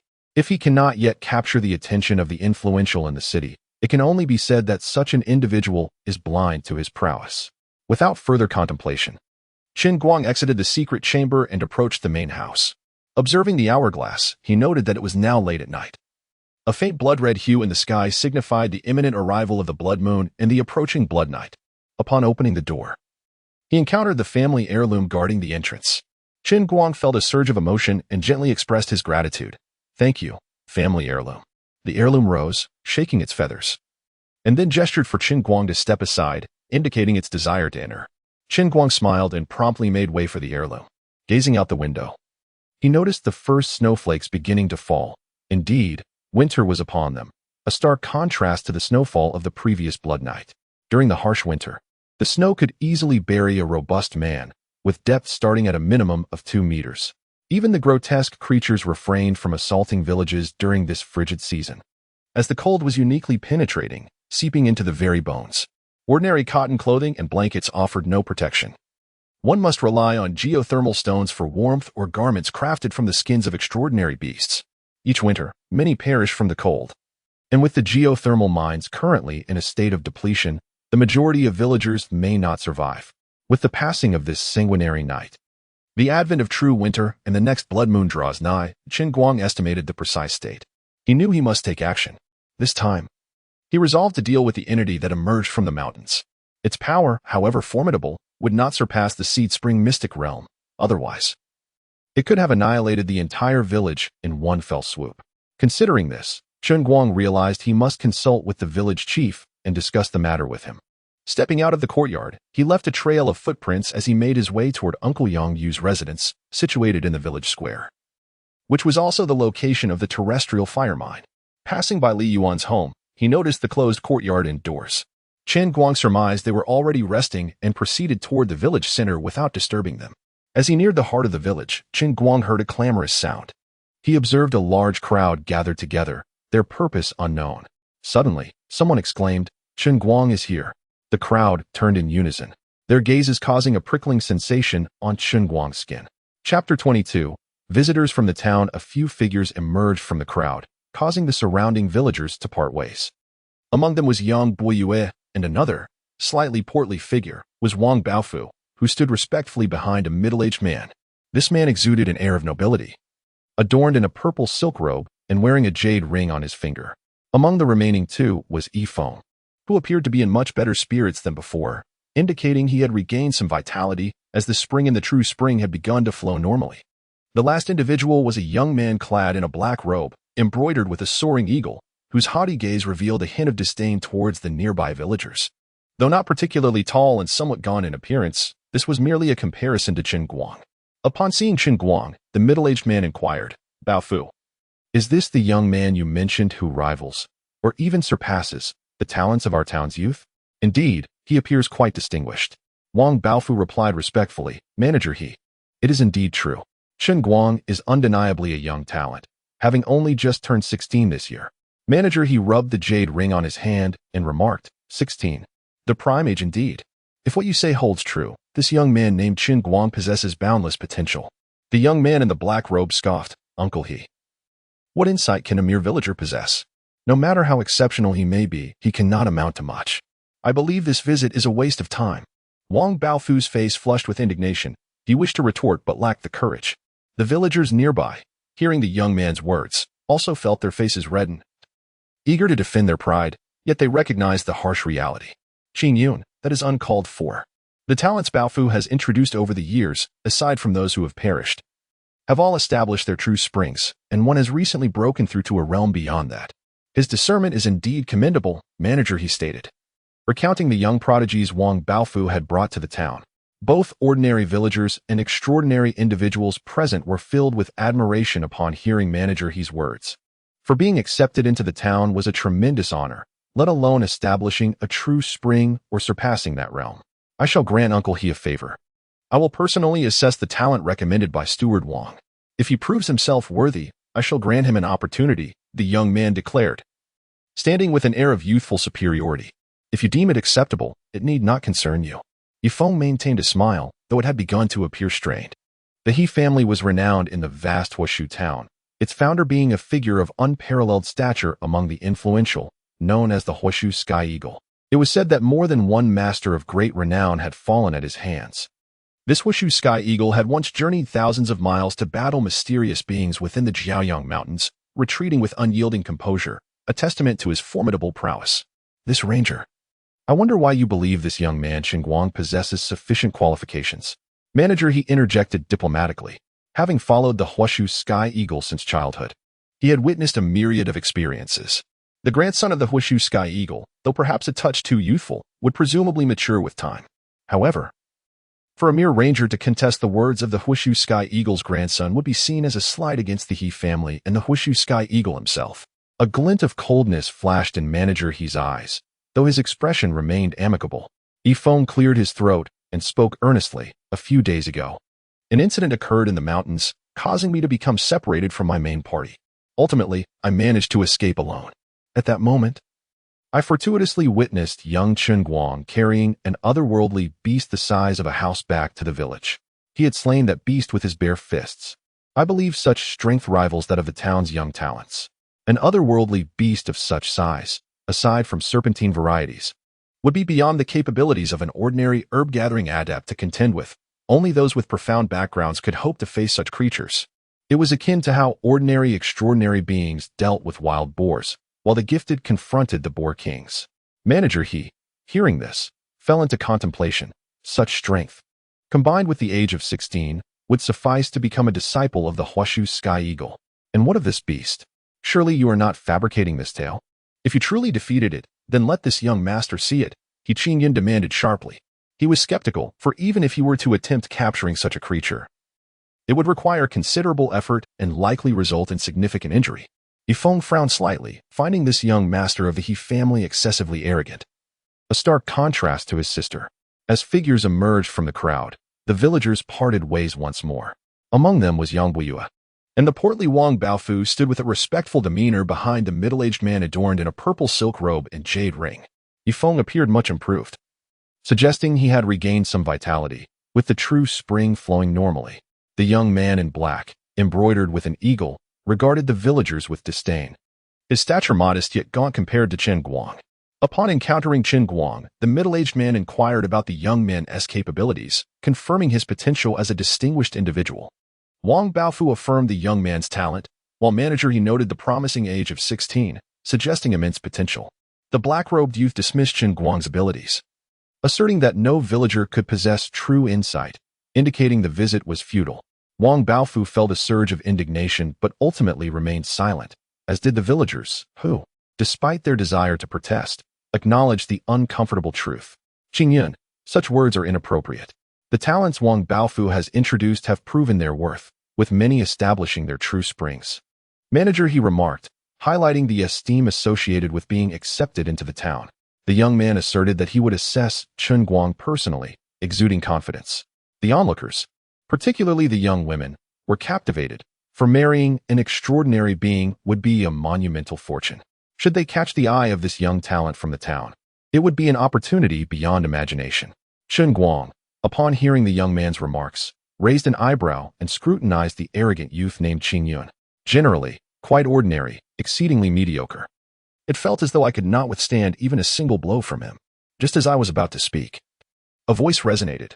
This young gentleman from the He family, I believe he is more than qualified. The crowd's gaze shifted towards the source of the voice, which belonged to Yifeng. Although Yifeng's expression remained calm, his heart was racing with trepidation.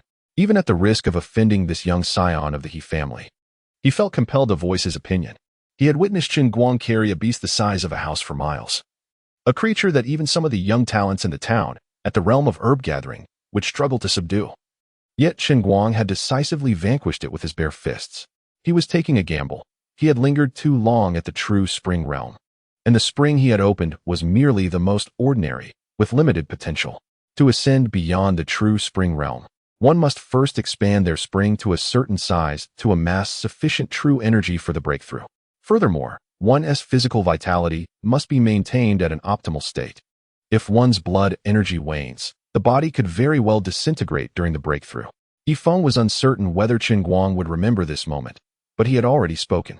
If he had offended the young master of the He family, So be it. He could always flee to another town. He merely hoped that if Chen Guang achieved greatness in the future, he might extend a hand of assistance. He Qingyun wore a displeased expression. What do you mean by I believe? It should be I know. He spoke with irritation. You appear to be a ranger, yet at such an advanced age. You are still stuck in the true spring realm. It seems you lack discernment. My opinion is sufficient. There is no need for you to interject. Yifeng maintained a smile, though it was beginning to feel rigid. The He family was a well-respected lineage in the vast Huashu town, founded by a figure renowned among the elite, known as the Huashu Tianying. It was said that more than one master of the great realm had fallen at his hands. This Huashu Tianying had once ventured into the depths of the Jiaoyang Mountains, battling mysterious beings, and returned unscathed, truly formidable. Brother Ranger, I wonder why you believe this young man Chen Guang possesses sufficient qualifications. Manager, he intervened to mediate. He had followed the Huashu Tianying since childhood and had witnessed a multitude of events. The grandson of the Huashu Tianying was somewhat too young, but youthfulness could be excused. It was a sign of passion that could be tempered with time. However, for a mere ranger to dare contradict the words of the Huashu Tianying's grandson was a slap to the face of the He family and an affront to the Huashu Tianying himself. A glimmer of coldness flashed in Manager He's eyes, yet his face remained adorned with a gentle smile. Yifeng cleared his throat and spoke gravely. A few days ago, there was an incident in the mountains, and I became separated from the main group. Ultimately, I managed to escape alone. At that moment, I fortuitously observed young brother Chen Guang carrying a beast the size of a house back to the village. That beast was slain by young brother Chen Guang with his bare fists. I believe such prowess rivals that of the young talents in the town. The monstrous creature, comparable in size to a house, was beyond the capabilities of an ordinary herbalist, excluding serpentine beasts. Only those with profound backgrounds and innate talent could contend with such a unique entity, much like the disparity between a regular adept and the king of wild boars. Upon hearing this, Manager he fell into contemplation. Such strength, coupled with the mere age of 16, qualified one to be a disciple of the illustrious fire tree eagle. What of that beast? Surely, you are not fabricating tales? If indeed you vanquished it, then present it for my inspection, He Qingyan asserted sternly. He could not fathom that it would require minimal effort to subdue a creature of such caliber without incurring significant injuries. Yifeng furrowed his brow. This young master from the He family was exceedingly overbearing, a stark contrast to his sister. You may think what you wish, but your opinion is unnecessary. Yifeng maintained a smile, albeit one that was beginning to stiffen. The He family was renowned in the expansive Fire Tree town, founded by a figure of paramount stature known as the Fire Tree Eagle. It was said that more than one formidable individual had perished beneath his might. This Fire Tree Eagle had once ventured deep into the mysterious Jiaoyang mountain range, engaging in battle with enigmatic entities, only to retreat with poise. Truly, a display of unparalleled strength. Dear Forest Ranger, I wonder why you believe this young brother, Chen Guang, possesses sufficient merit? Manager he interjected to defuse the tension. Having been raised alongside the Fire Tree Eagle, he had witnessed an array of extraordinary phenomena.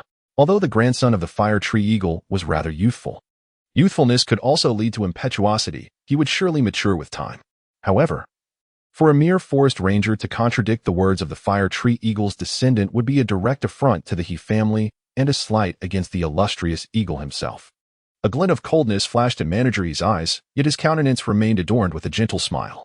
Clearing his throat, Yifeng spoke gravely. A few days prior, an incident occurred in the mountains, causing me to become separated from the main group. Ultimately, I emerged from the mountains alone. And it was then that I fortuitously encountered brother Chen Guang, who was carrying a monstrous beast of house-like proportions back to the village. This creature was felled by brother Chen Guang with sheer force. I believe such prowess rivals that of the town's most promising youths. Chapter 23, The Celestial Eagle Mystique in the Town. Yifeng was acquainted with the young talents from prominent families, and He Qingyan merely relied on the reputation of his grandfather, the Celestial Eagle of the Fire Tree. Among the multitude of youthful prodigies, he was of middling caliber. His sister, however, was a true paragon of excellence, possessing innate abilities that surpassed even the Celestial Eagle, hailed as a once-in-a-millennium genius in the town. The phrase "one eagle, three kings" for young masters referred to the 8 great prodigies of the town, with the eagle signifying He Qingyan's sister, the genuine youthful prodigy, a figure of unparalleled stature within the town. She and He Qingyan were twins, but as she was born first, she held the title of elder sister. This remarkable young woman commanded a reputation that resonated through neighboring towns, having led the celestial eagle in vanquishing the local young talents destined for the city. As for the three kings, they represented the three leading families of the town, distinct from the He family, rumored to be descendants of royalty. They possessed royal blood coursing through their veins and were merely branches of a greater lineage, yet sufficiently powerful. The remaining four young masters were disciples of several formidable figures in the town, each capable of rivaling the celestial eagle and ruling this domain. The exotic beast has already been distributed among the villagers. You will not see it, a faint voice interrupted, belonging to Chen Guang. This young man exuded an air of unwarranted arrogance, his demeanor irking Chen Guang immensely. When had he ever claimed entitlement to such a quota? Especially with a tone that reeked of condescension?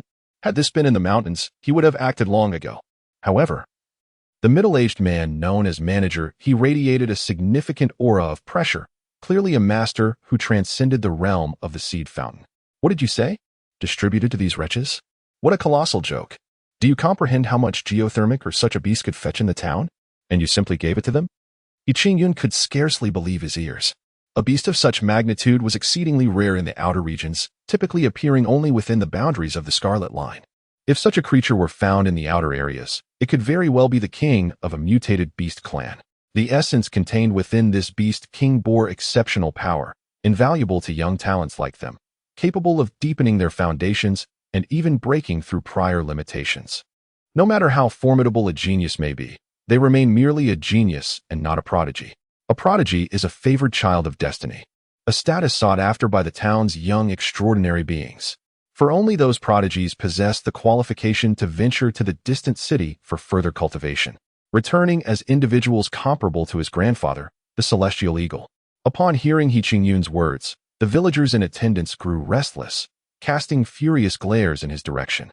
This young talent from the town was truly insufferable. When Chen Guang heard the term wretches, his gaze flickered, and he coldly retorted, "How I choose to distribute my spoils is my affair, and it concerns you not. Moreover, who claimed I desired this recommendation quota? I have never uttered such a thing. Besides, I find this quota beneath me.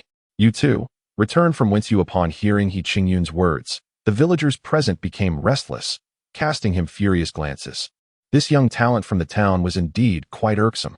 Upon hearing the term lowly commoner, Chen Guang's gaze flickered, and he coldly replied, "How I choose to distribute my catch is my own affair. It has nothing to do with you. Moreover, who claimed I desired this recommendation quota? I have never stated such. In fact, I have no interest in it. You too, return from whence you came." Chen Guang's words were like a stone cast into water, sending ripples through the seemingly tranquil scene, instantly igniting a tempest. Qingyun, filled with ire, made his move, his right hand transforming into a claw-like shape. Forged as if from black iron, aiming directly for Chen Guang's chest, intent on inflicting severe injury. How dare the ordinary folk of this rural village speak to me with such insolence? The villagers were momentarily stunned. They had not anticipated Chen Guang's resoluteness, even daring to send a noble scion from the town back to where he belonged. Yet, they also did not foresee Qingyun's immediate aggression in their minds. Those from the town were to be regarded as noble beings. Some villagers turned pale, realizing that this noble youth regarded their lives as mere weeds by the roadside, easily crushed at will.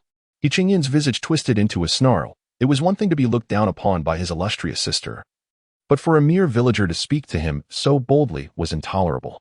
His claw-like right hand shimmered with a greenish hue, fingers resembling the deadly talons of a mountain beast, sharp and unyielding. Even the thickest dark steel would be pierced by his strike. "What shall we do, village chief?" Wang Sholi, having sensed the tension in the air before Qingyun acted, had quietly approached Yang Buyue, unable to remain seated upon witnessing Qingyun's move. Yang Buyue's previously aged countenance seemed to regain a youthful vigor, his dim yellow eyes now sparkling with life. "Have faith in Xiao Guang. This young talent from the town is no match for him." Having spent some time in the city during his youth, he had encountered scions of noble families and prodigies from sacred sects, his discernment superior to all present. At this moment, Chen Guang exuded an aura of calmness, particularly notable after their recent separation, as he now radiated an indescribable quality. The former lowly commoners? A ludicrous jest. Do you understand the worth of such a beast in the town? It could be exchanged for a fortune in fire, or, yet you would distribute it so casually. Qingyun could scarcely believe his ears. Beasts comparable to houses were exceedingly rare in the outer regions, typically found only within the confines of the thousand-mile red line area. The presence of such a beast in the outer regions likely indicated the emergence of a king among mutated beasts. This beast king contained unique powers. Extracting these would greatly enhance the capabilities of young talents like them, deepening their foundations and even enabling them to surpass their previous limitations. A genius, no matter how formidable, remains just a genius and not a prodigy. Prodigies, the favored children of heaven, are the ultimate aspiration for the young talents of the town. For they possess the privilege to study in distant cities, returning as figures comparable to his grandfather, the fire tree skyhawk. As the tension escalated, the villagers cast resentful glances at He Qingyun, who had become increasingly intolerable. Chen Guang's resolute stance against the noble was unexpected, yet the villagers were left astounded by the unfolding drama. As for whether he would provoke the He family, he did not overly concern himself. He possessed a token from a prominent figure in the city, a symbol of protection from that noble lineage. Once the esteemed noble arrived to escort Chen Guang away, all would be well. Yang Buiyue felt a stirring within. Had his foundation not been shattered, the fire tree skyhawk would not have stood a chance against him. Yet, he bore no regrets. To contend with such formidable talents was a matter of great honor. Do not let this old man down, Xiao Guang. Yang Buiyue cast a glance toward the calm Chen Guang, the most gifted youth in the village. He Qingyun's figure swooped down like a robust eagle, covering several zhang in an instant, his speed astonishing. The onlookers merely blinked, and He Qingyun had already positioned himself just before Chen Guang, his right hand slicing through the air with a keen edge sharper than iron claws. This was the Skyhawk's leap from the Skyhawk's secret cannon. Eagles, being naturally swift creatures, were exceedingly adept in speed, and this technique was renowned as the finest in the entire Fire Tree town. At this moment, Yifeng spoke up.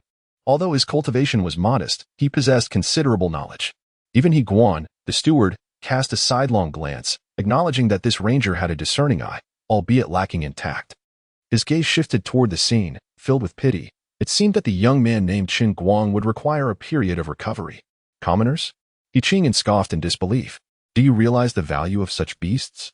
They could fetch an astonishing amount of fiery ores in the town, yet you choose to distribute them so casually. Upon hearing the term commoners, Chen Guang's eyes flickered, his voice cold as he retorted, How I choose to distribute my prey is none of your business. And who claimed I desired this recommendation? I have never uttered such words. Furthermore, I have no interest in this opportunity. You too should return from whence you came. Chen Guang's words struck like a stone cast into water, sending ripples through the previously still atmosphere. Enraged, He Qingyun lunged forward, his right hand transforming into a claw, forged like black iron, aimed directly at Chen Guang's chest, intent on inflicting grave harm. How dare a mere villager speak to me in such a manner? The villagers stood in stunned silence, astonished by Chen Guang's defiance, daring to send the noble scion back to his origins. However, they could not fathom He Qingyun's sudden aggression. In their minds, those from the town were inherently noble. Some villagers paled, realizing that this aristocrat viewed their lives as insignificant as roadside weeds, easily crushed beneath his heel. He Qingyun's expression twisted into a snarl. It was one thing to be scorned by his illustrious sister, but a mere villager dared to speak so frankly to him?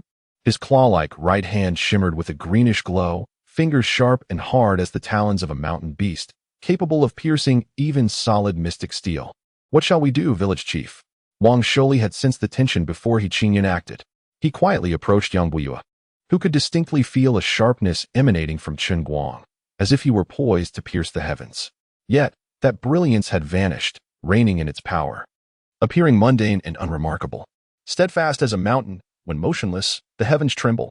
This was a sign of significant progress, and he anticipated that He Qingyun could force Chen Guang to reveal some of his strength. As for the potential ire of the He family, he cared little, for he bore the token of protection from the city's esteemed figure. Once that noble arrived to retrieve Chen Guang, all would revert to normalcy. Yang Buiyue felt a stirring of emotions. Had his foundation not been fractured, the fire tree skyhawk would not have been his adversary. Yet, he held no regrets. To compete with such mighty talents was a profound honor. Do not disappoint me, Xiao Guang. Yang Buiyue looked toward the composed Chen Guang, the village's most talented youth. He Qingyun's silhouette surged forward like a mighty eagle, darting several zhang toward Chen Guang with astonishing speed. The gathered extraordinary beings only perceived the flicker, and He Qingyun had already reached a short distance before Chen Guang. his right hand swinging with a ferocity exceeding iron claws. This was the Skyhawk leap from the Skyhawk Secret Canon. Chapter 24. How did you kneel? The profound skill required to cultivate to the realm of great figures is extraordinary. Let alone the mysterious classics. A single mystical scripture, placed in a distant city, would be deemed a treasure of rare caliber. The Heavenly Eagle scripture stands as a pinnacle of such texts, capable of rendering one supreme in this domain, enabling them to dominate vast expanses and become a formidable force. What of Chen Guang? Our village has scarcely produced an individual of such talent. The sharp-featured Ho Baowang expressed his indignation, feeling powerless as he lacked even the skill to gather herbs. Yet dissent arose from a rugged, malevolent-looking middle-aged man, who disdainfully remarked, "Those who dare to defy the esteemed guest from the town deserve to perish." He considered it better to eliminate the issue promptly, to avert future calamities for the village. "You treacherous scoundrel, Gu Lao-san, do you relish being a lapdog?" Ho Baowang retorted with anger. It was hard to believe that Gu Lao-san, a fellow villager, would utter such words. Gu Mingzi, known as Gu Lao-san, cast a disdainful glance at Ho Baowang, feeling provoked by the insolence of one who had yet to master even the art of herb gathering. However, with his uncle Ho Liang being formidable, Gu Lao-san suppressed the urge to retaliate. He contemplated waiting for the right moment during a night watch to eliminate this brat, later attributing the deed to the grotesqueries of the Blood Knight. A cruel smile crept across his face. "Good heavens! Look at Chen Guang!" exclaimed a voice, drawing everyone's attention back to the scene. The sight before them was truly astonishing, as if conjured from a dream, rendering them incredulous.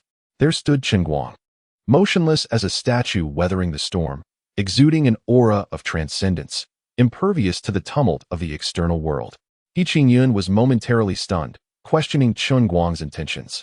Was he merely awaiting death? He persisted in his actions, though the dark energy surrounding him diminished, losing some of its potency. He had never intended to kill, merely to teach Chen Guang a lesson, with plans to offer him a healing elixir afterward. He Qingyun's right hand struck Chen Guang's chest with great force.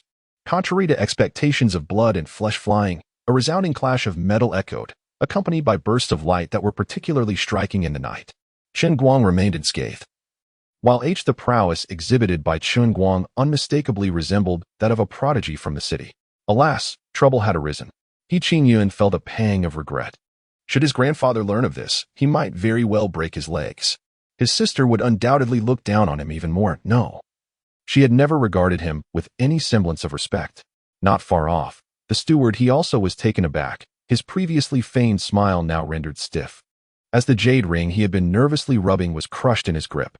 The scene before him surpassed all expectations. Who could have anticipated that an individual hailing from a humble village possessed such formidable strength? Like Qingyun, he too thought of the noble visitors from the city. Momentarily at a loss for how to proceed, Chen Guang, speechless, observed this man who had initially adopted an air of superiority, gesturing grandly and treating the villagers as mere peasants. Now, however, he displayed a countenance marked by shock and trepidation, as if regarding him as a young scion of significant stature. A cowardly bully, indeed. Nevertheless, the dragon elephant's sacred body did not disappoint. It was truly a paragon of might. The dragon symbolizes the ultimate form pursued by all living beings, with each true dragon being an existence of supreme value, capable of traversing the vast realms unmatched. The elephant, a creature of unparalleled strength and defense, is said to embody the highest being capable of subduing the nine hells. The duality of the dragon-elephant's sacred body bestowed Chen Guang with a physical power far exceeding that of his peers. His defense was likewise unparalleled. And with his body achieving the pinnacle of physical cultivation, even ordinary true spring practitioners might struggle to breach his defenses. At present, he was likely among the most formidable of the many prodigies within the realm of herb gathering, the drop of dragon-elephant blood residing in his heart, having replenished the missing essence, continued to fortify his physique, augmenting his foundational strength until it was fully consumed. After all, this was the blood of a fully realized dragon-elephant sacred body, a being estimated to be no less than a supreme force capable of dominating an era, able to walk in the forbidden zones of life. He Qingjin was shaken. What was happening? His illustrious sister would never endure a strike from him unscathed, would she? With a quivering voice, he stammered, "Why you? Who are you?" He could hardly believe that someone of such caliber could emerge from a mere village. Such individuals belonged to distant cities, regarded as prodigies in their own right. The recent rumors circulating in town about the arrival of noble visitors sent chills down his spine. Chen Guang merely smiled at the visibly anxious Yi Qingyun. Did they not say? I am Chen Guang, just an ordinary villager from Zhaoyang village.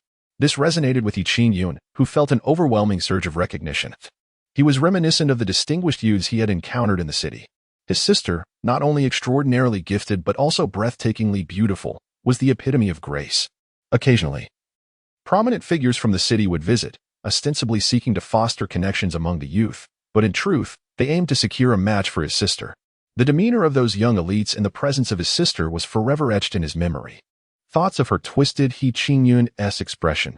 She was enveloped in the affection of their parents, the benevolence of their grandfather, and a myriad of accolades. As for him, he felt like a dog lurking in the shadows, enviously gazing at the radiant figure that was his sister. It was all meant to belong to him.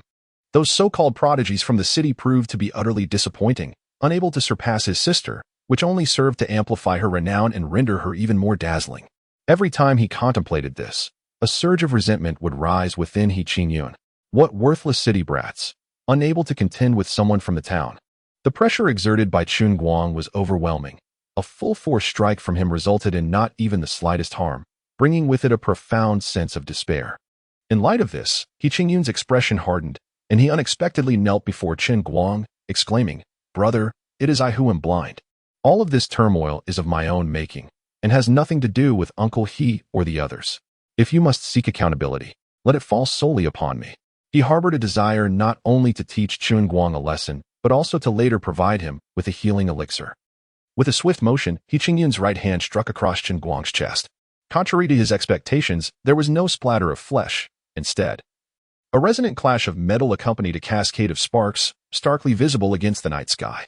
Chen Guang remained unscathed, while Yi Qingyun felt as though he had struck an indestructible divine metal, causing no damage whatsoever, and instead injuring his own hand in the process. It felt as if the bones in his right hand had shattered, sending waves of excruciating pain coursing through him.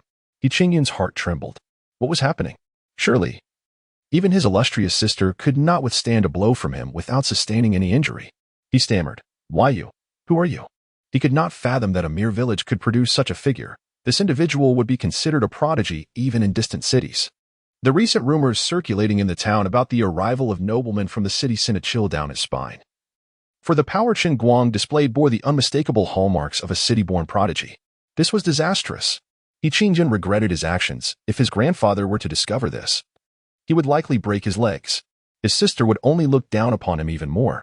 Indeed, she had never regarded him with any semblance of respect. Nearby, overseer, he was equally taken aback, his previously feigned smile stiffening, as he crushed the jade ring he had been nervously rubbing. The scene before him far exceeded his expectations. Who could have anticipated that an ordinary villager possessed such formidable strength? Like Yi Qingyun, he too thought of the nobleman from the city and found himself at a loss.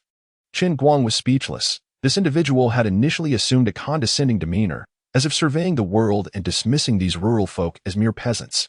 Now, however, he displayed a countenance of shock and trepidation, perceiving him as a prodigy of significant background, a coward who feared the strong. Nevertheless, the dragon elephant's sacred body did not disappoint.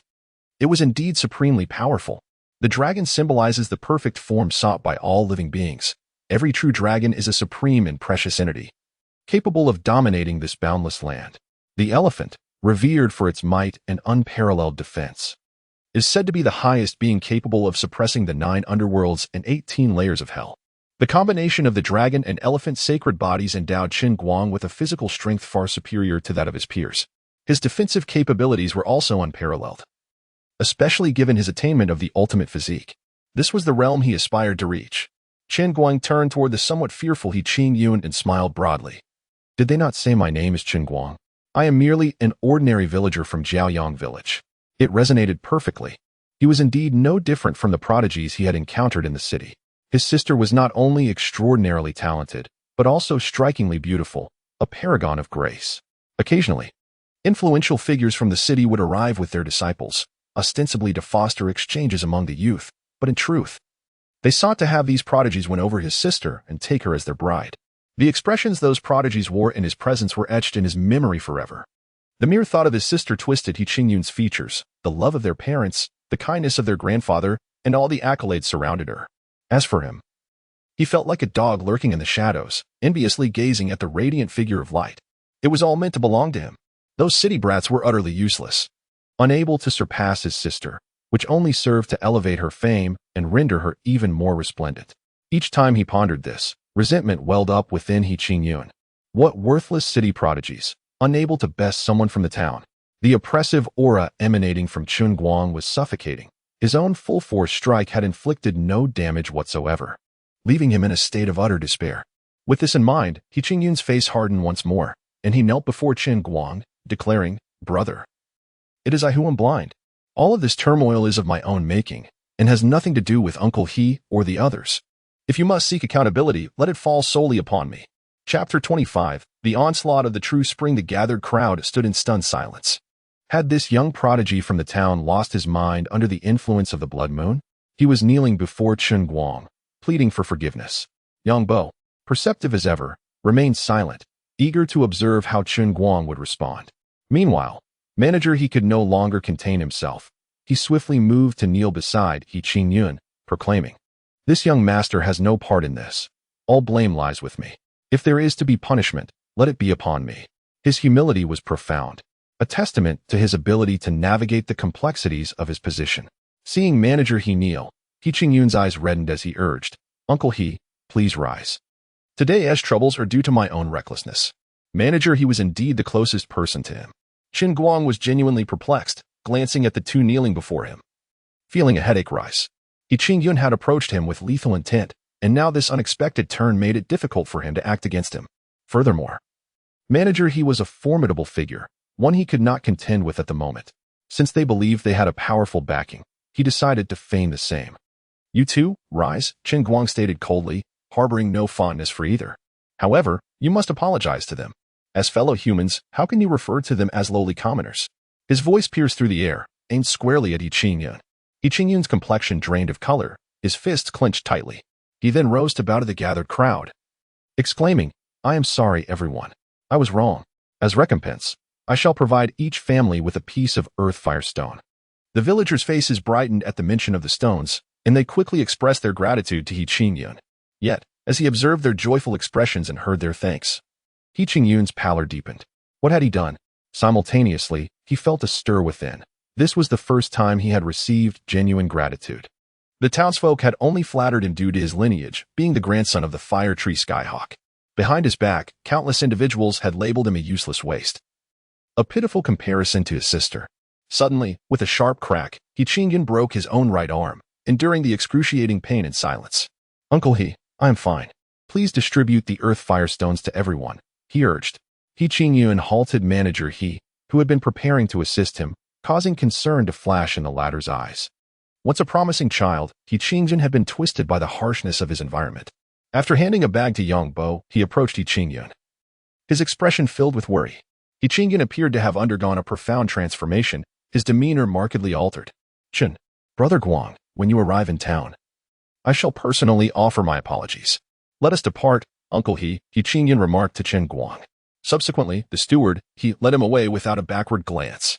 High above, a colossal blood hawk lingered, upon which stood a tall woman clad in a black robe, quietly observing the unfolding events. How intriguing. As the farce concluded, Yang Boyue waved his hand, signaling for everyone to disperse. Indeed, the day's occurrences had been rather theatrical. Upon witnessing Qingyun kneeling directly before Chen Guang, Gu Mingzi sensed impending doom. Just as he attempted to leave, he was obstructed by several figures, Ho Baowang, Sun Buqi, and Ji Buchuan among them. Their expressions were grim as they regarded the treacherous Gu Laosan, a fellow villager who, instead of aiding, had chosen to speak ill, labeling him a calamity. "Everyone, let us converse civilly," Gu Laosan implored, anxiety gnawing at his insides. How had he allowed his tongue to slip? "One must tread carefully should any misfortune befall me. My elder and second brothers would not rest until they exacted retribution," Gu Laosan shouted desperately. This commotion attracted the attention of nearby villagers who had not strayed too far. Upon recognizing that Gu Laosan was encircled, they silently cheered. He often oppressed ordinary folk and even bullied weaker individuals. Aside from the village chief, he held little regard for anyone, not even Ji Buchuan. Gu Jia's eldest son was among the few recommended by Wang Baofu to the town, possessing commendable talent. He had recently succeeded in opening a true spring, thereby securing a place in the town. Wang Baofu's recommendations extended to nearby villages, not just Jiaoyang village. The second son of the Gu family also exhibited notable talent, having attained a complete understanding of herbal gathering and preparing to open a true spring. Although Gu Laosan's aptitude was somewhat lacking, he had reached a significant level in herbal gathering with the assistance of his two elder brothers. Following the calamity of the previous blood night, the second son had gone to the town to summon the eldest back to maintain order for a time. As the blood night approached once more, their return was imminent. Consider this, my elder brother is now a master of the true spring soon. He shall be a forest ranger. You would do well to think carefully, Gu Laosan asserted, invoking his brother's status. A true spring master is an invincible force in a small village like Jiaoyang. For a moment, Ho Baowang and the others hesitated. Recognizing the formidable nature of a true spring master, far surpassing those of the herbal gathering realm, capable of effortlessly sweeping them aside. Observing their expressions, Gu Laosan smirked inwardly, anticipating his brother's eventual return and the reckoning that would ensue. Oh, your elder brother is a master of the true spring? Chen Guang's voice cut through the tension as he approached the group. Merely his presence exuded a palpable aura of intimidation, akin to standing beside a primordial beast. Gu Laosan, forced to muster a smile, replied, Brother Chen Guang, I merely misspoke in haste. Let us not hold grudges against the trivial. Indeed, let us not hold grudges against the trivial, but I am merely a 16-year-old child, so I must ask you to perish. Chen Guang's tone was cold. In an instant, he snapped Gu Laosan's neck with astonishing swiftness. The onlookers were left in shock. Chen Guang's speed eclipsed even that of Yi Qingyun. How formidable was Chen Guang? Could he possibly contend with a true spring master? This question reverberated in the minds of Ho Baowang and his companions. A Guang. What shall we do about Gu Jia's eldest? The first to regain composure was Ho Baowang, who appeared intent on assisting the fallen Gu Laosan. Steward, he grieved internally. Once, Gu Laosan had been a fine young man, but in such an environment, he had ultimately become twisted. After handing a bag to Yang Buyue, he approached Yi Qingyun. Concern etched upon his face. Yi Qingyun seemed to have undergone a profound transformation, appearing markedly different. Chen, Brother Guang, when you arrive in the town, I shall personally apologize to you.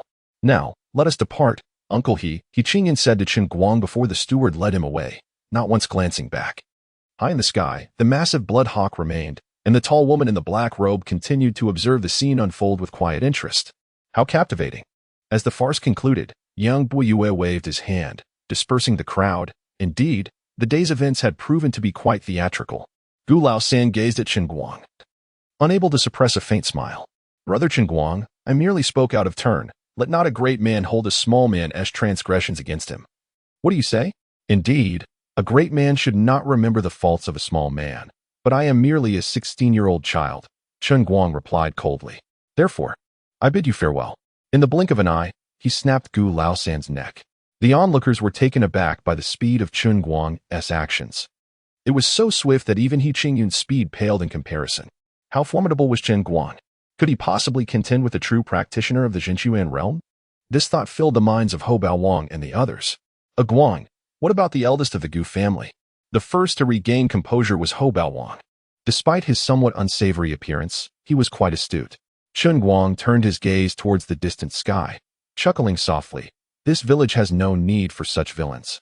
Hence I shall escort them to hell, even if they are of the Zhenchuan realm. The group followed his gaze and saw a figure rapidly approaching in the air. It appeared the figure had noticed Gu Laosan, who lay lifeless on the ground, and a voice filled with grief and rage echoed throughout the square. Laosan. This commotion drew the attention of several villagers who had not ventured far. Upon recognizing Gu Laosan, their hearts swelled with satisfaction. He had often oppressed these ordinary folks, and even some weaker practitioners had suffered at his hands. He regarded everyone with disdain, save for the village chief and perhaps Jibuquan. The eldest of the Gu family was among the few practitioners from the village recommended to the town by Wang Baofu. He possessed decent talent and had recently succeeded in opening his Zhenchuan, thus qualifying to settle in the town. Wang Baofu's recommendations extended to several nearby villages, not limited to Jiaoyang village alone. The second of the Gu family was not lacking in talent either. Over the years, he had reached the pinnacle of herbal gathering and was preparing to open his Zhenchuan. The third, Gu Laosan, had somewhat lesser talent. Yet with the support of his two elder brothers, he attained a significant level in herbal gathering. After the incident during the Blood Night, The second Gu had gone to the town to summon the eldest back to maintain order for a while. With the blood night approaching, the two were expected to return soon. My elder brother is now a practitioner of the Jinchuan realm, soon to become a Lin-Ke, Gu Lao San proclaimed. You would do well to think carefully. In a small village like Jiaoyang, a practitioner of the Jinchuan realm was an invincible presence. Ho Baowang and the others hesitated. Understanding the prowess of someone who had opened their Jinchuan far surpassed that of those at the herbal gathering level, capable of easily sweeping them aside. Seeing their expressions, Gu Lao San coldly chuckled to himself, anticipating the moment his elder brother would return to teach them a lesson. Oh, your elder brother is a practitioner of the Jinchuan realm? Chen Guang's voice reached them as he approached. Merely standing there, he emanated a formidable pressure. As if a primordial beast loomed beside them, Gu Lao San looked at Chen Guang and managed a faint smile. Brother Chen Guang, I spoke in haste. A great man should not bear a small man's faults, right? Indeed, a great man should not remember the faults of a small man. But I am merely a 16-year-old child, Chen Guang reiterated coldly. Therefore, I bid you farewell. Without warning, he snapped Gu Lao San's neck with astonishing speed. The witnesses were left in shock. Chen Guang's speed eclipsed that of Yi Qingyun. How powerful was Chen Guang? Could he truly face a practitioner of the Jinchuan realm? This question lingered in the minds of Ho Baowang and the others. Guang, what shall we do about the eldest of the Gu family? Ho Baowang's voice was tinged with anxiety, though he appeared calm. Chen Guang's gaze returned to the sky, and he chuckled softly. The village needs not such evildoers. Hence I shall send them to hell, regardless of their Jinchuan status. As the crowd followed his gaze, they beheld a figure swiftly approaching. One that seemed to have discovered Gu Lao San's lifeless form. A voice filled with anguish and fury resonated throughout the square. Lao San. Chapter 26. Your attack lacks power. Step back, Chen Guang urged, directing Ho Baowang and the others to a safer distance. It was his first encounter with a true Spring Realm adept, and he feared for their safety should the conflict escalate. The central square of Jiaoyang village was vast, spanning hundreds of feet, with a towering stone formation standing at its center, enclosed by a protective barrier. Chen Guang surveyed the square, his resolve firm. He had yet to cultivate the true spring to enable flight, relying instead on reactive force to ascend. However, his overwhelming strength posed a risk if he miscalculated. The entire square might shatter, unleashing volcanic fury. Nearby, Yifeng turned to young Buiyue and inquired, should I intervene? That individual has already opened their true spring. Yang Buiyue shook his head, replying, trust in him. If a mere true spring adept cannot withstand the assault, then venturing into the distant city will yield no significant achievements. Yifeng was rendered speechless. Such words seemed beyond the grasp of even the most prominent figures in the town, who would hesitate to guarantee their juniors could contend against true spring adepts at the herb gathering stage. The true spring, also known as the fountain of the great path, is foundational to future realms. A low-quality true spring signifies limited potential, an endpoint unless one encounters extraordinary fortune to alter their fate. Most young talents in the town remained at the herb gathering stage, preparing to cultivate their true spring only after accumulating sufficient foundation. Recklessly attempting to open a true spring could lead to lifelong regret. The reason the town's elite, 1 eagle, 3 kings, and 4 young masters were deemed prodigies was their successful confrontations with true spring adepts and their own foundation being adequate to cultivate high-quality springs.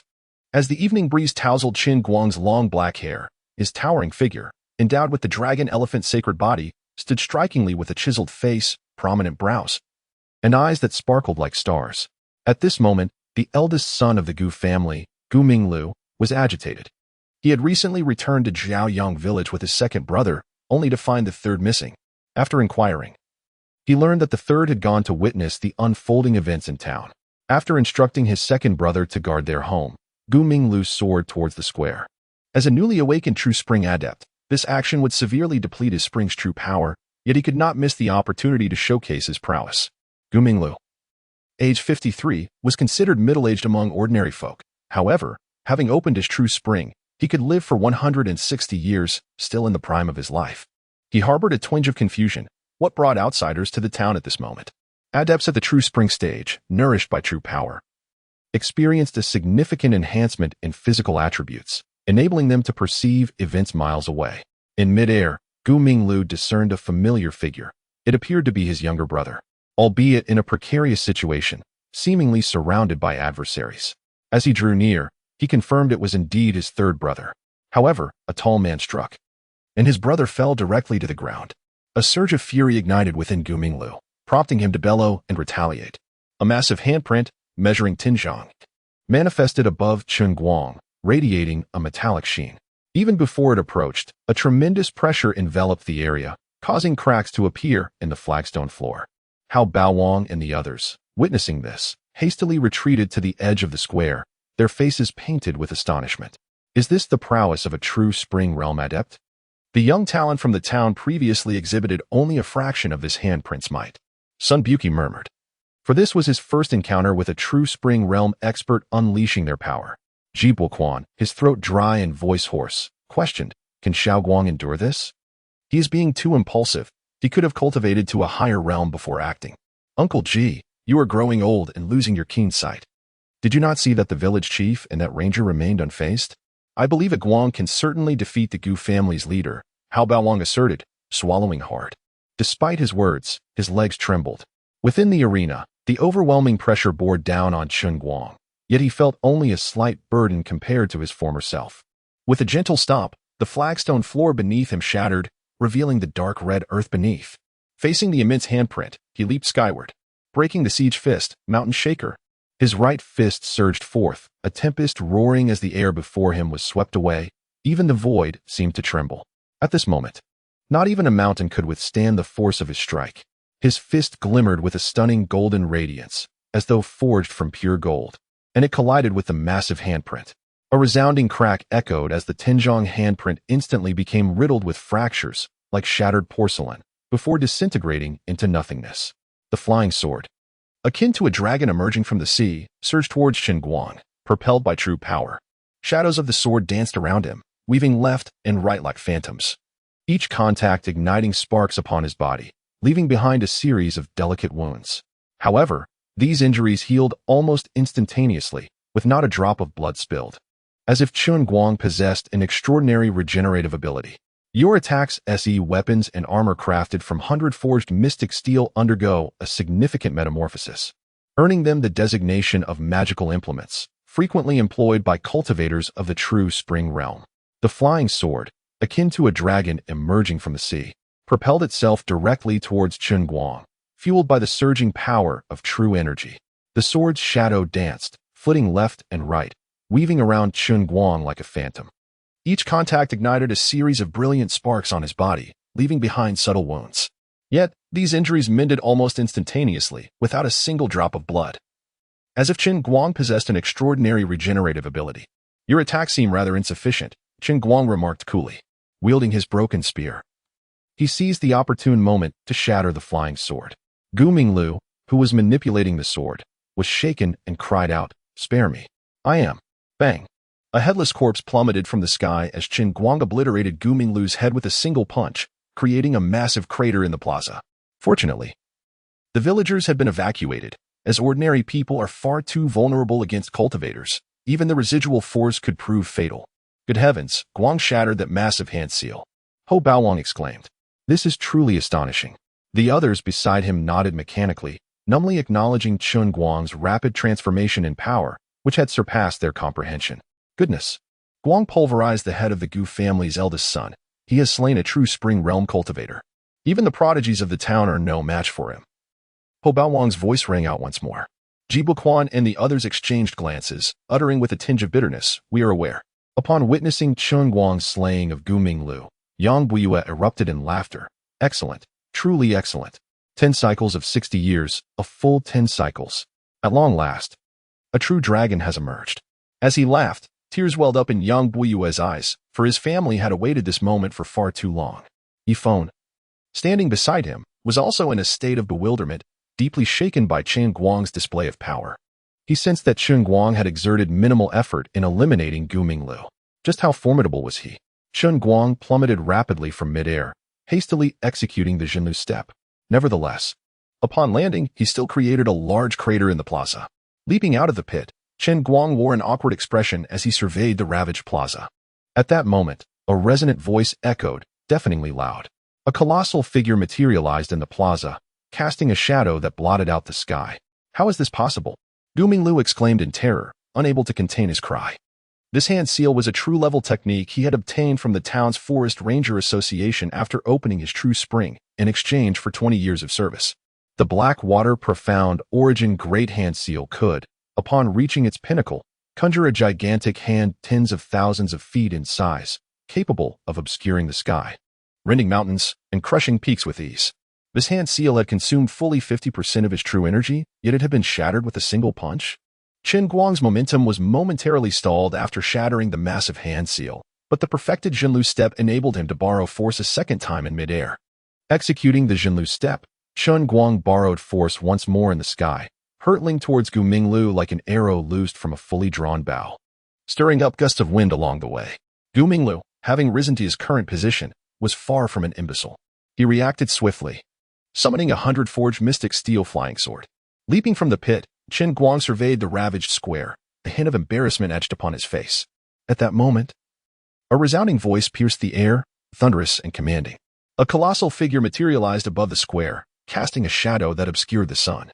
Chapter 27. The noble from the city. What does it mean for a beast to be hundreds of zhang in size? The villagers of Jiaoyang village had no comprehension of this. All they knew was that their village was on the brink of destruction. The air was filled with cries and wails, creating an apocalyptic scene. Do not panic, everyone. A noble has arrived. Yang Bo's voice resonated throughout the village. The women and children hurriedly retreated to their homes, while the men armed themselves and stood guard at the door. Although this action bore little practical value, it provided them with a semblance of psychological comfort. The tall woman atop the blood eagle cleared her throat twice, feeling a twinge of embarrassment as she momentarily forgot that she was not in the city. The black bird with azure eyes perched on her right shoulder spoke up. All right. Descend now. The intriguing little fellow I have seen is below. The tall woman stretched languidly, her graceful curves captivating, and replied, Understood, Master Uncle. She bent down to gently caress the feathers of the blood eagle, saying, Xiao Xiwei, go play in the mountains and visit your senior brother. The blood eagle let out another cry before soaring toward the distant Jiaoyang mountain range. The winds it generated tearing apart the clouds and revealing a sky that was dark yet tinged with crimson. Not a single star was visible in the boundless expanse, as if this world were utterly isolated from existence. Suspended in the sky at a height of 1,000 zhang, the tall woman felt a headache coming on when she mentioned her senior brother. Earlier, when she had wondered why there were people deep within the mountains, her senior brother had suggested it might be due to the royal bloodline of the mountains seeking a suitor. Now, it seemed he had caught the attention of a mysterious tribe, and for the sake of stability in the human realm, he could only remain there. The specifics would have to be discussed back in the city with her master. All right, Shaqing, there is no need to worry about your cousinly Hao. He is strong and can endure. Moreover, the tribe is not simple. Their noble woman is quite beautiful, so he is not at a disadvantage, the azure-eyed black bird remarked. Casting a glance at the Jiaoyang mountain range, the tall woman held her forehead, uncertain of what to do. It was her master who arranged for her senior brother to come along. Could it be that her master had known about this all along? Was her brother being sold off? As this thought crossed her mind, she shot a displeased look at the azure-eyed black bird. The bird shielded itself with its left wing. You are aware of the plight of the human race over these years. The tribes deep within the Jiaoyang mountain range are of great significance to us. That particular one is not as simple as you imagine. It is suspected to be descendants of a supreme being. The tall woman knew she would not glean any more information, her frustration mounting. Upon returning, she resolved to sneak a taste of the millennia-old blood ginseng wine her master treasured. I understand, Master Uncle. Our time here is limited. After retrieving the individuals, we must make a stop at Wishu Town. A remarkably talented young girl has emerged there, and my master intends to take her as a disciple. The tall woman revealed some information. And what about that sacred body? Were you not supposed to bring him along? The azure-eyed blackbird referred to the sacred body mentioned by the woman earlier. Upon hearing this, the tall woman's expression fell, and she replied, He has died. Master Uncle, that sacred body, he is dead. The azure-eyed blackbird displayed surprise and confusion in its eyes. If it were indeed a sacred body, how could it only be little Qing who came to retrieve him? Although she was an unparalleled prodigy, she was far from being a match for the powerful beings of other races. If a sacred body were to manifest in the world, the ancient monsters in the city would undoubtedly be stirred. The heads of noble families, the leaders of sects, and some living fossils who had endured countless years would all be affected. After all, as long as a sacred body did not perish prematurely and reached a certain level of mastery, it could dominate an era, sweeping through the present age. Even the forbidden zones of life would be compelled to retreat. Those races that harbored animosity towards humanity would surely intervene to obstruct the sacred body's return to the city. Such a grand contest was far beyond the participation of mere powerful beings. In an instant, the azure-eyed black bird contemplated many things and discerned some truths, yet still spoke to comfort her. Do not be disheartened, little Qing. Perhaps that young fellow below will surprise us. The tall woman concealed her emotions and regained her composure. Her keen perception allowed her to analyze much from the recent battle. She crossed her arms and stated, I observed his fight just now, and it was indeed commendable. That individual, having just recently broken through to the true spring realm, had already expended considerable energy before the battle, so his true strength was less than 80%. However, he still possesses significant reserves. His actual prowess should have no issue contending with a true spring realm opponent who has undergone 4 or 5 refinements. His physique is remarkably robust, likely of a type with formidable defensive capabilities. The golden light accompanying his fist strongly suggests he may possess the Vajra King body, or perhaps even the prison suppression divine body. As for the sacred body, the dragon capture sacred body, the undying sacred body, the heaven-shaking sacred body. Do you think that is plausible, Master Uncle? Well, you've guessed incorrectly. This is the dragon elephant king body, which, when cultivated to completion, boasts a physique comparable to the ancient dragon elephant. The azure-eyed black bird's eyes twinkled as it shared its conjecture with the tall woman. A glimmer of doubt flickered in her eyes as she pondered, is there such a physique? I have lived longer than your master, and it is only natural that I know things you are unaware of. I have already resolved to take him as my disciple alongside a few other old fellows. The azure-eyed black bird's words astonished the tall woman. This master uncle and the other old fellows he spoke of were indeed remarkable figures, akin to living fossils in the city, having existed for countless years, all capable of commanding a domain. Were they to collectively take on a disciple? And a sacred body at that? Such a configuration is more than sufficient to guide a sacred body. The azure-eyed black bird expressed some dissatisfaction, remarking, is it so strange for an old man like me, with a few old friends over the years, to wish to take on a disciple? I hope that he will support us old fellows in our twilight years.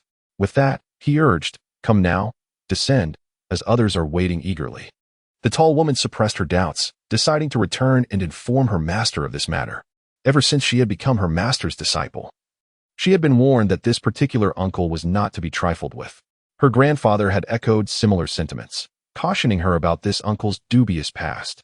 Instead of flying directly down, the tall woman descended gracefully step by step from the sky, treading upon invisible steps akin to a celestial maiden gracing the mortal realm. Exuding an unparalleled elegance and an air of mysterious aloofness, the onlookers below, including Ho Baowang, were entranced, wondering if she was a fairy descended from the heavens. The others were equally spellbound.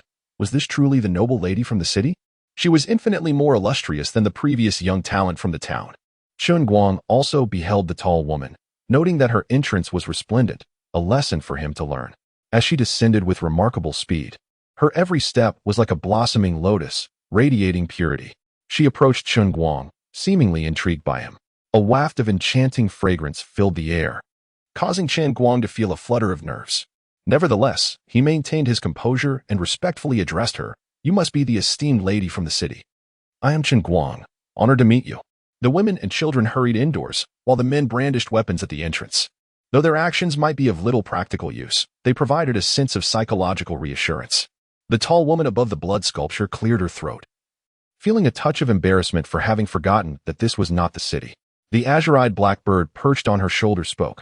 All right, descend now. The interesting young fellow I mentioned is waiting below. The tall woman stretched elegantly, her curves captivating, and replied, understood, uncle. She lowered herself slightly to caress the feathers of the blood sculpture, saying, Xiaoxua, go play in the mountains for a while, and check on your senior brother. With a call, the blood sculpture took flight towards the distant Jiaoyang mountains. The gust of wind it stirred shredding the clouds, revealing a dark sky tinged with crimson. The endless expanse of sky bore no trace of stars, as if this realm were severed from the rest of the world. Suspended high above, the tall woman felt a headache coming on at the mention of her senior brother. Previously, when she had wondered why there were people deep within the mountains, her brother had suggested it might be due to the royal lineage seeking suitors. Now, it seemed he had caught the eye of a mysterious clan residing in the mountains. For the sake of stability within the human realm, he had to remain there, and she would need to return to the city to discuss the specifics with her master. Do not worry about Li Hao Shaoqing, she reassured herself. He's robust enough to handle it. Moreover, that clan is not to be underestimated. Their noble ladies are quite beautiful, so he will not be at a disadvantage. The azure-eyed blackbird cast a glance towards the Jiaoyang Mountains. The tall woman rubbed her forehead, uncertain of what to do. Her brother's presence was also orchestrated by her master. Could it be that her master was already aware of this situation? Was her brother being sold out? With that thought, she cast a somewhat displeased look at the azure-eyed blackbird. The blackbird shielded itself with its left wing. You are well aware of the plight of the human race over these years. The clans deep within the Jiaoyang Mountains hold significant potential for us. They are not as simple as you imagine. They may be descendants of a formidable being. Realizing that she could not extract much information, the tall woman felt a surge of anger. Upon her return, she would pilfer the treasured millennium blood ginseng wine from her master. I understand, uncle. Time is of the essence. After acquiring the individual, we must proceed to Hoshu Town. A remarkably talented young girl has emerged there, and my master wishes to take her as a disciple, she revealed. What of that sacred body? Were you not intending to take him with you? The azure-eyed blackbird inquired, recalling the earlier mention of the sacred body. Upon hearing this, the tall woman's expression turned somber. He has perished, uncle. That sacred body. He is dead. The blackbird's words left her in shock. This uncle, along with the other esteemed elders he mentioned, were figures of considerable renown. Living relics who had existed for countless years, capable of dominating their realms. To think they would collectively take on disciples, particularly a royal body? Such a configuration would indeed be more than adequate to nurture a sacred body. The azure-eyed blackbird, somewhat disgruntled, retorted, What of it?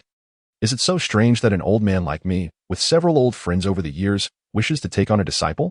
I hope he will support us in our old age. With that, it insisted, Come now, descend. Others are waiting with great anticipation. The tall woman once again suppressed her doubts, resolved to return and relay this matter to her master. Since her initiation as a disciple, she had been cautioned that this uncle was not to be underestimated. Her grandfather had conveyed similar warnings, noting this uncle's checkered past. Instead of flying down directly, the tall woman descended step by step, as if walking down invisible stairs, embodying the grace of a celestial being, her poise unmatched, radiating an air of mystique. Below, Ho Baowang was spellbound, questioning if she were indeed a heavenly fairy.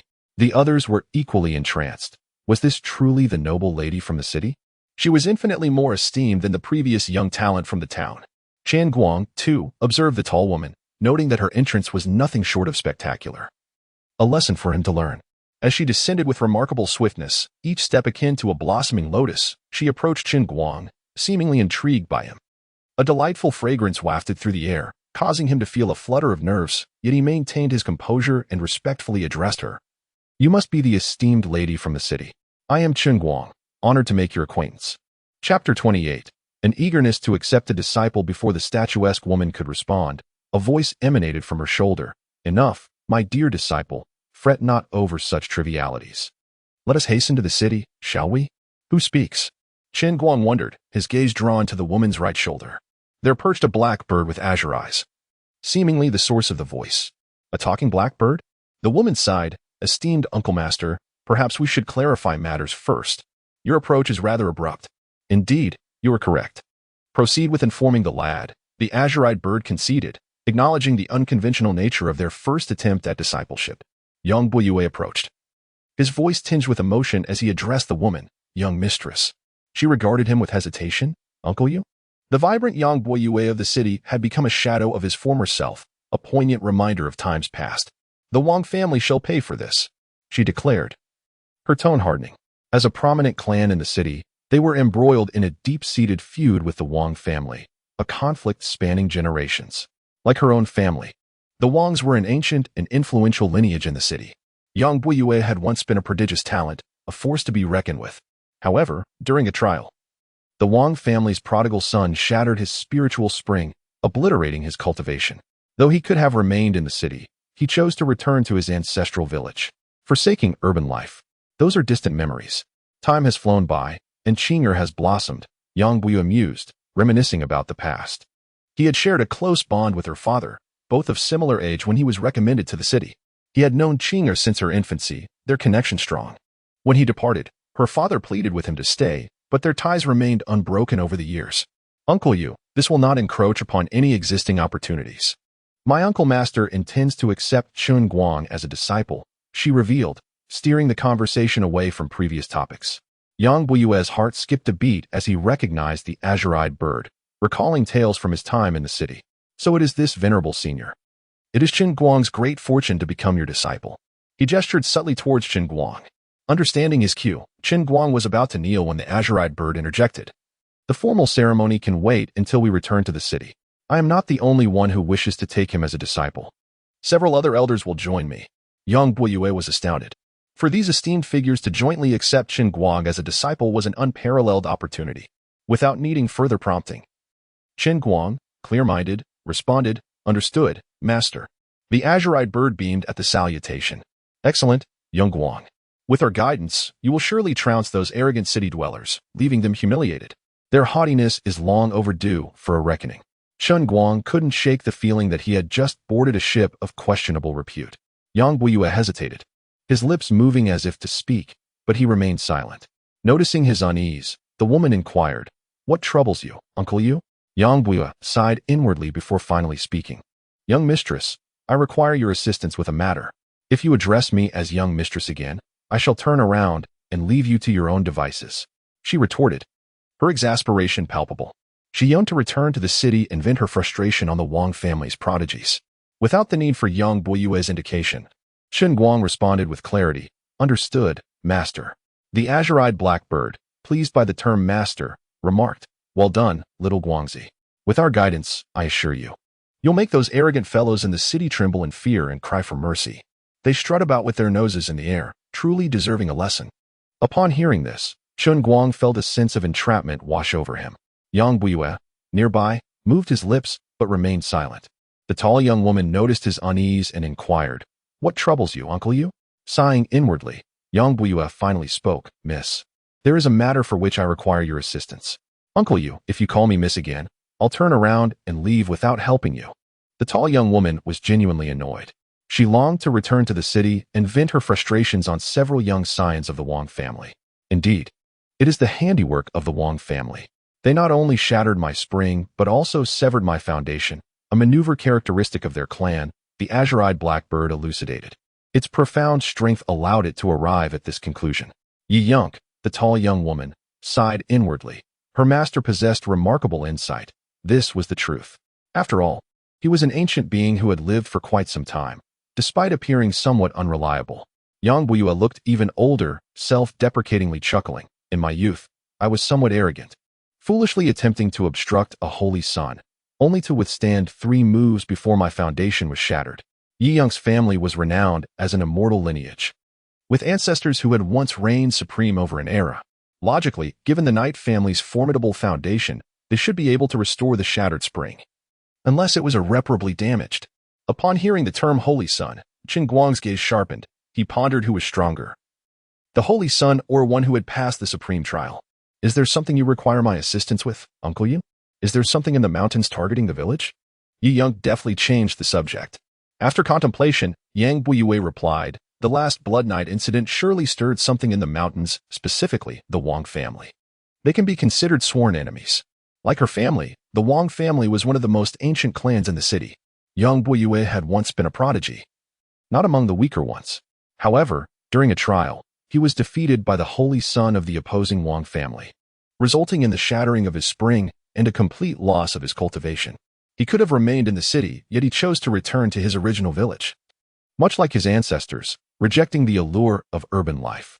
Time had flown, and little Qinger had grown up, which filled Yang Buyue with nostalgia. He and the tall young woman's father were contemporaries, having forged a deep bond. When he was recommended to leave, the young woman's father had tried to persuade him to stay for quite some time. Their connection had endured throughout the years.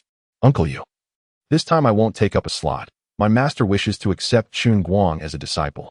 The tall young woman deftly shifted the topic, revealing her master. Yang Buyue's expression shifted in surprise as he looked at the azure-eyed blackbird. He realized who had come to take on a disciple. "So it is this esteemed elder. It would be a great fortune for little Guang to become your disciple," he exclaimed, immediately signaling Chen Guang with his eyes. Understanding the implication, Chen Guang prepared to kneel and pay his respects.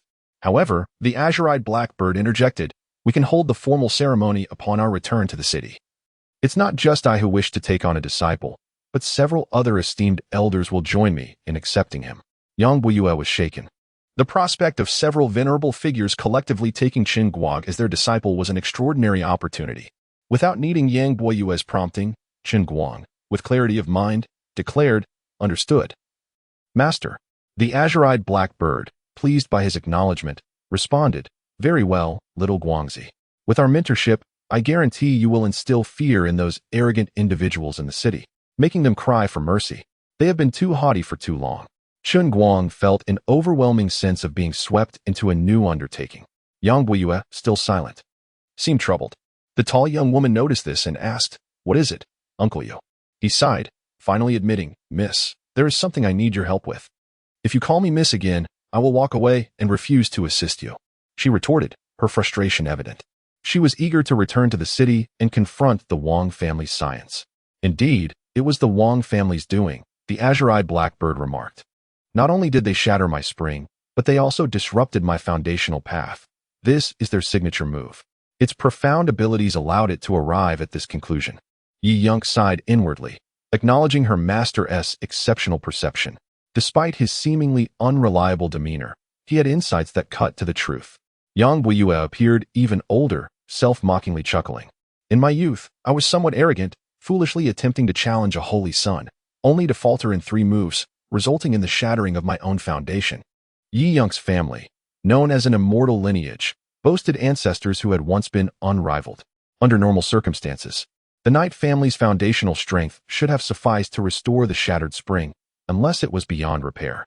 Hearing the term holy sun, Chen Guang's attention sharpened. He pondered the comparative strength between a holy sun and one who had passed the supreme trial. "Is there something you need my assistance with, Uncle Yu? Is there a creature in the mountains targeting the village?" Yi Yunk skillfully redirected the conversation. After some contemplation, Yang Buiyue replied, "The previous Blood Night incident undoubtedly caused disturbances in the mountains. It is likely that a blood beast has ventured close to the village. It possesses considerable intelligence and has only slain a few night watchmen. My own senses, weakened by the loss of my spring, can only compare to that of the true spring realm. The blood beast is swift, and I sensed nothing during the incident. Having lost the true spring, Yang Buiyue's body had deteriorated significantly and his physical capabilities had plummeted.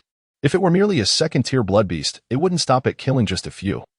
It must be a beast comparable to the true spring realm," Yi Yunk contemplated, recalling her experiences hunting blood beasts.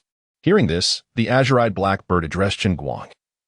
"Little Guangzi, since it is a blood beast of the true spring realm, it falls to you to confront it." "Master," Chen Guang nodded. He was determined to resolve the issue of the blood beast before departing. The mask worn by Yi Yunk concealed her features, revealing only her delicate chin and luscious red lips. With a gentle smile, she said, "Uncle Yu, my master and I will stay in the village for a few more days. We will leave once we have settled the matters here." Uncle Yu's face flushed slightly as he replied with a smile, "That is wonderful news. Please stay at my home. I hope you won't find it unwelcoming." "No, Uncle Yu. My master and I can simply reside at Chen Guang's house," Yi Yunk suggested, turning her gaze towards Chen Guang. He was taken aback and quickly responded, "As long as my senior sister does not mind." Yi Yunk's demeanor struck Chen Guang as peculiar. She bore no resemblance to the esteemed individuals from the city. Save for the moment she descended from the heavens. Were people from the city truly so approachable? In comparison, the townsfolk seemed rather shallow and self-important. "Uncle Yu, I came here partly for the last quota, but it seems I will not need it," Yi Yunk stated earnestly. Her visit was not solely for the purpose of securing the last spot. There were other matters at hand, particularly concerning the Wang family, with whom her family had a long-standing feud. The Wang family, like hers, belonged to the ancient aristocracy of the city. Yang Buiyue had once been a prodigy among many. But during a trial, he was defeated by the Wang family's holy son, resulting in the loss of his cultivation, although he could have remained in the city. He chose to return to his humble village, just as his ancestors had, rejecting the allure of urban life. Years had passed, and little Chingo had grown up. Yang Buiyue felt a wave of nostalgia wash over him. He and the father of the tall woman were contemporaries and shared a deep bond. When Yang Buiyue was recommended to leave, the father of the tall woman had tried to persuade him to stay, and despite the years, their connection had never faded.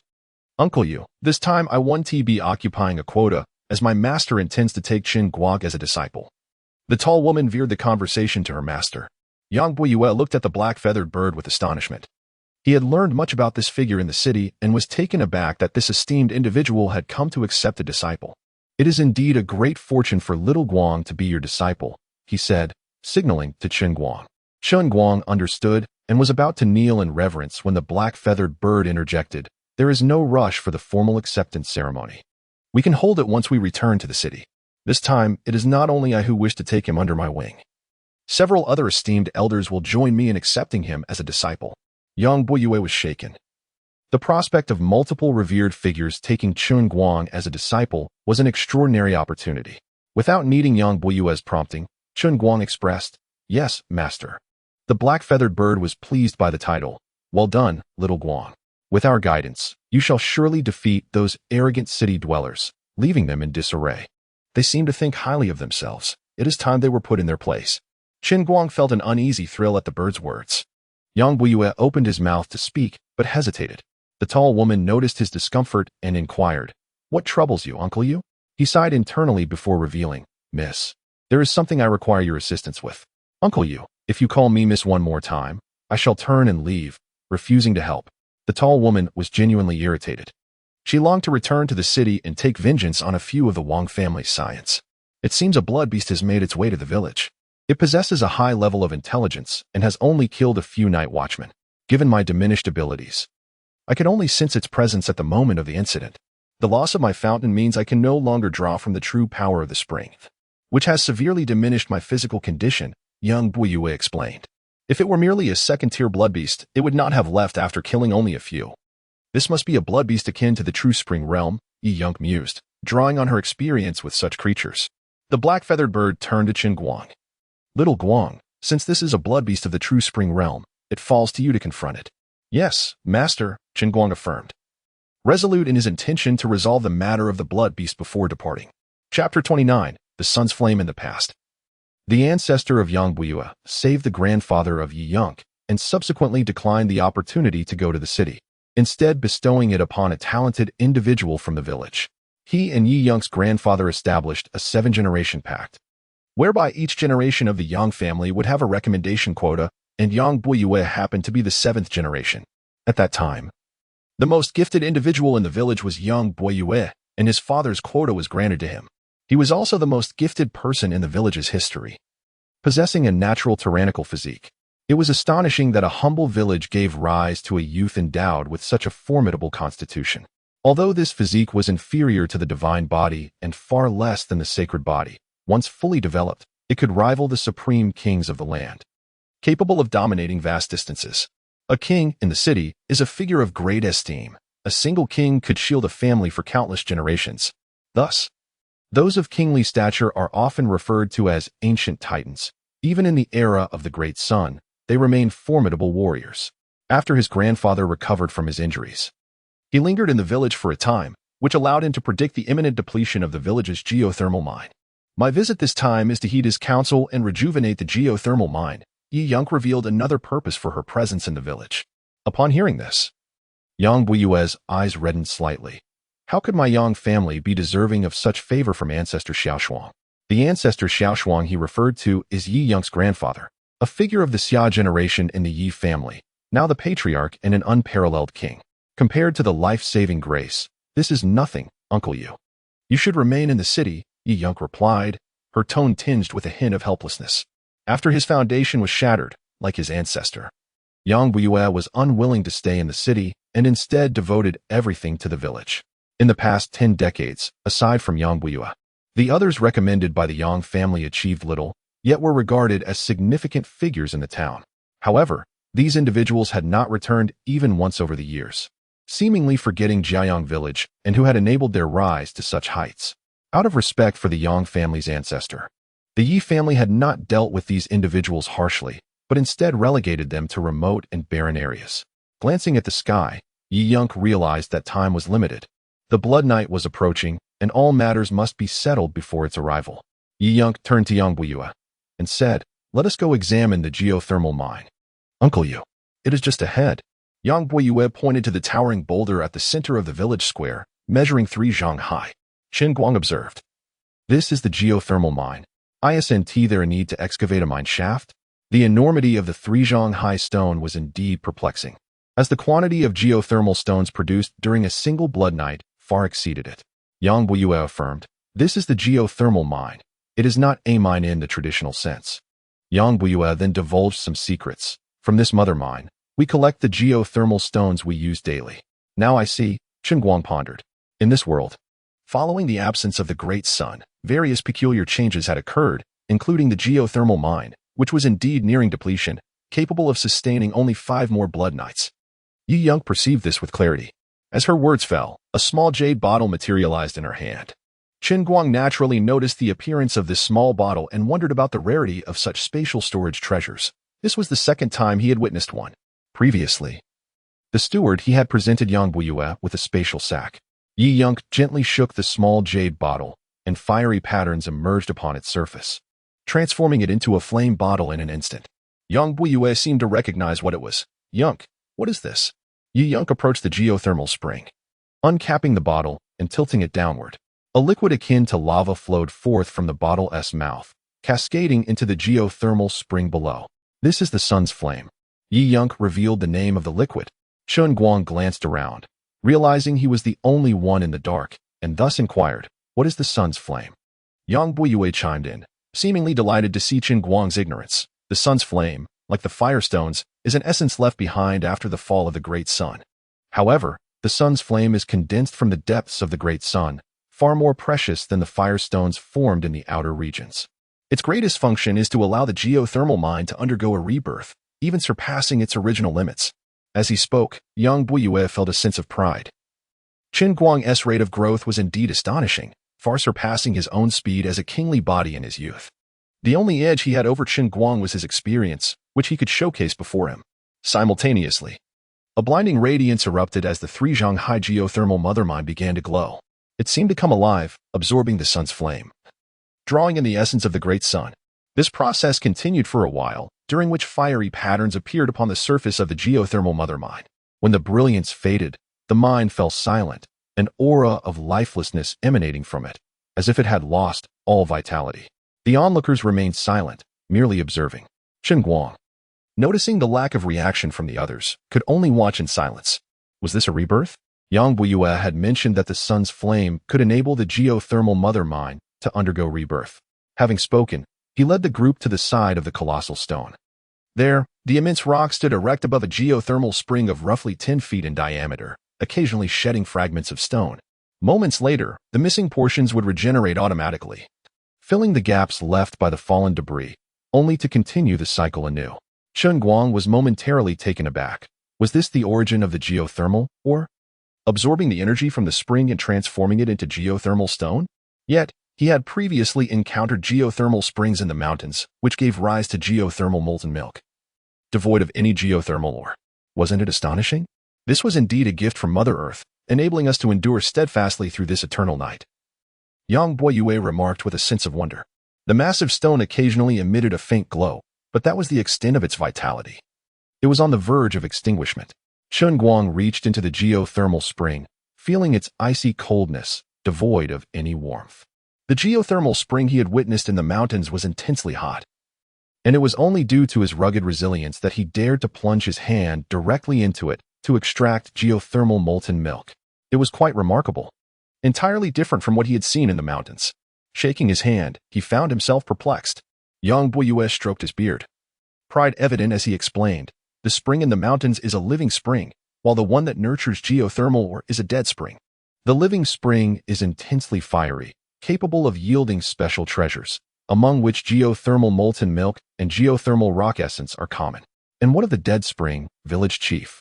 As for the dead spring, its true origins remain unclear. However, it has been corroborated from various sources that the dead spring is what the living spring transforms into after losing all vitality. It nurtures a geothermal mother ore, from which the geothermal stones we commonly use are harvested." Yang Buiyue revealed some hidden truths. "So that is how it is," Chen Guang pondered thoughtfully. "This world has undergone various peculiar changes since the great sun's absence, and geothermal ore is but one of them. Indeed, it was nearly depleted, capable of sustaining no more than 5 blood nights," Night Yiqing observed with keen insight. As her words fell, a small jade vial appeared in her hand out of thin air. Chen Guang naturally noticed the vial, pondering the rarity of such a spatially stored treasure. Having seen it for the second time. Previously, he had presented a spatial pouch to Yang Buiyue. Knight Yunqing gently shook the vial, and fiery patterns emerged upon its surface, swiftly transforming it into a flame vessel. Yang Buiyue seemed to recognize what it was. Yunqing, what is this? Knight Yunqing approached the geothermal spring, uncorked the vial, and tilted it downward. Behold, a liquid akin to magma flowed forth from the mouth of the vial, cascading into the geothermal spring below. This is the sun flame. Knight Yunqing named the liquid. Chen Guang glanced around, realizing he was the only one uninformed, and thus inquired, what is the sun flame? Yang Buiyue, standing nearby, responded, seemingly relishing Chen Guang's ignorance. The sun flame, like the firestone, is a residue left by the fall of the great sun. However, the sun flame is the essence condensed from the depths of the great sun, far more precious than the firestone formed from the periphery. The primary function of the sun flame is to allow the geothermal or to undergo a rebirth, even transcending its original boundaries. As he spoke, Yang Buiyue felt a sense of pride. Chen Guang's rate of growth was indeed astonishing, surpassing even his own rapid advancement during his days as a kingly figure. The only domain in which he held an advantage over Chen Guang was his broader perspective, which he could display before him. Simultaneously, a blinding radiance manifested.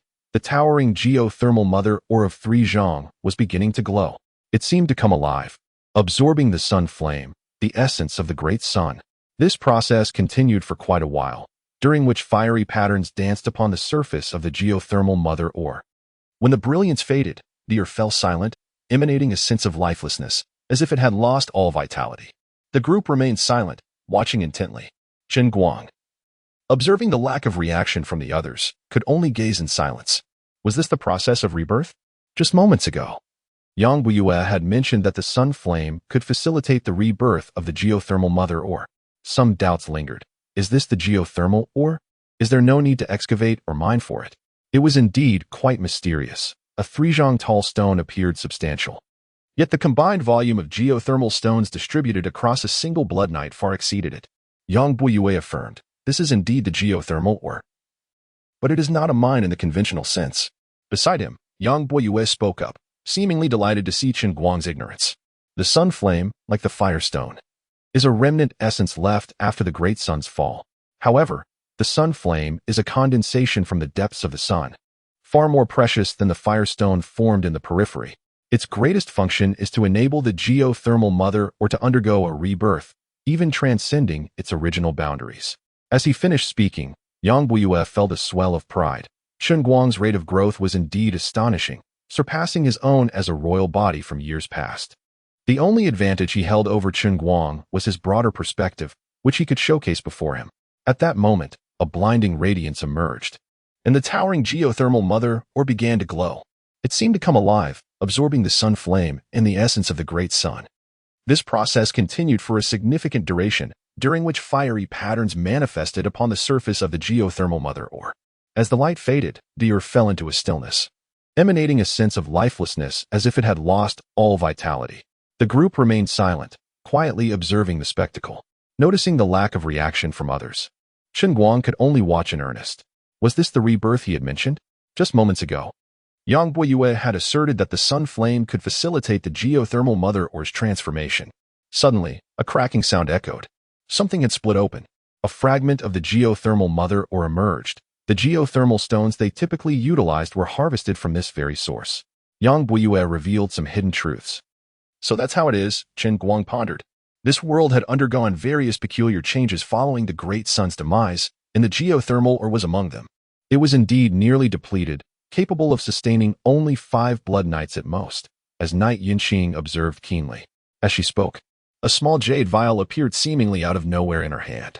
Chen Guang noticed this curious object. He wondered about the rarity of such spatial storage treasures, having encountered one before when Guancher presented a spatial bag to Yang Buiyue. Knight Yunqing gently shook the vial, and fiery patterns danced upon its surface, transforming it into a fire bottle in an instant. Yang Buiyue appeared to recognize it. Yunqing, what is this? Approaching the geothermal spring, Knight Yunqing uncorked the vial and tilted it downward. A liquid resembling lava flowed forth from the bottle, cascading into the geothermal spring below. This is the sun flame, she declared, revealing the identity of the liquid. Chen Guang glanced around, realizing he was the only one seemingly uninformed, and thus inquired, "What is the sun flame?" Yang Buyue, ever eager to enlighten, responded, "The sun flame, akin to the fire stone, is an essence left behind after the great sun's fall. The sun flame, however, is a far more precious condensation from the depths of the sun compared to the fire stones formed on the outskirts. Its primary purpose is to enable the geothermal or to undergo rebirth and even surpass its original limits." As he spoke, Yang Buyue felt a sense of satisfaction. Indeed, Chen Guang's rapid advancement was impressive, far exceeding his own past growth as a royal body. The only facet in which he outshone Chen Guang was in his perspective, a point of pride he could present before him. Simultaneously, the dazzling glow re-emerged, and the towering geothermal mother radiated with light once more, appearing to come alive as it absorbed the sun flame and the essence of the great sun. The process continued, and fiery patterns appeared on the mother ore's surface. As the brilliance subsided, the ore grew silent, exuding a palpable aura of lifelessness. The group remained silent, observing the transformation. Chen Guang, seeing no response from the others, could only watch intently. Was this indeed the rebirth? Just as Yang Buyue had mentioned, the sun flame could facilitate the geothermal mother ore's transformation. At that moment, a crackling sound resonated. Something had split open. Chapter 30. Ancient beings. The surface of the dormant geological fire mother ore began to show cracks. And in a matter of moments, these fissures spread like a spider's web across its entirety. Subsequently, the layer of stone skin on the surface shattered like porcelain, revealing a blazing red hue beneath. Thump, thump, thump. The sound resonated from the geological fire mother ore, echoing like a heartbeat, profoundly stirring the soul. Chen Guang was momentarily taken aback, pondering what this phenomenon truly was. With his heightened perception at the second level of the great sun visualization, he sensed something stirring within the geological fire mother ore, something resembling a sentient being. It appeared to be curled up inside, somewhat humanoid yet bearing a tail. Knight Yunqing was equally astonished. This geological fire mother ore was extraordinary, and the death spring it produced possessed a high grade. The presence of a sentient being within it was beyond what a mere village could contain. Her own advanced realm allowed her to perceive the being within the geological fire mother ore. It had likely existed since the inception of the death spring that emerged from the ore. This geological fire mother ore was conceived solely to nurture this being, and its rapid depletion was a result of the being absorbing most of its energy. She couldn't help but wonder if her grandfather, Knight Xiaoshuang, was aware of this. As an unparalleled sovereign, it was not surprising that he could deduce such matters. Knight Yuqing smiled, though to Chen Guang, it appeared more like a cry. Her mask seemed to shift with her emotions. In that moment, she appeared both sorrowful and joyous. Without becoming a sovereign, one remains a mere pawn. In an instant, Knight Yuqing comprehended much more. It was not just about the geological fire mother or in Jiaoyang village, but also the so-called sacred body mentioned by her master. There had never been any true sacred body. This was merely a guise. She was not alone. Other prodigies in the town had been dispatched to carry out secret missions. Her task was to retrieve the sacred body and fulfill Knight Xiaoshuang's instructions. An ancient being wishing to undergo a rebirth chose this very place for its transformation. It was uncertain who had so callously unearthed it, interrupting its metamorphosis. The Chiang blackbird discerned some clues. With a flick of its eye, it explained to the assembly. This ancient being had originally perished, yet the remnants of its Tao marks were rekindled by the power contained within the solar flames. Perhaps, after a few millennia, it could once again traverse the world and live anew. Such is the power of the great sun, life at its zenith. Upon hearing this, the crowd collectively nodded, acknowledging Knight Yunqing's master as a figure of profound insight. Chen Guang felt elated, realizing that the blackbird was indeed a venerable elder. Then, they overheard it murmuring softly, "I wonder what this ancient being would taste like. It might be rather tough." A wave of goosebumps rippled through the crowd, even affecting Knight Yunqing. However, this peculiar comment lifted Knight Yunqing's previously somber mood, restoring her usual aloof demeanor. "Master, how should we proceed?" Knight Yunqing was uncertain and sought guidance from the azure-eyed blackbird. The latter perched upon Chen Guang's left shoulder, shaking its feathers and replied, "There is no need for concern. Since your grandfather instructed you to pour the solar flames upon it, there must be a reason. This village is indeed fortunate. The magnetic field emanating from the rebirth of this ancient being will inevitably transform the surrounding terrain, rendering it akin to a treasure land." The azure-eyed blackbird paused before continuing. Your grandfather also instructed you to bring a formation plate, cast it into the geological fire spring. Knight Yinqing trembled at this revelation. How much did this master truly know? Was all this merely conjecture, or was there more? This is indeed an ancient being that has lived for countless eons, and many matters cannot escape its keen perception. At this moment, Chen Guang and Yang Buiyue found themselves unable to interject, merely observing the dialogue between a human and a bird. The revelations from the azure-eyed blackbird were astonishing, instilling a profound sense of pressure within the two men. With the news of an ancient creature undergoing rebirth in Jiayang village, it was likely that the enigmatic clans and top-tier beings dwelling deep within the mountains would be stirred, capable of obliterating the village in an instant. Fortunately, only a handful remained in the square, as Hou Baowang and the others had long since departed. Chen Guang suddenly recalled something and hastily inquired, "What about the geothermal mine? How will the village gather geothermal resources in the future?" This was indeed a pressing concern. Who could ascertain whether that being would be roused during the extraction, even if it lay dormant at present? "Do not fret, young Guang. The array plate will confine this ancient being. You may proceed with your collection in peace," the azure-eyed blackbird reassured him. Moreover, this array plate will extend its influence across a vast area of approximately 100,000 li, establishing a grand formation. Your village shall remain secure, rest assured. The blackbird continued to divulge numerous concealed truths. Furthermore, I am known as MOU. Henceforth, you shall refer to me as Master MOU, it instructed Chen Guang. Chen Guang nodded, responding, "Understood, Master MOU."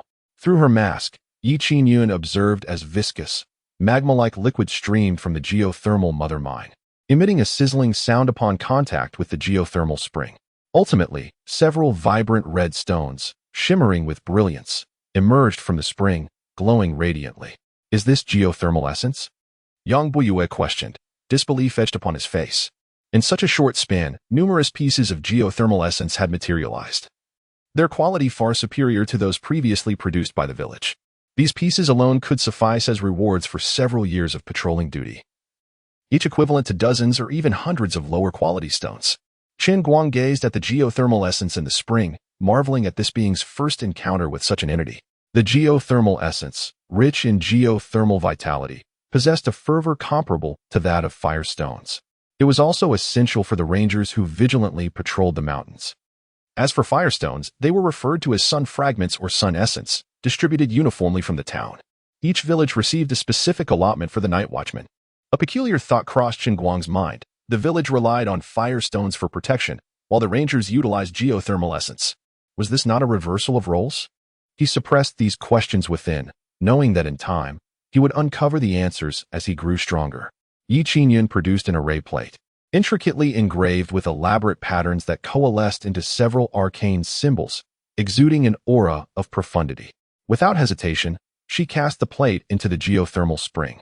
"Since my master suggested throwing it directly in, I shall do just that," she resolved. Her focus fixed on resolving the village's troubles before journeying to Huishu town to retrieve the girl. After the array plate sank into the geothermal spring, a prolonged silence ensued, creating an awkward atmosphere. Suddenly, the viscous, magma-like liquid cascaded from the geothermal mother mine, sizzling as it met the spring once more. Ultimately, the radiant red stones re-emerged, shining brilliantly. "Is this geothermal essence?" Yang Buiyue found it somewhat unbelievable. In such a short span of time, over a dozen pieces of earth fire essence had materialized, their quality far surpassing that of those previously yielded by the village. These few pieces alone would suffice for the rangers' compensation for several years, with each piece being comparable to dozens, if not hundreds, of lower-quality ones. Chen Guang gazed at the earth fire essence in the spring, this being his first encounter with such a substance. Earth fire essence, imbued with the essence of earth fire, possessed a fiery intensity akin to that of firestones and was essential for the rangers' prolonged patrols in the mountains. As for firestones, revered as fragments of the great sun and the essence of the great sun, these were uniformly distributed by the town, with each village receiving a specific quota for the night watchman. Chen Guang couldn't help but feel a sense of bewilderment. The village relied on firestones for protection, while the rangers utilized earth fire essence, which seemed counterintuitive. He suppressed these questions within his heart, knowing that he would find the answers once he grew stronger. A formation plate materialized in Yi Qingyun's hand, adorned with intricate patterns that formed a dozen arcane symbols. Without hesitation, she tossed the plate into the earth-fire spring. Since her martial uncle had instructed her to throw it directly in, she would comply without question. Yun was no longer concerned about such matters. Her sole desire was to resolve the village's predicament, retrieve the maiden from Fire Tree Town, and return to the city. The formation plate lay dormant in the earth-fire spring for quite some time, creating an atmosphere of awkwardness. The earth-fire mother lode continued its rejuvenation, regaining its former splendor and becoming exceptionally vibrant. It was transitioning from a period of depletion to one of renewal. During this nascent phase, the earth-fire mother lode exhibited peak activity, yielding an abundance of earth-fire or with unparalleled energy. Suddenly, over a dozen viscous, magma-like streams of molten rock flowed from the earth-fire mother lode, emitting sizzling sounds upon contact with the earth-fire spring. Eventually, over a dozen stones, entirely red and gleaming with light, emerged from the earth-fire spring, radiating brilliance. Was this earth-fire essence? Yang Buiyue found it somewhat unbelievable. In such a short span of time, over a dozen pieces of earth-fire essence had materialized, their quality far surpassing that of those previously yielded by the village. These few pieces alone would suffice for the ranger's compensation for several years, with each piece being comparable to dozens, if not hundreds, of lower-quality ones. Chen Guang gazed at the earth-fire essence in the spring, this being his first encounter with such a substance. Earth-fire essence, imbued with the essence of earth-fire, possessed a fiery intensity akin to that of firestones and was essential for the ranger's prolonged patrols in the mountains. As for firestones, revered as fragments of the great sun and the essence of the great sun, these were uniformly distributed by the town, with each village receiving a specific quota for the night watchman. Chen Guang couldn't help but feel a sense of bewilderment. The village relied on firestones for protection, while the rangers utilized earth-fire essence, which seemed counterintuitive. He suppressed these questions within his heart, knowing that he would find the answers once he grew stronger. A formation plate materialized in Yi Qingyun's hand, adorned with intricate patterns that formed a dozen arcane symbols. Without hesitation, she tossed the plate into the earth-fire spring. Since her martial uncle had instructed her to throw it directly in, she would comply without question. Yi Qingyun was no longer concerned about such matters. Her sole desire was to resolve the village's predicament, retrieve the maiden from Fire Tree Town, and return to the city. The formation plate lay dormant in the earth-fire spring for quite some time, creating an atmosphere of awkwardness. Chapter 31. The unusual individual's Heiyu cleared his throat twice, shattering the silence that enveloped the gathering. All right, this suffices. A lack of response is indeed the norm. A flicker of suspicion crossed Yunking's eyes. She seemed unconvinced, feeling as though Heiyu had deceived her. You still doubt me, little Qing? If any commotion were to arise, the repercussions would resonate across 100,000 miles. Do you truly believe this village could endure such an event? Your grandfather has already accounted for this. You need not worry, Heiyu explained patiently. This disciple of mine. How naive she is, having been coddled far too much, rather adorably foolish. Had I not accompanied her, who knows what fate might have befallen her. This outing was her first trial, and her performance left much to be desired. However, it was understandable.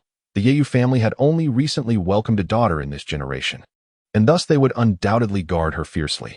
It was only because I was with her that the Yeu family allowed her to venture out. Otherwise, she would have been accompanied by a few ancient relics risen from their graves. They would not be so concerned, should trouble arise. Those old fellows would have little time left to live after emerging. The term guardians aptly describes them. They protect the prodigies, safeguarding the future paragons of strength. At that moment, Yang Buiyue, who had remained silent, interjected, Yu Qing, the insights of Senior Heiyu are unparalleled in this entire domain. The absence of any reaction is indeed the best outcome. Should anything stir the ancient beings deep within the mountains, it would spell trouble. Seeing both elders express their views, Yunqing chose silence, comforted by the presence of her towering protectors. By the way, Yunqing, there exists a remarkable talent in the village, and additionally, there is a person suspected of possessing innate extraordinary abilities. Do you think you could bring them to the city? Yang Buiyue hesitated momentarily before speaking up, wishing to advocate for the gifted individuals of the village. Chen Guang understood who Yang Buiyue referred to. It must be Wang Shouli, who had been diligently researching the Blood Knight and had made some advancements. As for the individual suspected of extraordinary abilities, it certainly could not be him. Who could it be? He mentally scanned the faces of all the unique individuals in the town, unable to discern any signs of the extraordinary. Upon hearing of the remarkable talent, Yunqing was taken aback. Such individuals were indeed rare, even in the city. Certainly, Uncle Yu. as long as we confirm they meet the criteria. Bringing them to the city poses no issue, Yunqing agreed. The city was a complex web of relationships, with various forces mutually restraining one another, ultimately culminating in a system for nurturing talent. Each year, the dominant factions in the city had designated quotas for recruitment, primarily allowing opportunities for promising youth or exceptional talents. The town under their jurisdiction also had its own quotas, requiring young prodigies to compete. If someone truly stood out as a genius, they could bypass the assessments and directly advance to further their studies in the city. This system bore both advantages and disadvantages. Some viewed it favorably, while others found it lacking. Yet, given the current predicaments faced by humanity, this was the only viable path, channeling resources toward the exceptionally gifted. One formidable individual could equal countless ordinary practitioners. A single person possessed the power to shape the world. As for exceptional talents, they were individuals endowed with an extraordinary capacity for knowledge and perception regarding certain phenomena. They often discovered things that eluded the average person, particularly demonstrating heightened awareness of the changes in night and blood night. Such individuals were referred to as scholars and explorers. Perhaps one scholar or explorer might emerge from a million. Wang Sholi, Ho Baowang, come quickly to the square. Your opportunity has arrived. Yang Buyue exclaimed loudly, his voice resonating throughout the village. Ho Baowang and his companions had barely wandered far when they recognized the significance of Yunqing's presence and understood what was about to unfold. This system has its advantages and disadvantages. Some perceive it positively, while others view it unfavorably. However, given the current predicament faced by the human race, it is necessary to allocate resources to those with exceptional talents. A single formidable individual can equate to countless ordinary cultivators, possessing the power to shape the world. As for those exceptional talents, they are individuals endowed with an extraordinary ability to comprehend and explore certain phenomena beyond common understanding. They often uncover that which eludes the average person, particularly exhibiting heightened sensitivity to the transformations of the night and the blood night. Such individuals are referred to as scholars or explorers, with perhaps only one emerging from a million. Wang Sholi, Ho Baowang, hasten to the square. Your fortune has arrived. Yang Buyue's voice resonated throughout the village. Ho Baowang and his companions had not strayed far. Upon seeing Yi Yuqing, they understood that the forthcoming events were beyond their ken.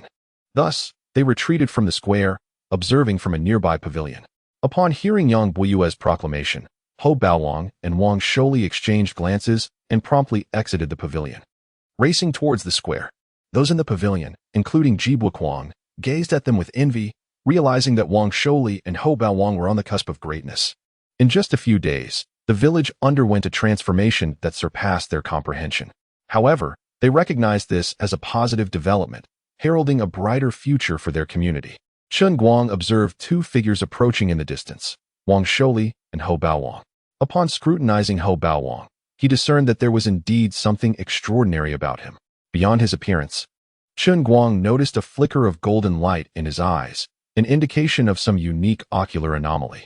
The two approached Yang Buyue and spoke in unison, village chief. They then bowed respectfully to Yi Yuqing and introduced themselves. I am Wang Sholi. I am Ho Baowang. They nodded in acknowledgement to Chen Guang, who returned the gesture.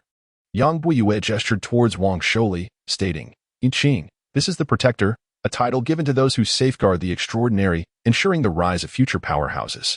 Yang Buyue, unable to contain himself, interjected, Yuqing, the vision of the esteemed Black Feather Elder is unparalleled in this realm. The absence of reaction is the best outcome. Should there be any disturbance, it would provoke the beings dwelling deep within the mountains, leading to complications. Noting the seriousness of the Elder's words, Yi Yuqing refrained from further discussion, trusting that the capable would shoulder the burdens of calamity.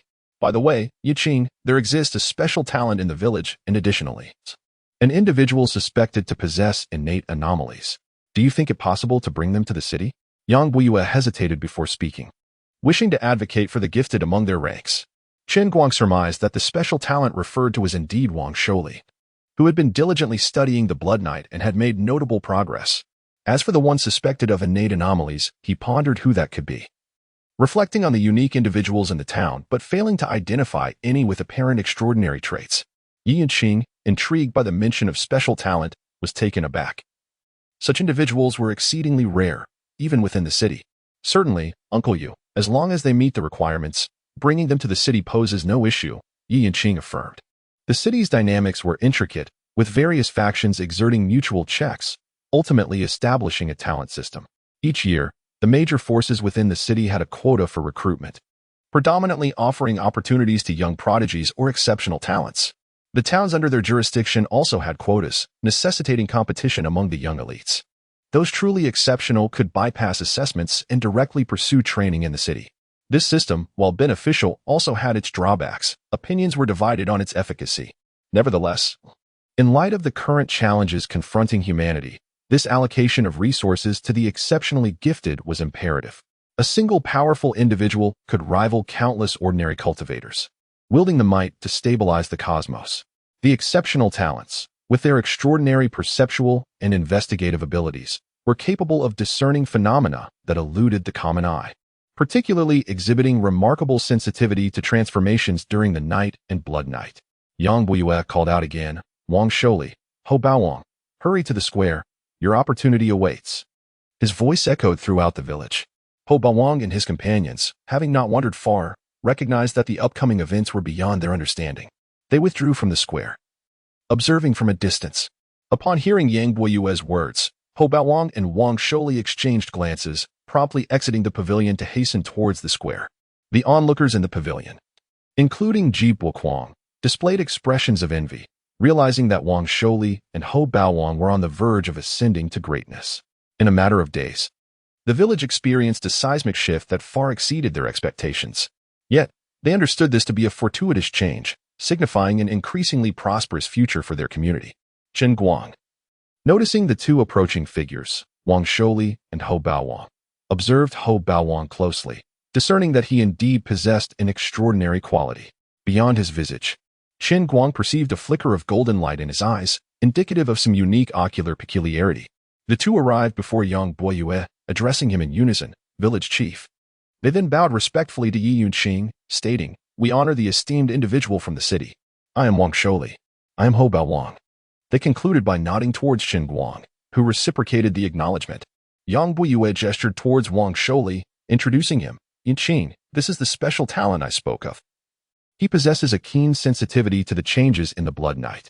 During the last blood night, he noted the extended duration and provided specific timings." Wang Shouli, with a humble demeanor, retrieved a tome from his possession and presented it to Yang Buiyue, saying, "Village chief, this is my recorded work. Please share it with the esteemed individuals." Yang Buiyue handed the book to Yi Yanqing, who accepted it without hesitation and began perusing its contents.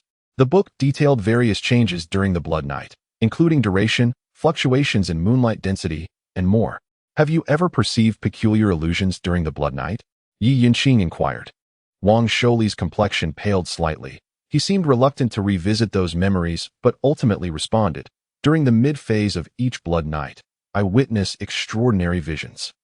I have seen the blood moon. As I gazed upon it, it seemed to be staring back at me, as if it had discovered my presence. I observed tendrils sprouting from the sanguine moon, seemingly howling in fury, yearning to descend upon our world."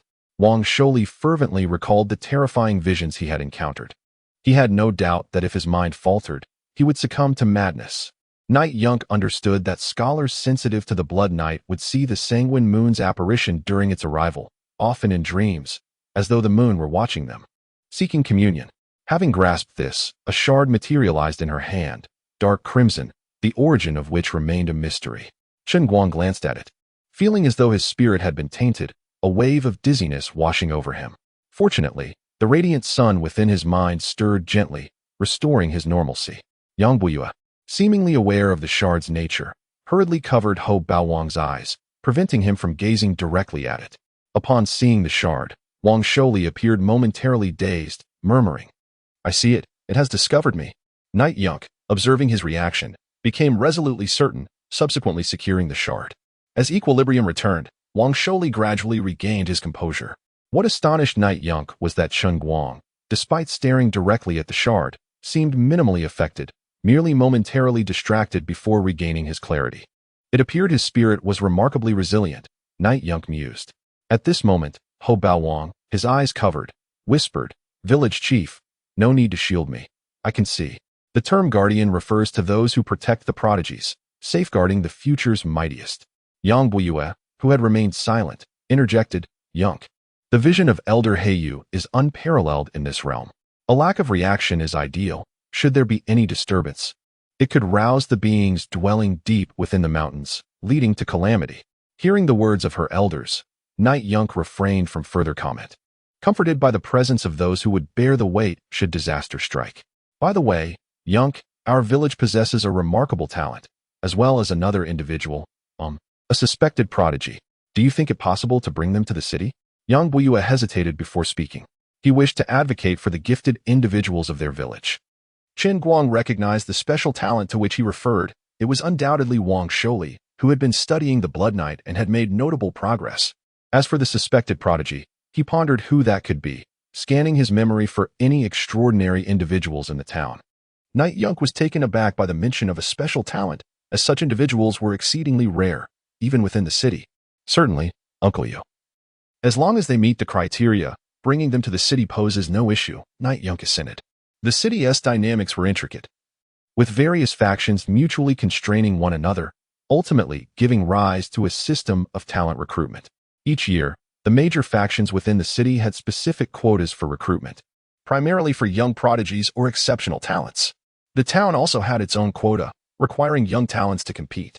If one were truly extraordinary, they could bypass the evaluations and proceed directly to the city for further training. This system bore both advantages and disadvantages. Opinions on it varied widely. However, given the current plight of humanity, they had no choice but to allocate resources to the exceptionally gifted.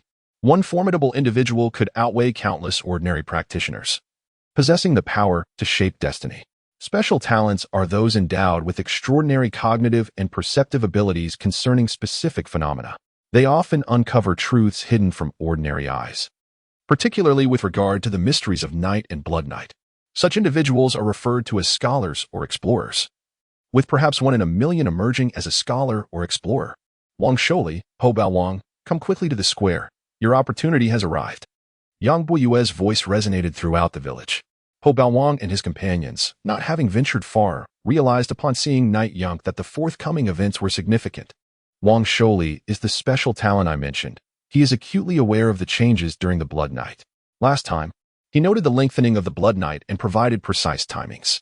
Wang Sholi, neither boastful nor humble, retrieved a book from his robes and presented it to Yang Buyue, stating, "Village chief, this is my record. Please, show it to those of importance." Yang Buyue handed the book to Knight Yunk, who accepted it without hesitation. Delving into its contents, the tome documented the various changes of the Blood Night, including duration and variations in moonlight density.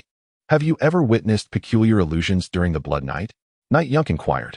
Wang Sholi's countenance paled slightly, as if reluctant to recall, yet he ultimately replied, "Each time the Blood Night reaches its midpoint, I witness extraordinary phenomena. I have seen the sanguine moon. As I gazed upon it, it seemed to gaze back, as if it had discovered me. I beheld tendrils emerging from the sanguine moon, roaring in rage, longing to descend upon our realm." Wang Sholi strained to recollect the horrifying visions he had encountered.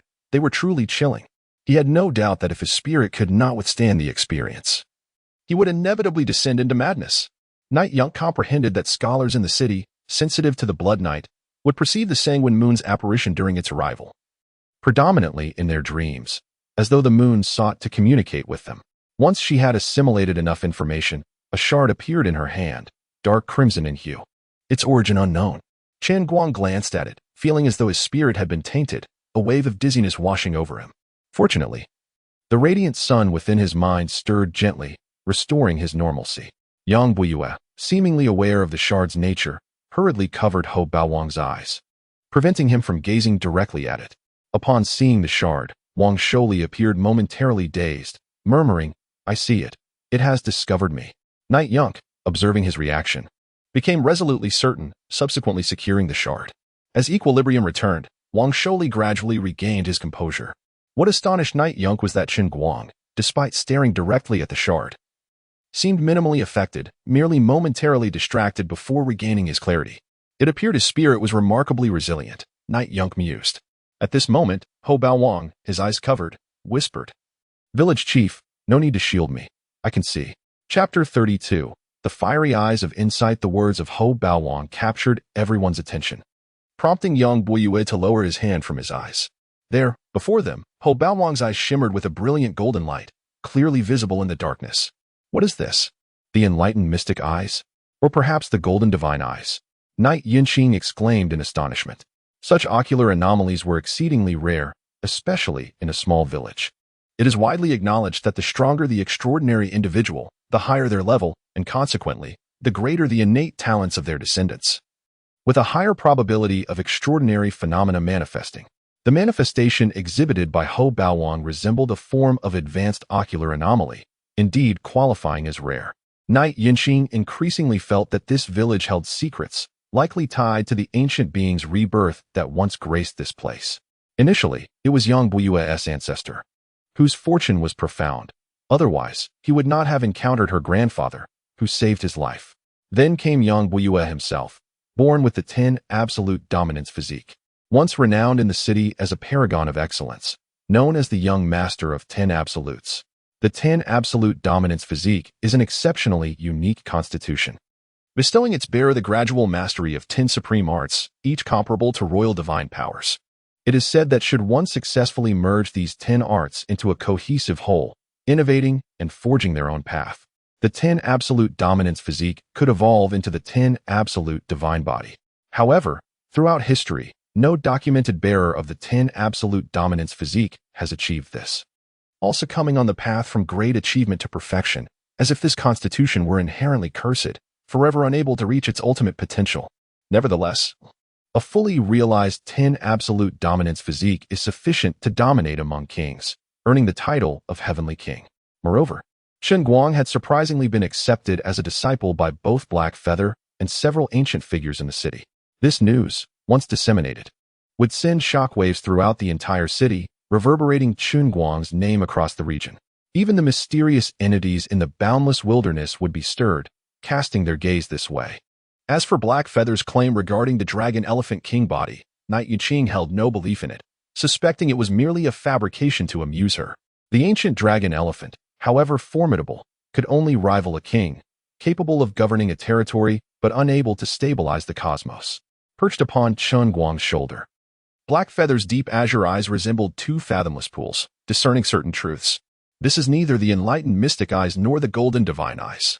It must be the fiery eyes of insight, an ancient constitution long thought to be extinct since antiquity. I am astonished to witness it here. Black Feather expressed a sense of wonder, realizing that this village had brought forth numerous surprises, solidifying many of its assertions during this journey. The fiery eyes of insight. Chen Guang was momentarily taken aback. Was this not the extraordinary ability possessed by the Monkey King from the journey to the west in his past life? The fundamental capabilities of the fiery eyes of insight include the ability to perceive transformations and see through illusions. Yang Buiyue joyfully patted Ho Baowang on the shoulder, exclaiming, "Indeed. Well done, Baowang." His delight was genuine, as the emergence of yet another talented young extraordinary individual in the village thrilled him. Ho Baowang, feeling somewhat dazed, was aware that his eyes were exceptional, granting him sight beyond his realm, yet he never anticipated their true significance. I can enter the city now. Once I become an important figure, I shall protect this village and ensure its prosperity, he mused. The fiery eyes of insight were said to penetrate the void, reaching the heavens above and the depths below. When cultivated to profound heights, they could unleash the true fire of samadhi, capable of scorching the heavens and boiling the seas, compelling kings to retreat and sages to lower their gazes. Black Feather, akin to a living encyclopedia, enlightened those present with this knowledge. Knight Yinqing scrutinized Ho Baowang carefully, noting his sharp features and slight frame, indicative of a deficiency in foundational essence. One would expect a possessor of the fiery eyes of insight to be robust and peerless in battle. However, Ho Baowang's condition suggested that the fiery eyes had drained much of his essence, and without sufficient replenishment, he risked being entirely depleted. As a unique anomaly rivaling divine bodies, the resources required for its growth were immense, often beyond the means of ordinary factions in the city. The profound depth of the city's great powers contrasted starkly with those of ordinary forces, not just in resources, but also in the number of geniuses, high-level combat power, and treasures that suppress fortune. In this world, the strong remained strong, while the weak remained weak. Those capable of defying fate were ultimately too few. After a moment of contemplation, Knight Yinqing made a decision. Given that this is an ancient anomaly thought to be extinct, he indeed deserves the opportunity to enter the city. Uncle Yu, this final spot shall be granted to him. The most coveted resources in the city were those opportunities, each representing fierce competition with countless lives lost in their pursuit. Upon hearing Knight Yunqing's words, Hou Baowang was overwhelmed with excitement and hurriedly expressed his gratitude. Thank you, noble one, for granting me this opportunity. Yang Buiyue heartily laughed as he patted Hou Baowang's shoulder, exclaiming, Indeed, indeed, Baowang. His joy was genuine. The village had birthed yet another talented young individual. Meanwhile, Hou Baowang felt somewhat bewildered. He was aware that his eyes were extraordinary, capable of perceiving phenomena far beyond his own realm, but he had not anticipated their true depth. I can enter the city now, once I become a significant figure. I shall diligently protect the village and ensure its prosperity, he mused. It was said that the fire-eyed golden sight could pierce through illusions, reaching the heights of the heavens and the depths of the underworld. When cultivated to a profound level, it could unleash the true fire of samadhi, capable of scorching the heavens and boiling the seas, compelling kings to retreat and sages to bow their heads. Heiyu, akin to a living encyclopedia, elucidated this to those present. Yi Yunk scrutinized Hou Baowang closely and observed his sharp features and slender frame, indicative of a depletion of his essence. One possessing the fire-eyed golden sight ought to be robust and unparalleled in combat. It seemed that Hou Baowang had drawn significantly from his innate essence and without sufficient replenishment, he risked being completely drained. As a unique phenomenon comparable to divine bodies, the resources required for its growth were immense, potentially beyond the means of ordinary forces in the city. The profound foundation was the most significant distinction between the city's major powers and the ordinary ones. This disparity was not merely in resources, but also in the number of geniuses, the strength of high-tier combatants, and the treasures capable of suppressing fortune. The strong remained strong, and the weak remained weak. This was the fundamental tone of the world. Those capable of defying fate were, after all, exceedingly rare. After some contemplation, Yi Yunk reached a resolution. Since the fire-eyed golden sight was presumably an ancient rarity, it indeed warranted a place in the city. Uncle Yu, I entrust this last spot to him. In the city, the most coveted prize was none other than such opportunities, each representing bloody struggles behind which countless lives had been lost. Upon hearing Yi Yunk's words, Hou Baowang was overwhelmed with excitement, quickly expressing his gratitude. Thank you, noble benefactor, for this opportunity. I shall strive to prove my worth and will not bring shame upon you, the village, or the village chief. Yi Yunk turned to young Buiyue, saying, You should thank Uncle Yu. This opportunity was granted by him. Should I find you ungrateful, I shall not spare you. The last phrase resonated deeply as Heiyu, perched upon Chen Guang's shoulder, gazed with profound azure eyes that resembled two unfathomable springs. It discerned certain truths and remarked, This is neither the enlightened mystic eyes nor the golden divine eyes. It appears to be the fire-eyed golden sight, an ancient constitution that has long since vanished from the world. I never expected to encounter it here. Heiyu felt a sense of nostalgia. This village had provided it with numerous surprises, and this journey had clarified many matters. Fire-eyed golden sight. Chen Guang echoed, momentarily stunned. Was this not the extraordinary ability possessed by the Monkey King from the tales of old? The ability to perceive transformations and disregard illusions was indeed the fundamental power of the fire-eyed golden sight. Hou Baowang, resolute in his vow, declared, I, Hou Baowang, shall never engage in acts of ingratitude or betray my teachers and ancestors. Once I grow powerful, I will elevate the village to the town, ensuring that everyone enjoys a status and dignity as residents of the town. This was his solemn pledge. He would rather perish than commit such treachery. Yi Yunk lightly smiled and turned to stride toward the square's exit. How many had lingered in the city for too long, forsaking the promises made in their youth? Their eyes now solely focused on profit and riches? Beside him, Yang Buiyue gazed at Hou Baowang with evident satisfaction, compared to Chen Guang. Hou Baowang was undoubtedly the best candidate for revitalizing the village. Chen Guang, on the other hand, possessed extraordinary talent that far exceeded Yang Buiyue's expectations, his innate abilities rivaling the esteemed sons of various families and destined for greatness. He would ascend to great heights, and at that point, the village would merely become his shackle, his weakness. Therefore, it was imperative for the village to maintain a certain distance from Chen Guang.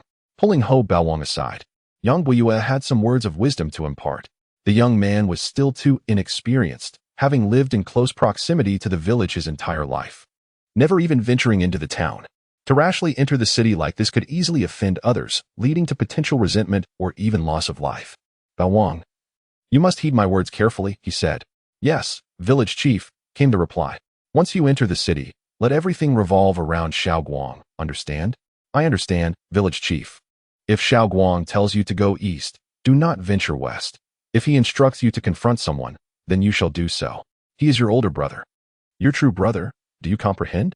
I comprehend, village chief. The most crucial point is that, regardless of the circumstances, you must stand by Chen Guang's side, right or wrong. Even if everyone claims he is mistaken, you must believe that he is correct. I see clearly, village chief. Not far away, after walking a short distance, Yi Yinxing turned to look at the stationary Chen Guang, her expression one of confusion. Why aren't you moving? Chen Guang cleared his throat and replied, Senior sister, you've taken a wrong turn. My home is in the opposite direction. Ha ha ha, I'm going to die laughing, Shao Qing. The black-feathered creature perched on Chen Guang's shoulder had deep, azure eyes, resembling two fathomless pools. It discerned certain truths, stating, This is neither the mystic insight eye nor the golden divine eye. It seems to be the legendary fiery golden eye, an ancient constitution thought to be extinct since antiquity. I never expected to see it here. The black-feathered creature felt a sense of nostalgia. This village had brought many surprises, and this journey had allowed it to ascertain numerous facts. The fiery golden eye? Chen Guang was momentarily taken aback. Wasn't this the extraordinary ability possessed by the Monkey King from the journey to the west in his previous life? The ability to perceive through illusions and discern reality was the fundamental power of the fiery golden eye. Yang Buiyue laughed heartily, patting Ho Baowang on the shoulder. Excellent, excellent. Baowang, you truly possess extraordinary talent. He was genuinely pleased that another gifted young individual had emerged from the village. Ho Baowang, however, felt somewhat dazed. He understood that his eyes were unique, capable of perceiving things far beyond his current realm, yet he had not anticipated their true significance. I can enter the city now. Once I become a significant figure, I will protect the village and ensure it thrives, Ho Baowang thought to himself. It was rumored that the fiery golden eye could pierce through illusions, reaching the heavens above and the underworld below. When cultivated to profound depths, it could unleash the true fire of samadhi, capable of scorching the heavens and boiling the seas, compelling kings to retreat and sages to lower their eyes. The black-feathered creature, like an encyclopedia, educated the onlookers. Yi Yunxing scrutinized Ho Baowang closely, noting his sharp features and slight stature, indicative of a deficiency in his essence. One would expect a possessor of the fiery golden eye to be tall and valiant, unparalleled in combat. Ho Baowang's condition suggested that the fiery golden eye had absorbed a significant portion of his essence, and without adequate replenishment, he risked being drained completely. As a special anomaly comparable to divine bodies, the resources required for its growth were immense, and even ordinary powers in the city might struggle to bear the burden. The profound foundation of a great power in the city contrasted starkly with that of an ordinary force. Not just in terms of resources, but also in the number of geniuses, high-level combat strength, and the treasures that could suppress fortunes. In this world, the strong remained strong, while the weak remained weak. Those who could defy fate and alter their destiny were exceedingly rare. After a moment of contemplation, Yi Yinxing made a decision. Since he possesses the fiery golden eye, which is likely an ancient rarity, he indeed qualifies to enter the city. Uncle Yu, I entrust this final spot to him. In the city, the most precious commodity was none other than opportunity. Each opportunity was steeped in bloodshed, and countless lives had been lost in its pursuit. Upon hearing Yi Yunxing's words, Ho Baowang was filled with excitement, immediately expressing his gratitude. Thank you, noble one, for granting me this opportunity. Her tone was icy, chilling the air around them. I, Ho Baowang, would never engage in acts of ingratitude or betray my mentors and ancestors. Once I am strong, I will move the village to the town, allowing everyone to become esteemed residents of the town. Ho Baowang declared loudly. This was his oath. He would rather perish than act disloyally. Yi Yunxing chuckled softly and turned to walk toward the plaza's exit. How many individuals, after spending prolonged periods in the city, had long since cast aside the promises made in their youth, their eyes now solely focused on personal gain and the allure of wealth? Once again, Yang Buiyue looked at Ho Baowang with satisfaction. Compared to Chen Guang, Ho Baowang was indeed the most suitable candidate to rejuvenate the village. Chen Guang was different. His talent was exceedingly rare, surpassing Yang Buiyue's expectations, and he was destined to become a king or a sage. he would soar to great heights, and at that point, the village would merely serve as his constraint. Thus, it was vital for the village to maintain a respectful distance from Chen Guang. Chapter 33. The Great Era approaches. Chen Guang walked silently along the path, his black feather on the left shoulder equally mute. It was not that they were unwilling to speak. Rather, they were too apprehensive. Behind them loomed a tall figure clad in a black robe and masked, radiating an astonishing chill. As she passed, the streets, cleared of snow, froze beneath her feet, resembling a goddess of ice and snow, betrayed by love, who emanated rage. Yunqing. Senior sister, my home is just ahead. Chen Guang broke the eerie silence. The surrounding cold dissipated instantly, as Yi Yunqing softly inquired. You must have a place for practice at your home, junior brother? Her voice was gentle and melodious, akin to a refreshing spring breeze. Yet, to Chen Guang, it felt bitterly cold, sending a shiver down his spine. Some senior sisters are just too young and thus not suitable for you. Chen Guang forced himself to reply. He feared that even his full strength might not withstand the current state of his courtyard, let alone this formidable senior sister. A profound being could crush an enemy merely by exuding their aura, causing vast realms to collapse. Would this senior sister seek to teach him a lesson through her superiority? Chen Guang pondered. Noticing his demeanor, Yi Yunqing couldn't help but chuckle before adopting a serious tone. The true spring realm is the first hurdle a cultivator must face. The quality of the true spring one opens is crucial to one's path. After a brief pause, she continued. I do not know if you have reached the peak of the strengthening body realm, but it is imperative to reach the peak in the herb-gathering realm. Otherwise, one cannot open wells of rank 7 or above. Failing to open wells of such caliber signifies limited potential, leading to a corresponding decrease in the resources allocated to you. Even the elders cannot intervene. This is a pact established by all factions within humanity. After Chen Guang replenished his body with the dragon elephant sacred body, he concealed his various extraordinary abilities. Even Yi Yunqing could not discern whether he had attained the peak of the strengthening body realm. Senior sister, I have indeed reached the peak of the strengthening body realm. I possess the force of 129,600 pounds. This is the profound sensation I felt upon achieving it, Chen Guang stated candidly. You possess remarkable fortune. Junior brother. It seems I need not worry, Yi Yunqing marveled. To achieve the peak, two elements are indispensable. First, resources. Without sufficient resources, it is impossible to reach the peak. One must acquire enough energy and spiritual substances to cleanse and nourish oneself to counteract the innate limitations. Second, one's foundation must support the attainment of the peak. This is a unique realm. Most individuals can only achieve the limit of 100,000 pounds in the perfect state, as their foundation cannot transcend the chasm of the peak to reach the utmost realm of singular power. Chen Guang not only possessed formidable talent, but also bore a profound fortune, suggesting he should. Endowed with both formidable talent and substantial fortune, Chen Guang must have encountered an opportunity sufficient to propel him to the pinnacle of the physical mastery realm. Ancient texts within the city chronicle the ascendance of numerous paragons from humble origins. Blessed with immense luck, they serendipitously acquired great opportunities, with coveted treasures sought after by others throughout their lives, proactively seeking to safeguard their path. As a scion of an immortal clan, Yi Yunqing deeply comprehended this phenomenon. Currently, several unaffiliated prodigies in the city, reputed to possess talent and aptitude on par with holy sons and Dao inheritors, mirrored the experiences documented in ancient texts. However, being born into an immortal clan was itself a supreme stroke of fortune. My disciple is destined to dominate his peers and exhibit unparalleled talent throughout the ages. He proclaimed, lauding Chen Guang. Preening its plumage, it continued, with prodigies emerging in droves, the epical contention is likely imminent. This realm is poised for turmoil, and you must confront not only contemporary talents but also archaic aberrations poised to resurface. Strive diligently, both of you. Yi Yunqing smoothed her hair and inquired, Uncle Master, is the prophesied golden age foretold by the celestial pivot Tao sovereign nigh? She possessed some knowledge, yet it remained imprecise, known perhaps only to the ancient relics within her clan.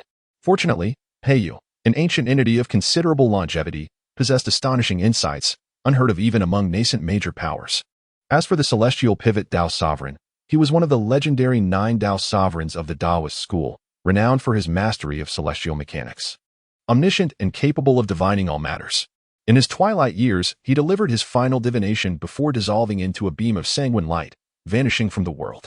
Many surmised that this Tao sovereign, comparable to a supreme expert, had peered too deeply into celestial secrets, incurring a backlash that led to an ominous fate amid dwindling vitality.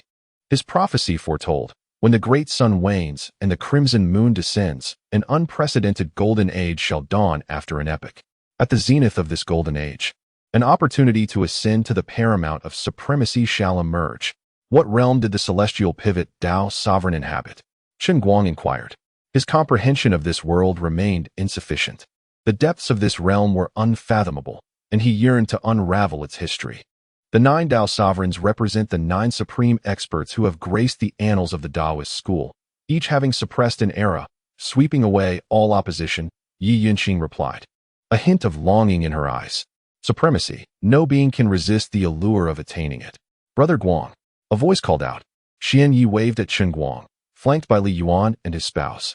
Clad in black robes and a mask, a statuesque figure exuded an aura of chilling intensity. Along her path, the streets, once cleared of snow, crystallized, as if an ice goddess, scorned and enraged, emanated her fury. Yunqing, senior sister. My home is just ahead, Chen Guang announced, dispelling the eerie atmosphere. The surrounding chill dissipated instantly, and Yi Yunqing softly replied, your home should possess a training ground. Junior brother.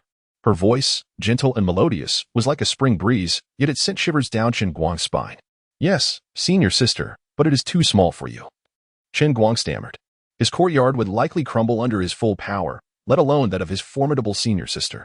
Profound adepts could overwhelm adversaries and cause entire regions to collapse merely by exerting their presence. Is senior sister planning to bully a junior? Chen Guang wondered. Yi Yunqing chuckled at Chen Guang's expression, then turned serious. The true spring realm is the first major hurdle for cultivators. The quality of one's true spring determines their path. I am uncertain if you have achieved the apex of the physical mastery realm, but you must attain the extreme of the herb-gathering realm. Otherwise, you cannot open a spring of the 7th grade or higher. Failure to open a spring of such quality signifies limited potential, resulting in a corresponding reduction in allocated resources. Even Uncle Master and the others cannot intervene. This is an agreement established by all major powers of the human race. With the completion of Chen Guang's dragon elephant sacred body, his innate abilities had become internalized, rendering it impossible for even Yi Yunqing to discern whether he had reached the extreme of the physical mastery realm. Senior sister. I have achieved the apex of the physical mastery realm, a force of 129,600 pounds, as I intuitively sensed upon reaching it, Chen Guang disclosed truthfully. Junior brother. Your profound fortune is a cause for celebration. It seems my concerns were unwarranted, Yi Yunqing exclaimed in admiration. Attaining the extreme required 2 indispensable factors. First, sufficient resources, without which it was impossible to achieve, as one could not reverse the innate state without adequate energy and spiritual essence to cleanse and nourish oneself. Second, a foundation capable of supporting the extreme, a unique state beyond the grasp of most, who could only reach the limit of 100,000 pounds. As their foundations could not surmount the chasm to reach the supreme state of 1 yuan of power. They also noticed the ethereal figure of Yi Yunq and the black bird perched upon her shoulder. Upon seeing Yi Yunq, Li Yuan immediately recognized her as the noble personage spoken of by Yang Boyue who had come to the village. Her demeanor was too transcendent, too out of place, marking her as someone who did not belong in this humble setting. Li Yuan softly addressed Xian Yi, saying, All right, Xian Yi, your brother has matters to attend to, so let us not disturb him. He then nodded at Chen Guang and led Xian Yi and Wang Qingfang back into the house. That is my uncle's family. They are my last remaining kin, Chen Guang introduced.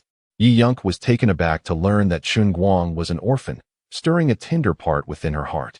In terms of age, she was considerably older than Chen Guang. She had already spent 4 or 5 years in the city during Yang Boyue's time. She gently assured Chen Guang, in the city, your senior sister will look after you.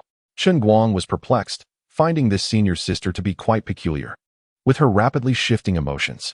Surely, the heart of a woman is as unfathomable as the depths of the sea. The black-feathered bird resting on Chen Guang's shoulder remained silent. This outing for trials had greatly matured Yi Yunq. Without experiencing certain events, how could one forge a resilient spirit? Each formidable being possesses a heart that is complete and invulnerable. Is that your home, Xiao Guangzi? The black bird suddenly spoke, pointing its wing forward. Chen Guang nodded, indeed. Master Black Feather, that is my home ahead.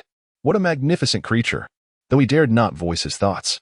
A tall figure clad in black robes and a mask emanated an astonishing chill.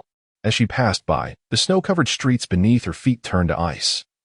Reminiscent of a snow goddess scorned, radiating anger. Yinqing, senior sister, just ahead is my home. Chen Guang broke the eerie silence. The surrounding cold dissipated instantly, as Yi Yunk spoke softly. Your home must have a place for practice, right?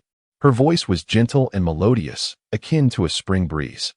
Yet to Chen Guang it felt chilling, causing him to shiver involuntarily. There are some places, but they might be too small for you, Chen Guang forced himself to say. Presently, his yard might not withstand even his full strength, let alone that of this formidable senior sister. A high-level adept could crush foes merely by releasing their aura, causing vast territories to collapse.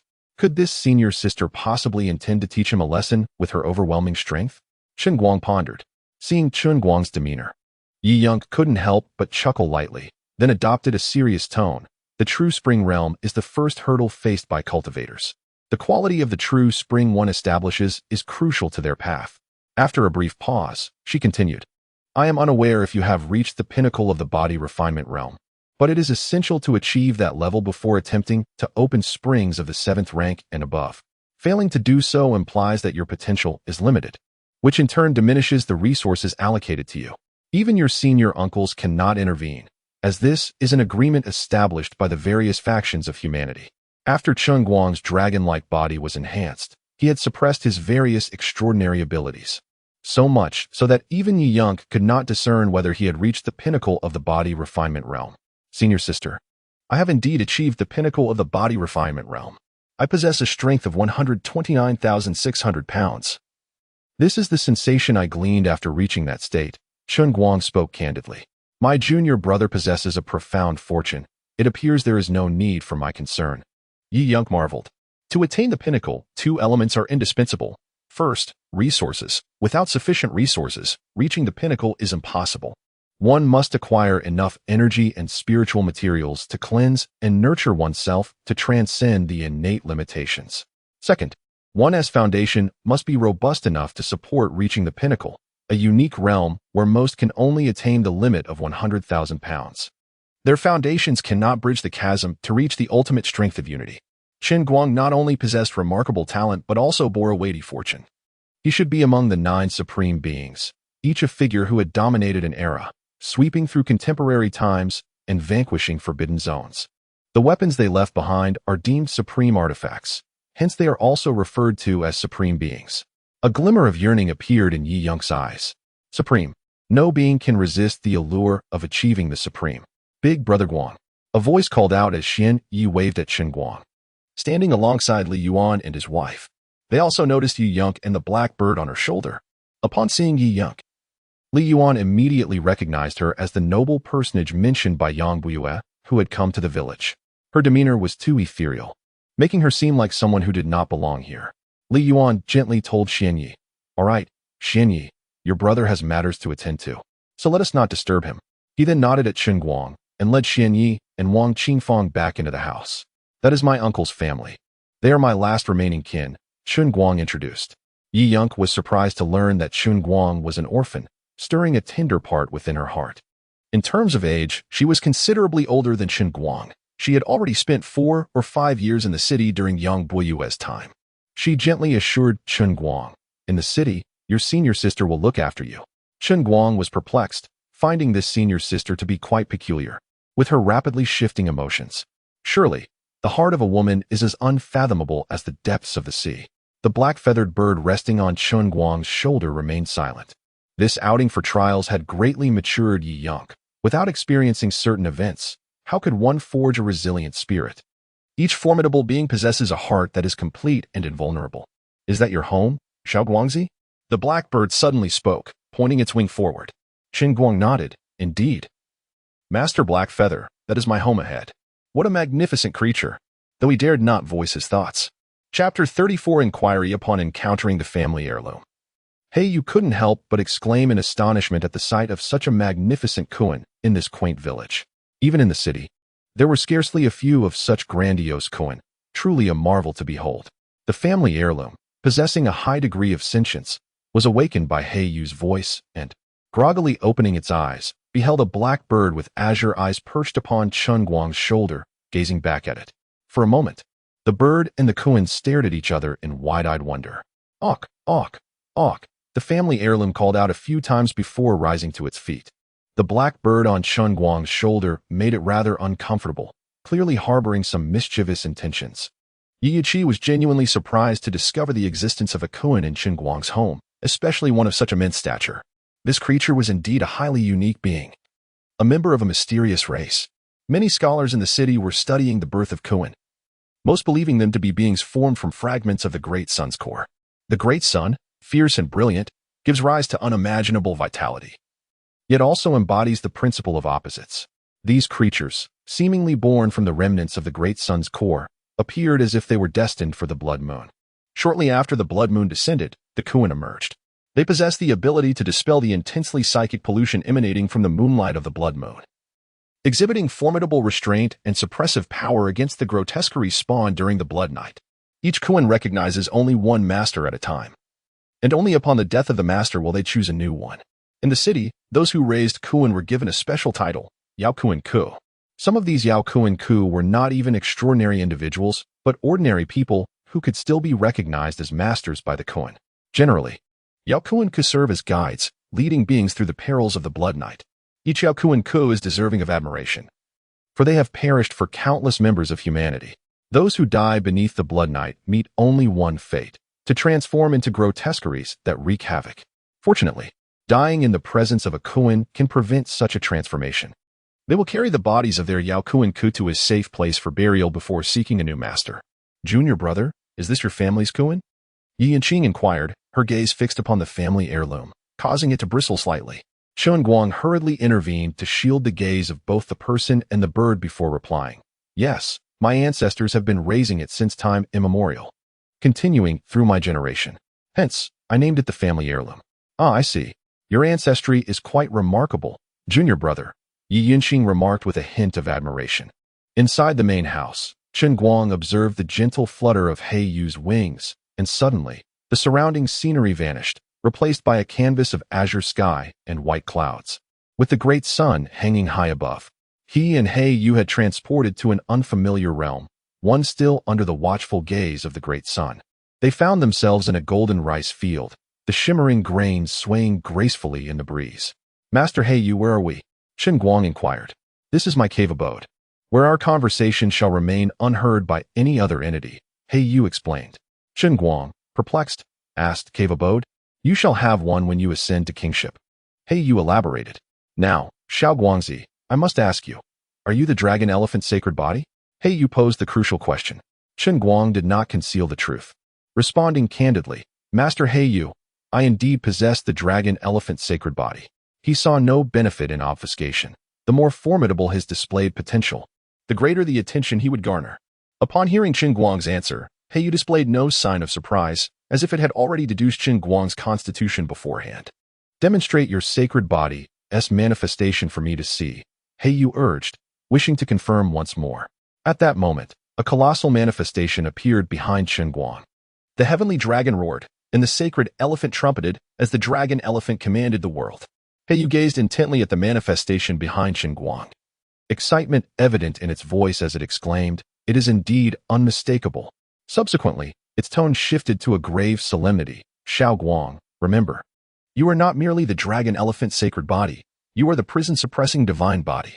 Once more, He Yu marveled at the family heirloom, unable to suppress a gasp of wonder at discovering such an enormous Kuan in this modest village.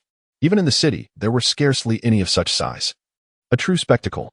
The family heirloom, with its notable intelligence, awakened from its slumber at He Yu's voice, slowly opening its eyes to see the azure-eyed black bird on Chen Guang's shoulder. For a fleeting moment, the bird and the Kuan exchanged wide-eyed stares. "Awk, awk, awk," the family heirloom called out before rising. The presence of the black bird on Chen Guang's shoulder made it uncomfortable, clearly harboring dubious intentions. Yi Yanqing was indeed taken aback to find a Kuan residing in Chen Guang's household, particularly one so grand. This being was undeniably an extraordinary entity, a member of a mysterious race. Numerous scholars in the city were engaged in studying the origins of Kuan. with most theorizing that they were formed from fragments of the great sun's core. The great sun, radiant and fierce, nurtures unimaginable vitality while embodying the principle of opposites. These beings, presumably born from remnants of the great sun's core, seemed to be destined for the blood moon. Not long after the blood moon's arrival, Kuan made their appearance. They possessed the ability to dispel the intensely psychic pollution cast by the blood moon's light, exhibiting formidable control and suppression over the grotesqueries that arise during the blood night. Each Kuan recognizes but one master at a time, only seeking a new one upon the death of their current master. The city has a special term for those who raise Kuan, calling them Yao Kuan Ku. Some Yao Kuan Ku are not extraordinary beings, but ordinary people who are still acknowledged by the Kuan as their masters. Typically, Yao Kuan Ku serve as guides, illuminating the way for beings during the perils of the blood night. Each Yao Kuan Ku is deserving of reverence, for they have sacrificed their lives for countless members of humanity. Those who perish beneath the blood night meet only one fate, to transform into grotesqueries that wreak havoc. Fortunately, dying in the company of a Kuan can avert such a fate. They will carry the bodies of their Yao Kuan Ku to a safe burial site before seeking a new master. Junior brother, is this your family's Kuan? Yi Yinqing asked, her gaze fixed upon the family heirloom, causing it to bristle slightly. Chen Guang hurriedly intervened to shield the gaze of both the person and the bird before replying, yes. My ancestors have been raising it since time immemorial, continuing through my generation. Hence, I named it the family heirloom. Oh, I see. Your ancestry is quite remarkable, junior brother, Yi Yinqing remarked with a hint of admiration, upon realizing the immense resources required to raise a Kuan to this level. It was evident that Chen Guang's ancestors were no ordinary lineage. Heiyu withdrew its gaze from the family heirloom and urged, all right, Shaoqinger, it is getting late. You should rest. Yi Yinqing crossed her arms, inadvertently showcasing her perfect figure. Regrettably, the only company present was either a bird or a Kuan, while the sole remaining male exhibited no interest in her, even avoiding her presence. Master Uncle, what do you wish to discuss? Heiyu replied. I have matters of great importance to discuss with Xiao Guang. Yi Yinqing turned to Chen Guang and said, very well. Junior brother, where shall I stay? Realizing that she would not glean any information from Heiyu, she conceded. Chen Guang's home consisted of 3 rooms, the main residence where he lived, a kitchen and bathing area, and a smaller room he had occupied during his childhood. Since his parents' passing, he had moved into the main house. He could only apologize to his senior sister for the accommodations. Chen Guang led Yi Yinqing to the room on the right, which he kept clean. To his surprise, she showed no signs of disdain. Upon entering, she promptly issued a dismissal. All right, junior brother, I shall rest now. Please close the door behind you. Though they had only interacted briefly, Chen Guang had gathered a fair understanding of Yi Yinqing's character. I shall take my leave first, senior sister, Chen Guang said before heading towards the main house. The family heirloom followed closely behind, eager to enter as well. With the door tightly shut, Chen Guang understood that this measure was virtually meaningless to Yi Qingyun. If he dared to curse her here, he would likely be transformed into an ice sculpture in the next moment. Heiyu flew down from Chen Guang's shoulder and landed on the family heirloom.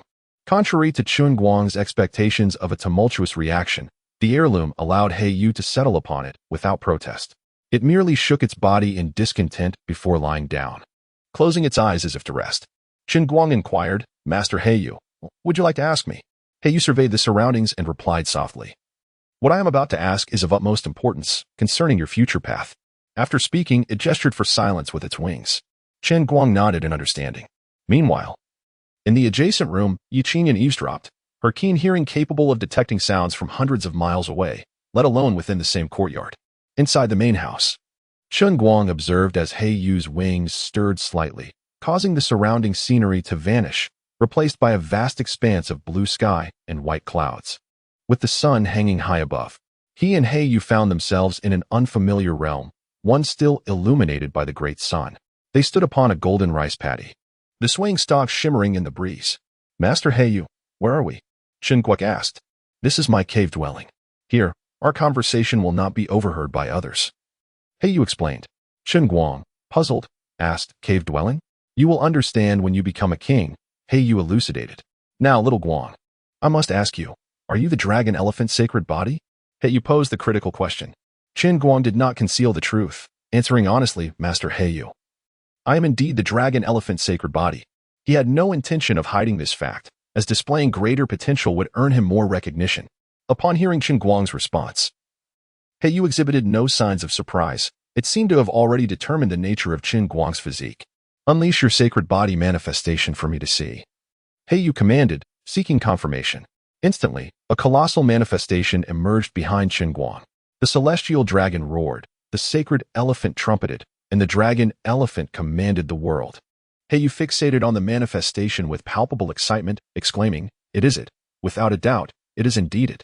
Then, shifting its tone to a more serious one, it instructed, "Little Guang, remember, you are not merely the dragon elephant's sacred body, but the god body of suppressing the abyss." Recognizing the immense resources required to cultivate such potential, He Yu surmised that Chen Guang's ancestry must be quite illustrious. With a glance back at the family heirloom, He Yu urged, "All right, little Qing'er, it's getting late. You should rest now." Yi Qingyun crossed her arms, inadvertently showcasing her perfect figure. Unfortunately, the only witnesses were either a bird or Kuan, and the sole man present exhibited no interest in her, even avoiding her gaze. "Master, what are you intending to do?" she queried. He Yu replied, "I have important matters to discuss with little Guang." Yi Qingyun turned to Chen Guang and said, "Very well. Junior brother, where shall I stay?" Aware that she would glean no information from He Yu, she acquiesced. Chen Guang's home comprised 3 rooms, one for his living quarters, another serving as a kitchen and bathing area, and the last, a childhood room. Since his parents' passing, he had moved into the main house. "I can only make do with my senior sister," he thought. Leading Yi Qingyun to the room on the right, which he often tidied, he found it relatively clean. To his surprise, Yi Qingyun showed no disdain. Upon entering, she promptly issued him an eviction order. "All right, junior brother, I need to rest now. Close the door behind you." Although their acquaintance had been brief, Chen Guang had already discerned her character. "I shall take my leave, senior sister," he stated before heading towards the main house. With the family heirloom following closely behind, eager to enter as well. Once the door was shut, Chen Guang recognized that this barrier held no real significance for Yi Qingyun. If he dared to curse her here, he would likely be rendered into an ice sculpture in an instant. He Yu descended from Chen Guang's shoulder and landed on the family heirloom. There was no uproar as Chen Guang had imagined. The heirloom allowed He Yu to perch upon it without objection. After a moment of discontented shaking, it lay down and closed its eyes, appearing to rest. Chen Guang inquired once more, "Master He Yu, what is it you wish to ask?"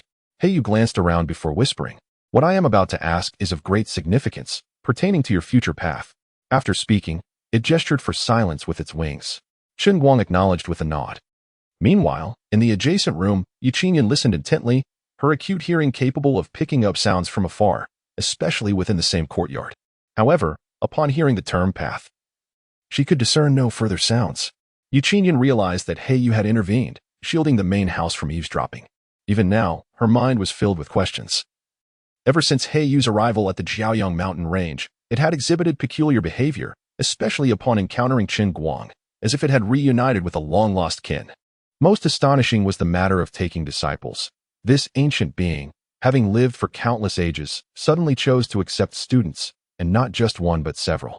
Such actions naturally aroused suspicion. Upon hearing Chen Guang's response, He Yu exhibited no signs of surprise. It seemed to have already discerned the nature of Chen Guang's physique. "Unleash your sacred body's manifestation for me to behold." He Yu, familiar with the manifestation, sought to confirm it once more. In an instant, a magnificent apparition emerged behind Chen Guang. The celestial dragon roared, the sacred elephant trumpeted, and the dragon elephant subdued the world.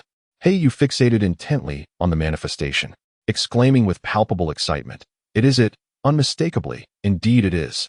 Then, shifting tone, it solemnly admonished, "Little Guang, remember, you are not the dragon elephant's sacred body, but the prison suppressing divine body." However, upon hearing the term Dao Path, all sounds ceased for her. Yi Yunqing understood that He Yu had enacted a barrier around the main hall. Even now, her heart brimmed with confusion. Ever since this master uncle had arrived at the Jiaoyang mountain range, he had exhibited peculiar behavior, especially upon meeting Chen Guang. It was as if he had encountered a long-lost family member. Most astonishing was the matter of taking disciples. This ancient relic, having lived countless ages, suddenly chose to accept disciples, and not just one but several, which was hard to overlook. Within the main hall, Chen Guang observed He Yu's wings flutter gently, causing the surrounding scenery to vanish in an instant, replaced by a cerulean sky adorned with white clouds. with the sun hanging high above. They had transitioned from the confines of the room to an unfamiliar domain, a realm that still bore the presence of the sun. They found themselves standing in a rice field, the golden stalks swaying gracefully in the breeze, shimmering brilliantly. "Master Heiyu, where's this place?" Chen Guang inquired. "This is my cave abode. Here, our conversation shall remain unheard by other entities," Heiyu replied. Chen Guang, puzzled, asked, "Cave abode? You shall possess one upon becoming a king," Heiyu elucidated. "Now, little Guang, I ask you, are you the dragon elephant sacred body?" Heiyu posed its question. Chen Guang did not hold back. He replied candidly, "Master Heiyu, I am indeed the dragon elephant sacred body." He had no intention of concealing the truth. For the greater his exhibited potential, the more attention he would garner. Upon hearing Chen Guang's answer, Heiyu displayed no signs of surprise. It appeared to have already determined the nature of Chen Guang's physique. "Unleash your sacred body's manifestation for me to behold," Heiyu insisted once more. Instantly, a colossal manifestation materialized behind Chen Guang. The celestial dragon roared, the sacred elephant trumpeted, and the dragon elephant subdued the world. Heiyu gazed intently at the apparition behind Chen Guang, speaking with fervor, "It is it, unmistakably. Indeed it is." Then, with a shift in tone, it solemnly declared, "Little Guang, remember, you are not the dragon elephant sacred body, but the prison-suppressing divine body." Chapter 35, The Great Enemy, the prison-suppressing divine body? Chen Guang felt a twinge of confusion. Why could he not reveal that he was the dragon elephant sacred body? Heiyu's gaze was profound as he replied, "Indeed. You are the prison-suppressing divine body. Rest assured, old man is doing this for your own good. At least until you reach the pinnacle of the sacred position. You will be the prison-suppressing divine body." In a moment of contemplation, Chen Guang recalled the mysterious ancient ruins he encountered in the mountains, where he had obtained a fragmentary weapon left behind by a supreme being. Most importantly, these ancient ruins were connected to the Chen family. It seemed that the dragon elephant sacred body was likely an exclusive sacred body of the Chen lineage, one that could only be born from the bloodline of the Chen family. As the long years passed, the Chen family had fallen into obscurity, their former glory long gone, leaving only desolation in its wake. From Heiyu's expression, it was evident that the enemies of the Chen family still existed among the living, holding a significant status that even Heiyu regarded with caution. "I understand, Master Heiyu. I am indeed the prison-suppressing divine body." Chen Guang remained composed. If this could ensure his safety, then he would comply. With the proficiency panel in hand and abundant resources available in the city, he could swiftly rise to power, establishing his dominion before his enemies could respond. The dragon elephant sacred body possesses a unique phenomenon. You should attempt to control it, leaving only the sacred image. The prison-suppressing divine body also has numerous phenomena, with the sacred image-suppressing prison being one of the top-tier manifestations. Heiyu had already devised a plan upon learning that Chen Guang was the dragon elephant sacred body. Upon hearing Heiyu's words, Chen Guang felt a stirring within, as if he understood his intentions, and the phenomenon behind him began to shift. The celestial dragon roared in dissatisfaction, striking out with its claw, shattering the ethereal galaxy, which then retreated into Chen Guang's body. The remaining sacred image let out an excited roar. Its colossal form alone exuded an overwhelming sense of pressure. With a flick of its long trunk, thunderous roars erupted, and the fierce winds pressed down upon the golden rice fields ahead. These rice paddies were remarkably resilient, seemingly serving as sustenance for Heiyu. They were called sun origin rice, a special grain imbued with the power of the sun. Regularly consuming it could enhance one's physique, bolster vitality, and deepen one's foundation, as Heiyu explained. "This patch of sun origin rice paddies took me considerable effort to cultivate successfully, and now they will benefit Chen Guang. In this region, sun origin rice could be deemed a premium variety, far more precious than ordinary spiritual rice or rare rice. Most major powers could not afford to provide such high-quality grains for their prodigies." Upon hearing the term sun origin rice, Chen Guang felt a flicker of recognition. Indeed, he had seen it before. "Master Heiyu, do you know about the supreme trial? Who is stronger? The supreme who passes the trial, or the holy sons and daozi in the city?" Seizing the opportunity to inquire with an elder, Chen Guang posed the question that had been buried deep in his heart. The towering mysterious stele mentioned the supreme trial, which required one to reach the fourth realm to participate, and he needed to clarify this matter. He would undoubtedly return to partake in the trial, and gaining more knowledge could only be advantageous. Upon hearing about the supreme trial, Yu fell into a reverie, and after a long while, he emerged from his thoughts and said, "Ah, the supreme trial. It has been ages since I heard of it. This trial is used by ancient families to select young supremes. To participate in the supreme trial, one must possess the talent and strength of a holy son." Upon hearing this, Chen Guang felt an immense burden of pressure. Only individuals of holy son caliber were eligible to open the supreme trial. What kind of trial required such unparalleled prodigies to participate? The supreme trial could be deadly, and even holy sons and daozi were no exception.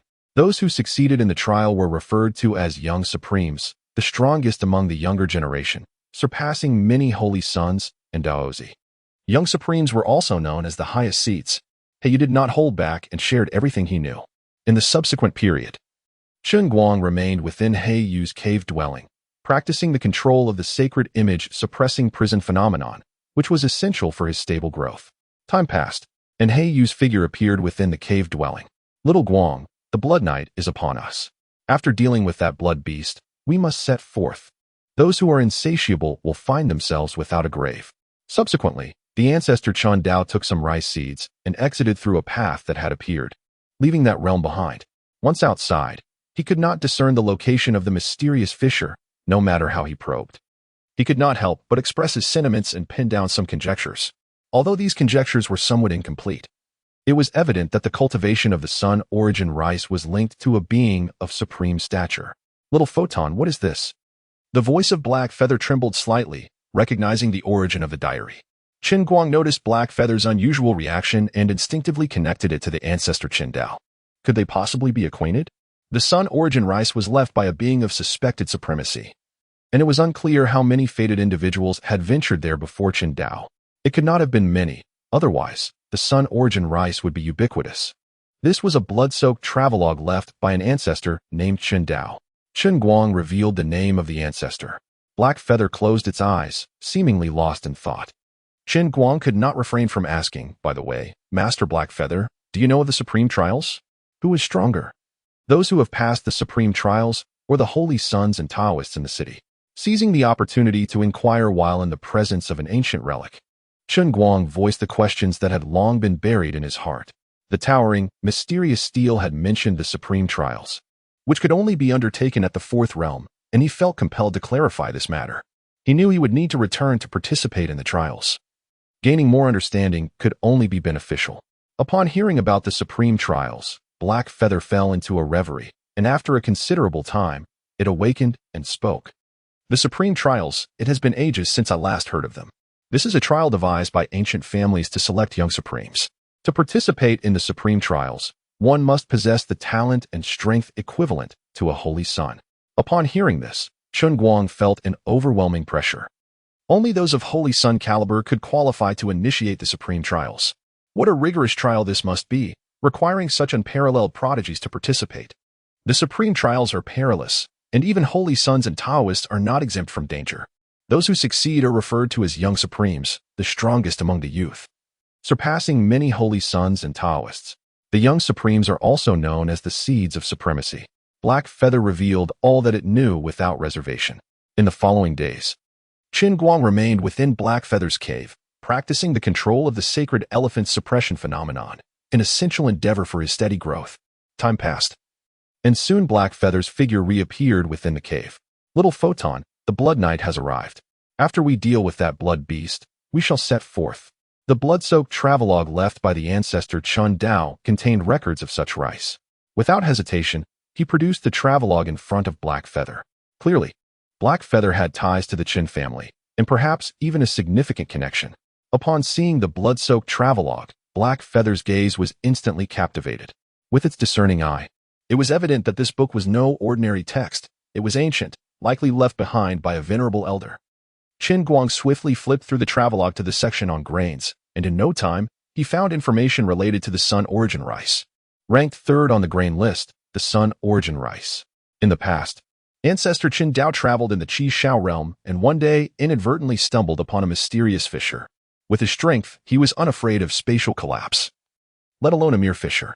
Thus, he entered the fissure and beheld a sight that astonished even him. A great sun hung high in the sky, casting bright, warm rays upon fields of golden rice.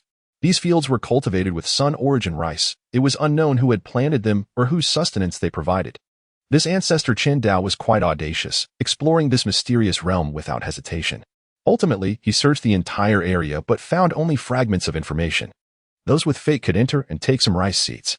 Those who are insatiable will find themselves without a grave. Later, the ancestor Chen Dao took some rice seeds, and a path appeared for him to exit, leaving that realm behind. After emerging, he could not uncover the location of that mysterious fissure, regardless of his efforts. He could not help but express his thoughts and pin down some conjectures. Although these conjectures were somewhat incomplete, it was evident that the cultivation of the sun-origin rice was linked to a being of supreme stature. Little photon, what is this?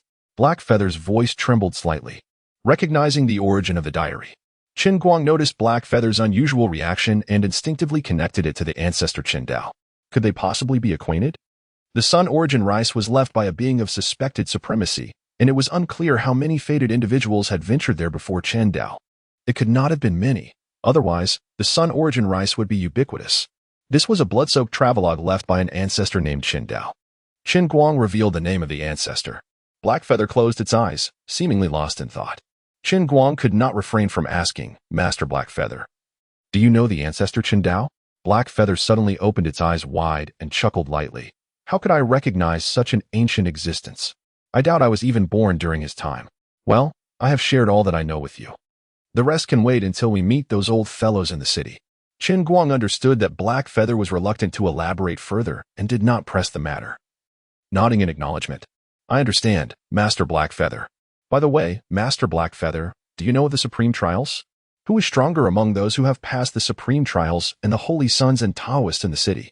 Seizing the opportunity to inquire while in the presence of an ancient relic, Chen Guang voiced the questions that had long been buried in his heart. The towering, mysterious steel had mentioned the Supreme Trials, which could only be undertaken at the fourth realm, and he felt compelled to clarify this matter. He knew he would need to return to participate in the trials. Gaining more understanding could only be beneficial. Upon hearing about the Supreme Trials, Blackfeather fell into a reverie, and after a considerable time, it awakened and spoke. The Supreme Trials. It has been ages since I last heard of them. This is a trial devised by ancient families to select young Supremes. To participate in the Supreme Trials, one must possess the talent and strength equivalent to a Holy Son. Upon hearing this, Chen Guang felt an overwhelming pressure. Only those of Holy Son caliber could qualify to initiate the Supreme Trials. What a rigorous trial this must be, requiring such unparalleled prodigies to participate. The Supreme Trials are perilous, and even Holy Sons and Taoists are not exempt from danger. The one who passes the trial is known as the Young Supreme, the most formidable among the younger generation, surpassing numerous Holy Sons and disciples. The Young Supreme is also referred to as the Supreme Seed. Heiyu did not hold back and revealed everything he knew. For a period thereafter, Chen Guang remained within Heiyu's cave, practicing the control of the sacred image of suppression, an essential endeavor for his steady growth. Time passed unnoticed until Heiyu's figure appeared within the cave. Little Guang, the Night of Blood has arrived. After dealing with that blood beast, we must set forth. Master Heiyu, do you know the ancestor Chen Dao? Heiyu abruptly opened his eyes, chuckling softly. How could I possibly know of such ancient beings? I would wager that he was active long before my birth. Very well, I have shared all that I can. The rest shall be discussed upon our arrival in the city when we meet those old fellows. Chen Guang perceived Heiyu's reluctance to divulge further and did not press the matter, nodding in understanding. I see, Master Heiyu. By the way, are you familiar with the Supreme Trial? Who is stronger, the Supremes who pass the trial or the Holy Sons and disciples in the city? Seizing the opportunity to inquire, Chen Guang posed the question that had long lingered in his heart. That towering, mysterious stone tablet mentioned the Supreme Trial, which could only be undertaken at the fourth realm. Thus, he needed clarity. He would inevitably return to participate in the trial, and acquiring more knowledge could only be beneficial. Upon hearing about the Supreme Trial, Heiyu fell into contemplation, and after a lengthy pause, he emerged from his reverie, stating, The Supreme Trial. How long has it been since I have heard of it? It is a trial utilized by ancient families to select the young Supremes. To participate, one must possess the talent and strength of a Holy Son. Chen Guang felt an immediate surge of pressure. Only those of Holy Son caliber had the right to engage in the Supreme Trial. What kind of trial requires such unparalleled prodigies? The Supreme Trial can be fatal, and even Holy Sons and disciples are not exempt. Those who pass the trial are deemed young supremes, the most powerful among the youth, towering above numerous holy sons and disciples. The young supreme is also known as the supreme seed. Heiyu did not conceal any information and openly shared all that he knew. For a time thereafter, Chen Guang continued his practice of controlling the sacred image of suppression within Heiyu's cave, a necessary pursuit for his secure development. Unbeknownst to him, time elapsed until Heiyu's figure once again manifested within the cave. Little Guang, the night of blood is upon us. After we resolve the blood beast, we must embark on our journey.